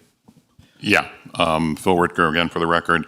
Yeah, that's the commitment that I have with Douglas Disposal, is that they will do an education period, flyers to the residents. They'll also be noticing drivers when they arrive to the transfer station over the next several months to alert them that in the future this program will be enforced, so that essentially the users, I think over the course of several months, the users that are hauling to the transfer station will all be notified essentially before it actually takes effect. I guess that was it takes place on August 1st, but I wanted to make sure there was some kind of a grace period there for residents to understand this is a new policy, it's going into effect, and a potential date of, so maybe in a flyer that they can give out to everybody that comes in, suggesting that they know about this. So, yeah, good. Thank you. I don't have a question, but I just want to say I think that that's a really responsible way to approach this, and I appreciate the efforts to keep the litter minimized. So thank you for that. Any other questions or? Well, and I would also suggest that besides the fact that it may dispense litter or items from the vehicles, it's also a safety factor, of course. Any vehicles that are traveling behind these vehicles, when that trash comes out, creates a safety hazard for the other drivers. So, very important program. I commend them for actually getting into this type of thing. So, it's important for us, I think. So, with that, I will go ahead and make. It seems like I'm on the docket today for the motions. Okay. I'm sorry. Did you?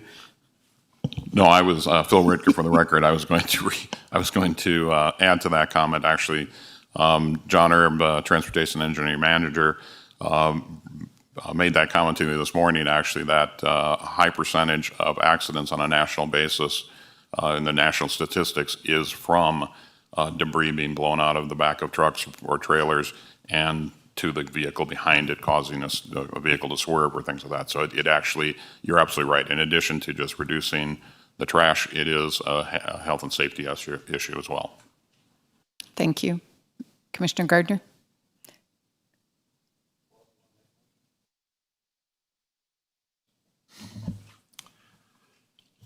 Yes, Madam Chairman, I propose that we adopt Resolution 2024 R-071, increasing the Douglas Disposal Inc. residential and commercial collection services by the rate of 3.29% and increase the transfer station service rates effective August 1st, 2024 as presented. Second. All right. It's been moved and seconded that we approve as presented. All in favor, say aye. Aye. Any opposed? Motion carries unanimously. Thank you. Agenda item 11 for possible action, discussion on the reorganization of the Douglas County Community Development Department, including the elimination of a development coordinator position, pay grade 109, and replacing it with a development coordinator senior position, pay grade 110. Andrea Pauling, whose formal title I cannot pull out of my brain, will present. Deputy Director of Community Development. Yes. Hi, Andrea Pauling, Deputy Director of Community Development. Good afternoon, Commissioners. I'm just trying to get my PowerPoint up here, so give me just 1 second.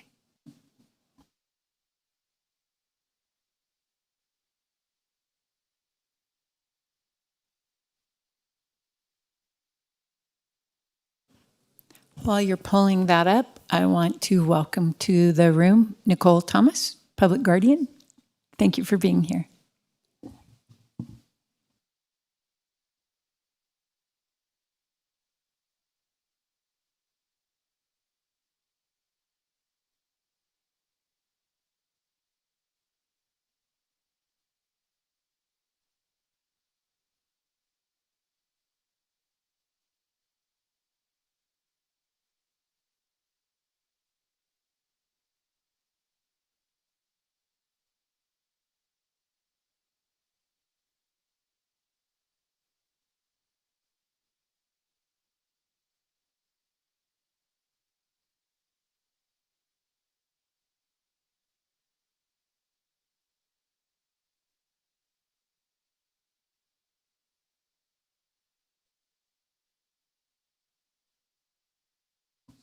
Okay, that only took a few minutes. Sorry about that. I think the blonde hair is showing today. All right. So you just read into record this suggested action. What we're looking at today is currently we have 3 development coordinators. We would like to take 1 development coordinator and replace it with a development coordinator senior. So from a 109 pay grade to a 110. The why for this, this proposal. We've taken some time, community development team managers have taken some time to kind of look into our organization and what was needed. Right now, we think that this development coordinator senior position will help with certain efficiencies and workload purposes. It's going to add some value to our team because we need one person, one internal staff member that we can go to provide and oversee programming for our permitting software. In the past, we have had staff assigned to this, and it was outside of their normal duties as assigned, and we weren't able to get certain things across the finish line because of that. At no fault of the staff, just wasn't able to happen. So as we looked into this, we thought maybe a senior position would be great because they can come in, get the training for internal programming, get things fixed right away, especially for our software. It can be rather cumbersome, sometimes hard for our customers, hard for our internal staff. If we have one person that can come in as a senior and actually take care of those things, we thought would be much more efficient. Also, part of this job description is managing the training for staff, proper processing permits, applications, the use of the permitting software. This would provide a needed consistency and well-managed database that we're getting to today. I'm not going to lie, we are, but it's taken a long road and we still have more to do.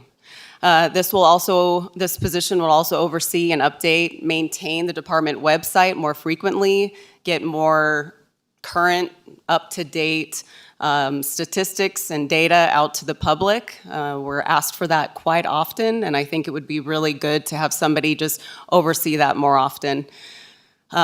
We're in need of this position because right now, we spend a majority of our time organizing permitting software processes and making it more efficient for staff in the county. We're doing that with vendors, we're doing that with outside sourcing, and we do believe that having somebody internal to do that more often will again be more efficient, and less time consuming. All right, biggest question of the day, what about the costs? What about the costs? So right now, there will be no change in our full-time employees resulting from this reorg. We're replacing one with the other. One pay grade 109 is, as you guys can tell, it's 2671 to 3740. We're replacing it with the 110, which is 2918 to 4086. Right now, the department's existing approved budget will cover any potential increase in compensation costs for our FY 24-25 in the general fund and that specific GL account, 101, 511, 510. It's estimated that the professional service savings would be a minimum of $20,000 and could be more once the position is established and the programming of the permitting software is underway, meaning we provide more training, more internal processes, and really fine-tune this. We really believe this will be a savings in the long run, which I'm really pleased with. Also, this position will replace that current development coordinator position, so it would be a promotional opportunity, internal opportunity of a 10% increase. The department estimates about a total salaries and benefits difference of approximately $10,000, a little less, to be honest. Just for this current position, providing that there's going to be a $10,000 savings in the department for this proposed position for our professional services. This is our current org chart. Just wanted to show you guys what our current org chart is. Right now, we have a development coordinator specifically under planning. This is the development coordinator we're looking at getting rid of, and then the next one is replacing it with the senior, so highlighted there. Currently, it's under planning. We are looking at possibly putting it under administration, but as of right now, it's currently under planning. All right, to sum it all up for you guys, this development coordinator senior position will not only provide a go-to training person, one training person for the development, it's consistent training and development for all permitting software users, customers, and internal staff. It enhances training and oversight of all project management and software relating to permitting and applications, and ultimately it'll save the department and the county money in professional services. And a little thank you for your attention. And I'm open to questions. Commissioner Noah. Thank you. Permitting software, we have that in place right now, right? Yes, sir, we do. Andrea Pauling for the record. And how long has it been in place? It's been in place for 7 years, almost 7 years.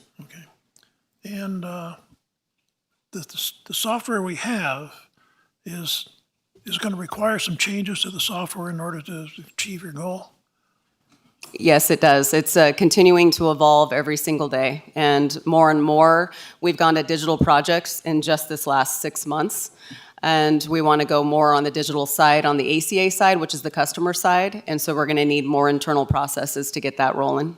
It's hard to, I'm not saying anything about our vendors. They're very, very good with us, but they have other people that they're dealing with and that they're providing services for. And so sometimes we don't get those services done in a timely manner that helps the customers. Okay, and is there a target date for the completion of the software changes? It's evolving, so it changes every day. We had our targeted for the digital projects to be done by this next fiscal year, which just happened. So that did happen, but we're constantly trying to get more applications on the ACA digital side. So it's evolving. I guess it's dynamic. Thank you. I see Commissioner Tarkanian, do you have questions?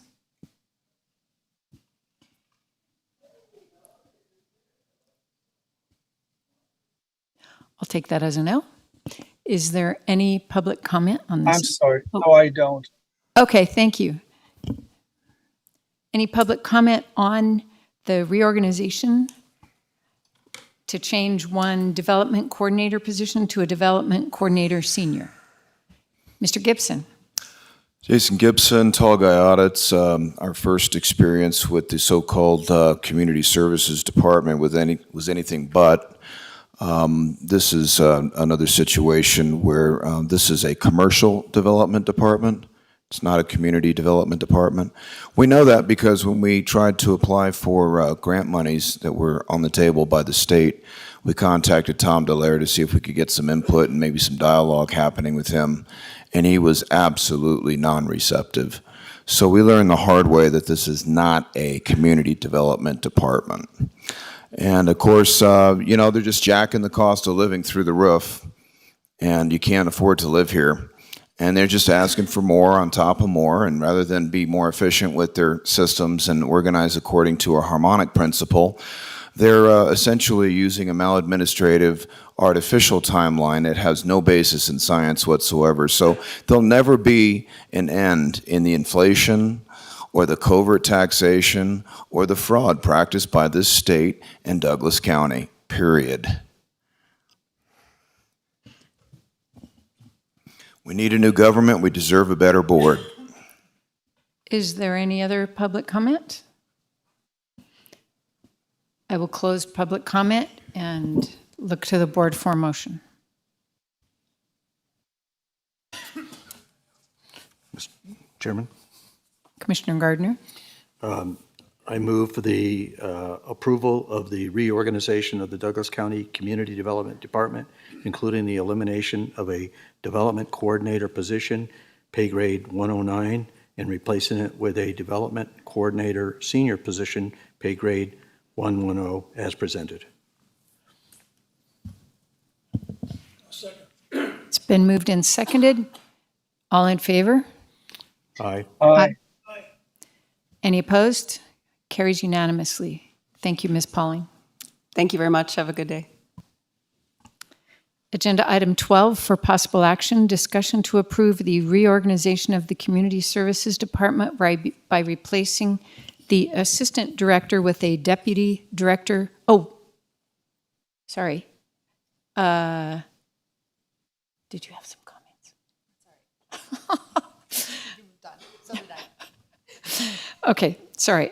Agenda item 12 for possible action, discussion to approve the reorganization of the Community Services Department by replacing the Assistant Director with a Deputy Director position and approve the addition of the Public Guardian's Office in the department. Community Services Director, Brooke Ady.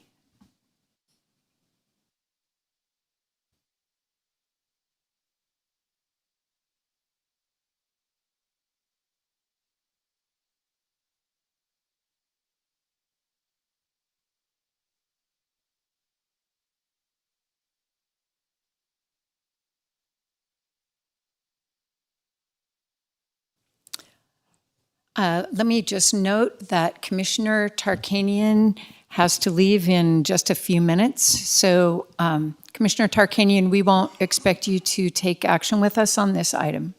We're glad you were able to stay for most of the day. Well, thank you. Thank you for handling my loud noises and things like that and time to get responded. Thank you. We wish you the best with your son there.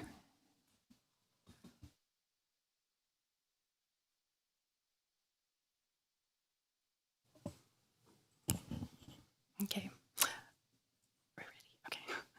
Good afternoon, Brooke Ady, Community Services Director. Thank you, Commissioners, for the opportunity to present this afternoon. I'm here to talk about a proposal to replace our Assistant Director with a new Deputy Director position. I'm going to go through the structure of our current organization and then talk about some proposed changes that we would like to make.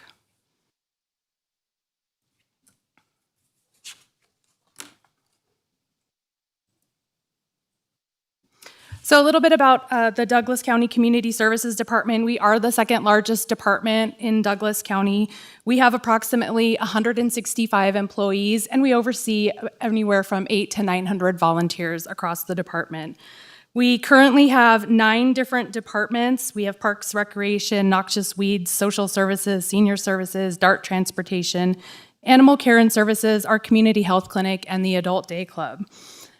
When we look at the way that the department is structured, many people say, why are all those things under one roof? Well, it's our philosophy in the Douglas County Community Services Department that we serve people within the community across the lifespan. We provide services to people that come into our rec department. We serve people as they age in our Senior Services Department, all under one roof.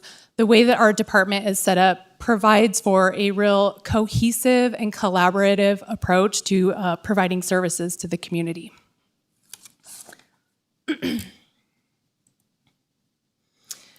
We have several funding streams under the Community Services Department. We have room tax, the transient lodgers licensing tax. We have fees, charges, donations, sales tax, utility operator fee. We have 8 state operating grants. We have an assessment district, we have general fund, and we also have 2 additional funding streams. One is the One Nevada opioid settlement dollars, and another is some public health dollars that we received through SB 118. Those 2 funding streams, we're working on developing new programs that will require some oversight in addition to reporting to the state.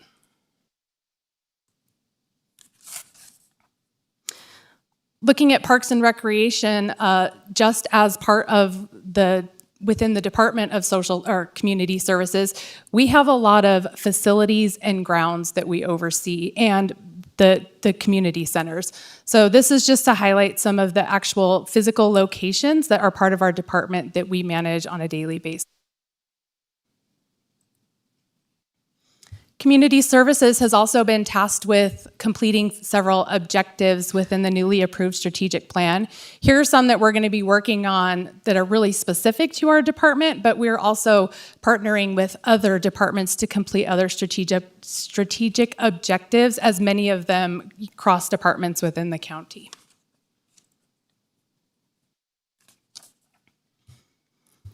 The Community Services Department is also responsible for a lot of capital projects. Projects may include feasibility studies, construction projects, All of those, we go through the bidding process and planning. We work with multiple contractors. Some of these projects can be anywhere from thousands of dollars to millions of dollars.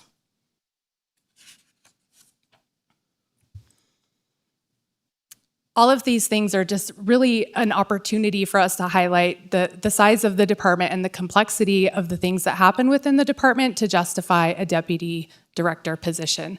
This is our current org chart, and you can see the assistant director currently provides oversight to animal care and services, parks, community services, and social services, while the director is responsible for the administrative oversight of the operation. It is the intent of the Community Services Department to recruit and hire for a deputy director position that is really based on skills and is able to complete high-level complex tasks within a certain skill set. The deputy director will contribute to long-term strategic plans. As I had mentioned before, we have several strategic planning objectives that we are planning for the next few years. And the director reports will be allocated based on the area of focus and skill. So when we're recruiting, we're not intending to recruit for someone that is skilled with building and planning and parks and recreation and social services. We're really looking at finding a candidate that can specialize in certain areas within the department so they can really focus taking on those tasks and be their responsibility. Part of this action item is a request to move the public guardian under the Community Services Department. Currently, our Social Services Department and our the Public Guardian's Office work closely together with clients and services. And so we feel like it would bring increased value to the Community Services Department as they'll work together to increase protections for vulnerable populations. We're also looking at bringing forward some rep payee programs to help serve seniors, help them maintain their finances while they're living independently for individuals who don't quite need guardianship but need those extra levels of support. This program will really go well with our licensed social workers that we already have at Social Services.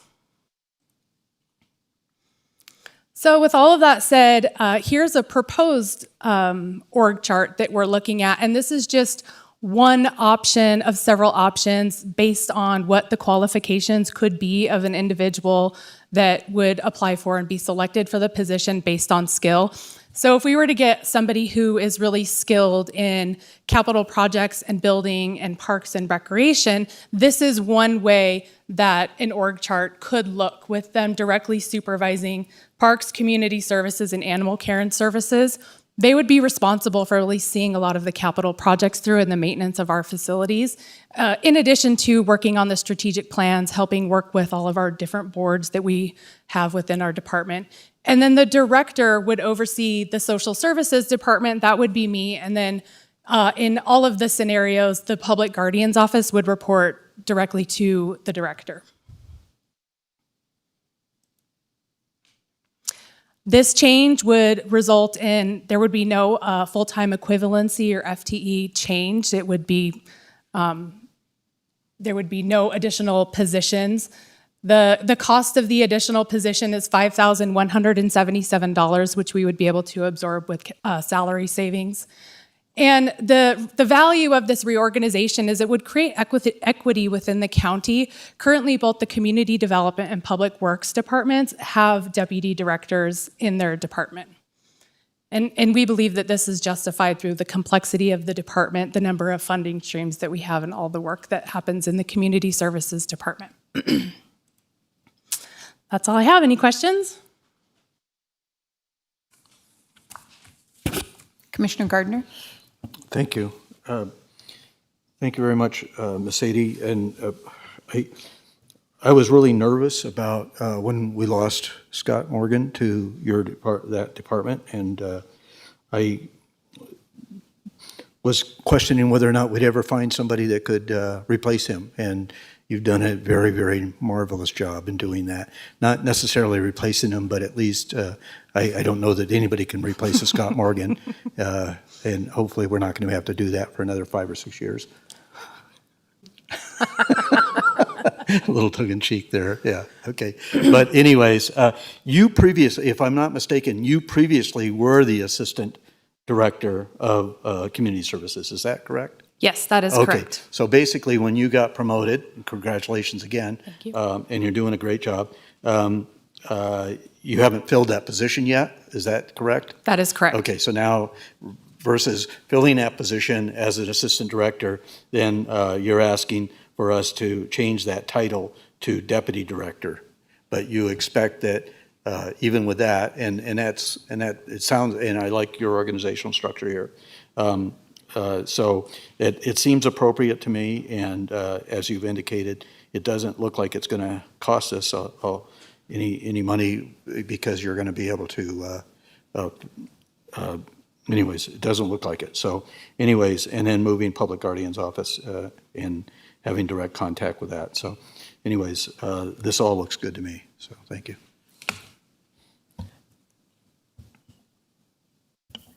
I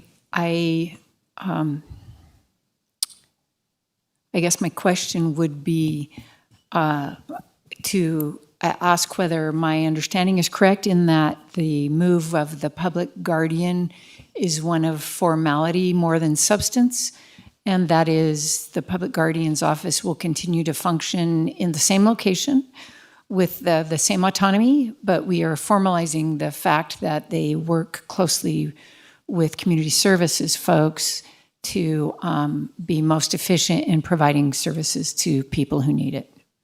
Is that accurate? Yes, that is accurate. Currently, the public guardian reports directly to the county manager. This shift would make it to where the public guardian then reports to the director of the community services department. No physical move or anything like that. But as we know, everybody has access when they need it to our county manager. Yes, of course. All right. Yes, County Manager Davidson. Thank you, Madam Vice Chair, members of the Commission, Jennifer Davidson, County Manager for the record. I think Commissioner Gardner did a good job of alluding to some of my thought process when I entered into conversations with this team regarding this proposed restructure. Scott's are big shoes to fill. And Ms. Adie has done a superb job with her team stepping into that role. But I know that this board set a very high standard for this department. And specifically, I would remind you of your strategic plan. And I would tell you that there are two departments, in my opinion, that dominate the strategic plan that will be doing huge amounts of work to move this county forward in the very near future. And one of the biggest is community services.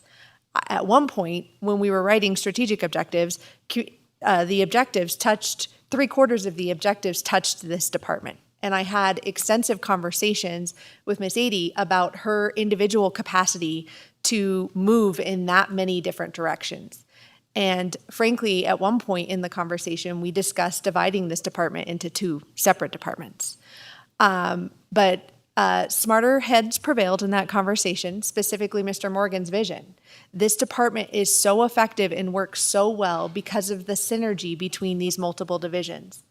However, in order for it to continue advancing the ball down the field at the level that it is in as many different strategic directions as we're asking it to go, I think this position is very much warranted, and I appreciate your consideration of it. Thank you.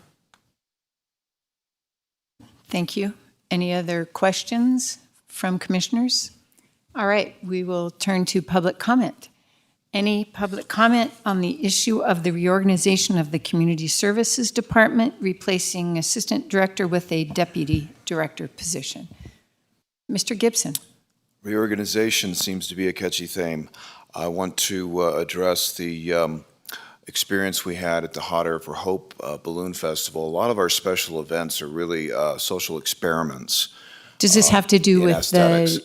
It absolutely has everything to do with the reorganizational agenda item for this action. I'd like my time restored, thank you. In this case, the washing stations for that specific event were devoid of any kind of water or soap. So it posed a health hazard to the public. And with the pandemic and everything that's going on and other things, bird flu and everything else, it would probably help if somebody took responsibility to simply wipe the tables at the banquet hall there or the banquet gazebo. We should start with simple things like that. Since they have such a large umbrella, this organization, and the responsibility of the DART Transit, you would think that they would have provided DART transportation to our 4th Mr. of Gibson, July. please address So the reorganization reorg. principle just goes to show that there is a void in the lack of professional administration of services. That is the point here. The point is that you need to do something to address the fact of the matter is, the facts, plural, which is one, the DART transportation system is a joke. We spend way too much money on that not to be address providing basic transportation. the reorganization. So whoever's going to be selected to reorganize under this title should be addressing these specific issues. These issues are not being addressed. Thank you. Any other points about the reorganization? Absolutely. In regards to our 4th of July, where is the historic reenactment or the historic commemoration of our holy days? Why aren't we teaching our constitutions on 4th of July or working with community Mr. services? Gibson, that doesn't have anything to do with reorganization. It has everything to do with the efficiency and the value that this organization claims to provide. I'm going to refer to specifically the Public Guardian's Office and how they treated us and my parents, okay? That has nothing to do with It reorganization says right here, of in the addition office. to the Public Guardian's Office in the department, this is part of the agenda item right here, they proved to be absolutely worthless. And the Mobile Outreach Safety Team was no better. They claim to provide services they do not. And I'm talking about David Kale, Sergeant Bernadette Smith, and Mr. Crowley, and whoever else is responsible for the Public Guardian's Office. They left my parents hanging. My parents did not die elegantly as a result of it.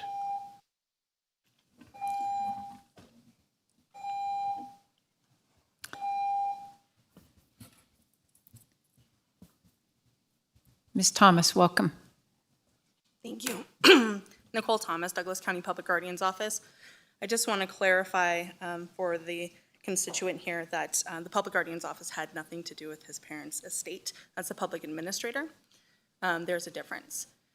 I'm here to talk about the autonomy of the Public Guardian's Office and how important that is. The Public Guardian's Office is under court authority to make specific directions based on court orders. And as we move through this process, I made it very clear that the autonomy of the office is the most important thing to me. And so as we move forward, Ms. Davidson has expressed to me that if it does not work out in the way that we believe that the autonomy of each protected person is being cared for, that we can make some changes. So with that, I am approving moving forward with the Public Guardian's Office, coming under Community Services with the right to come back and say if it is working or if it's not. Thank you. Thank you. I appreciate that. Is there any other public comment? Seeing none, I will bring it back to the board for discussion and/or motion. Commissioner Gardner. Thank you, Ms. Chair. I think it would be remiss if we allowed the constant denigration of our employees to continually happen by Mr. Gibson and other members of the public. It's disappointing that we have to listen to this diatribe every meeting when one department or another is discussed.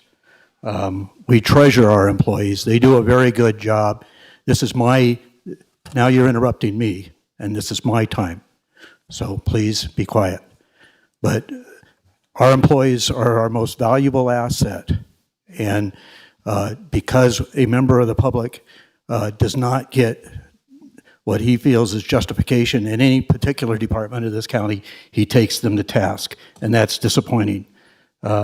So I want, because I know a lot of our employees watch this board meeting, I want them to understand that we very much appreciate what they do, your department and others. I will do so every meeting that this happens, that members of the public denigrate our employees. That is inappropriate. Anyways, so that's all I wanted to say about this. Thank you.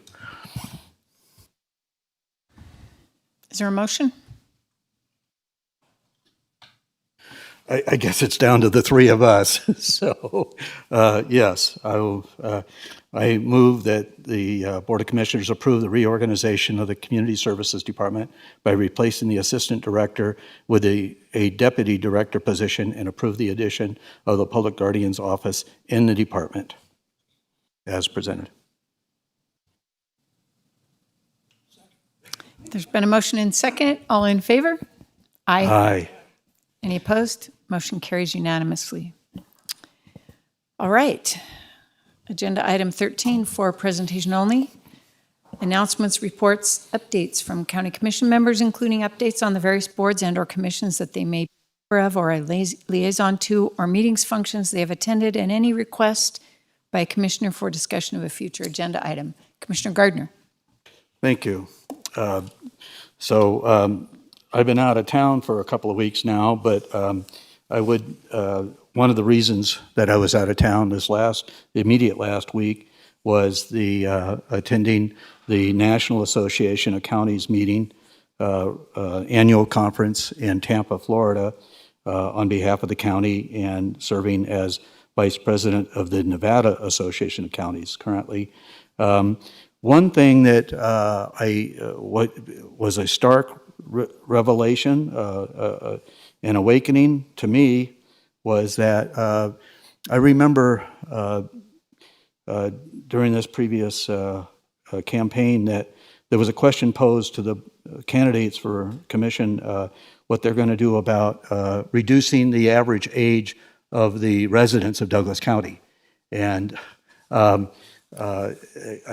didn't really have a good answer for that.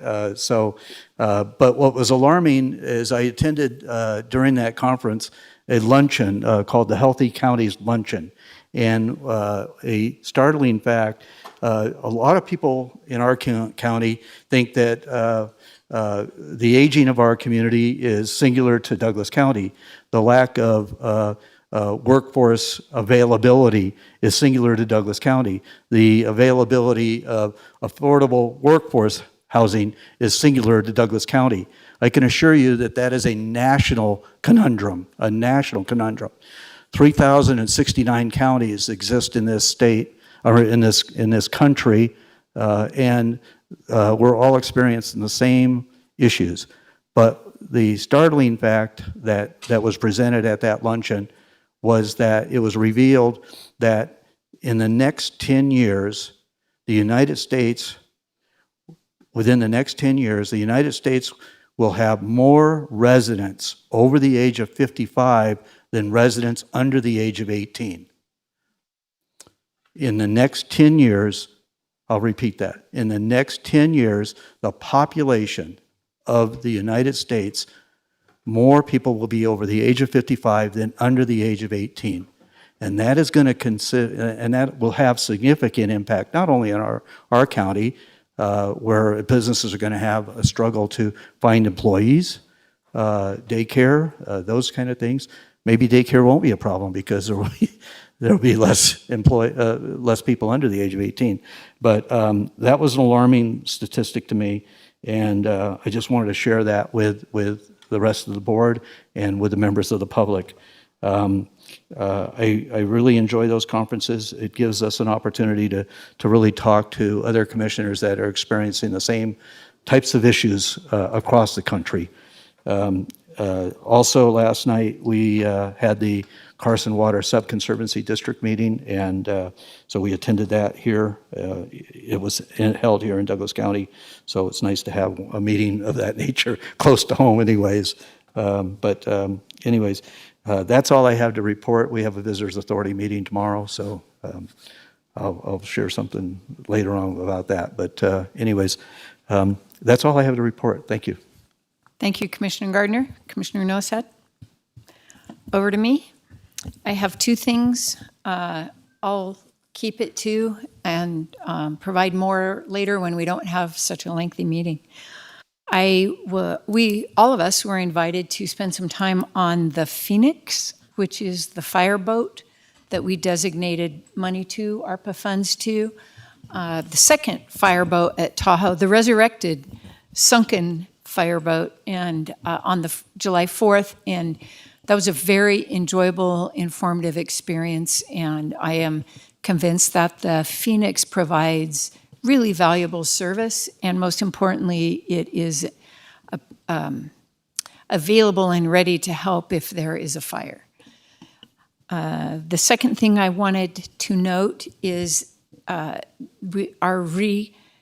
used our reconfigured counter and technology and chairs for one very long meeting, I can say that it's a vast improvement, and these improvements will help us do our job better. And so a big thank you to Mike Avila, Jeff McDonnell, and Scott Morgan, as well as others who made these improvements and really support us in doing the best work we can do. Really appreciate their efforts. That is all I have. Then moving on to closing public comment, which will be taken on items that are within the jurisdiction and control of the Board of Commissioners, but were not action items that were already taken today. Mr. Jackson. Jim Jackson, I've got 3 items. I'm going to try to make it quick. First was, when I got back from lunch, somebody cornered me in the hallway and asked if I was related to our district attorney, Mark Jackson. Even though we have the same last name, we are not related in any way, shape, or form that I know of. Second is on the Painted Rock Mine. I have one question on what the rationale was for having such a short section of the road closed off to the trucks when we could have done maybe a longer section. My question is what if Knox comes back and says he'll rebuild that part of the road because it's such a short section? The third thing is probably the more important one right now, is the disruption of this meeting by certain members of the public. We come here to offer our advice, to comment on different items. It seems like these meetings get drug out because we're constantly berated by individuals on how terrible you all are, how crooked you all are, and how you don't deserve to be in these positions. I disagree completely. I may not always agree with each one of you or what goes on, but I do not think that you are crooked or dishonest or have any ill intentions towards us. I would love to see a way that we can take these meetings and make them so that there's less disruption to them, so that we don't have to spend from 10 o'clock to 5 o'clock or 6 o'clock waiting for all these useless comments that come up here and everything. I don't know how much you can do because it is a freedom of speech issue, but it is extremely disruptive and everything. So, thank you. Yes, thank you, Mr. Jackson. Mr. Gibson. Jason Gibson, that's just too bad there, Mr. Jackson, because I'm going to talk about the belligerent striping on Riverview Road in the Ranchos, which is absolutely ridiculous. I don't know who you contracted to do that striping, the center lines, the lane lines, the wide lines. It is absolutely a drunkard's project. Whoever did that was loaded to the tilt. They don't want you to hear about it. They don't want to give you a forum for redressing those kinds of grievances, folks. They think that kind of aesthetic is okay in Douglas County, and it's not okay. Mr. Gibson. So furthermore, I'm going to talk about my Mr. neighborhood Gibson, and the Mr. Gibson, aesthetics of my neighborhood. Mr. Gibson, that is out of order. I got this, That is Commissioner Gardner. I reported got it. by the I got it. Gardnerville Ranchos GID, not us. That is not within our jurisdiction. They're contracted through the county, through the GID. Whatever is going on needs to be addressed. This is the only forum by which we can address these things. Now, I made an error in the cultural arts correction that I'm going to correct today. It wasn't the Carson Valley Arts that sponsored the Hot Air for Hope Balloon Festival. It was our local cultural arts. It was our second year. So and does in the second year, that's not within the jurisdiction. it is of our within the county. jurisdiction No, because it's Mark not. So Gardner move pulled on the to funding something for that that's in our event, jurisdiction. and Mark Gardner pulled the funding for our Mr. Hot Air for Gibson, Balloon event. please address That is things in a our direct jurisdiction. jurisdictional issue with this board. You pulled over a half a dozen grants to these art organizations to fund other things like the roads.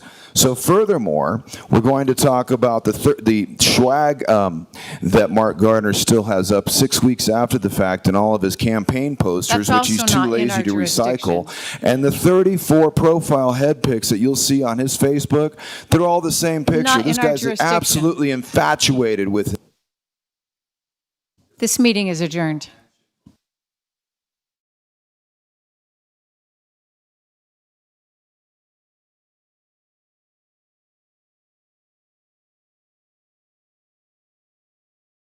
Your time is, you are done.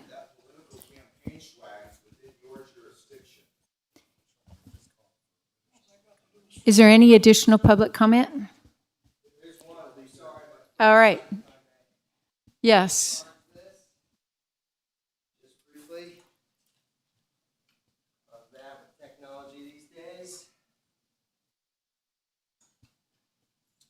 Is there a charging outlet on this podium?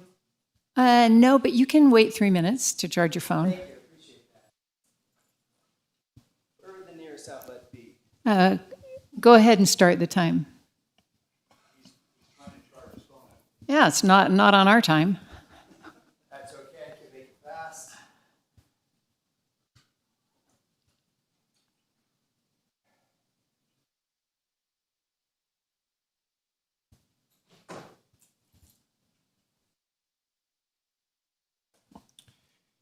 Hello, County Commissioners. For the record, my name is Jordan Laub, and I serve as Deputy Attorney General for the state of Nevada.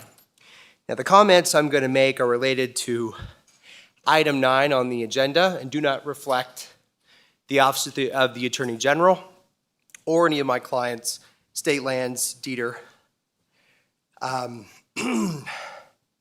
or any others that I may represent on behalf of the Attorney General. These comments are personal and in relation only to my management interests in SS Management.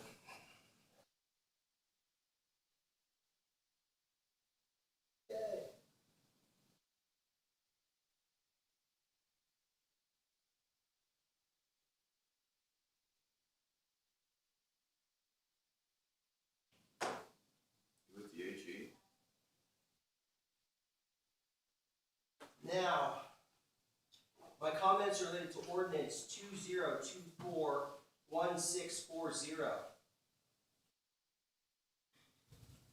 Douglas County may not enforce this law against Roaring Twenties or any property protected under the compact because it does not have jurisdiction to restrict the lawful use of the property pre-existing 1979.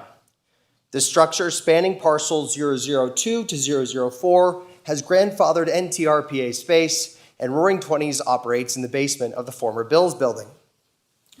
And I quote, "The agency and the states of California and Nevada shall recognize as a permitted and conforming use one, every structure housing gambling under a non-restricted license which existed as a licensed gaming establishment on May 4th, 1979, or whose construction was approved by the Tahoe Regional Planning Agency, affirmatively or deemed approved before that date.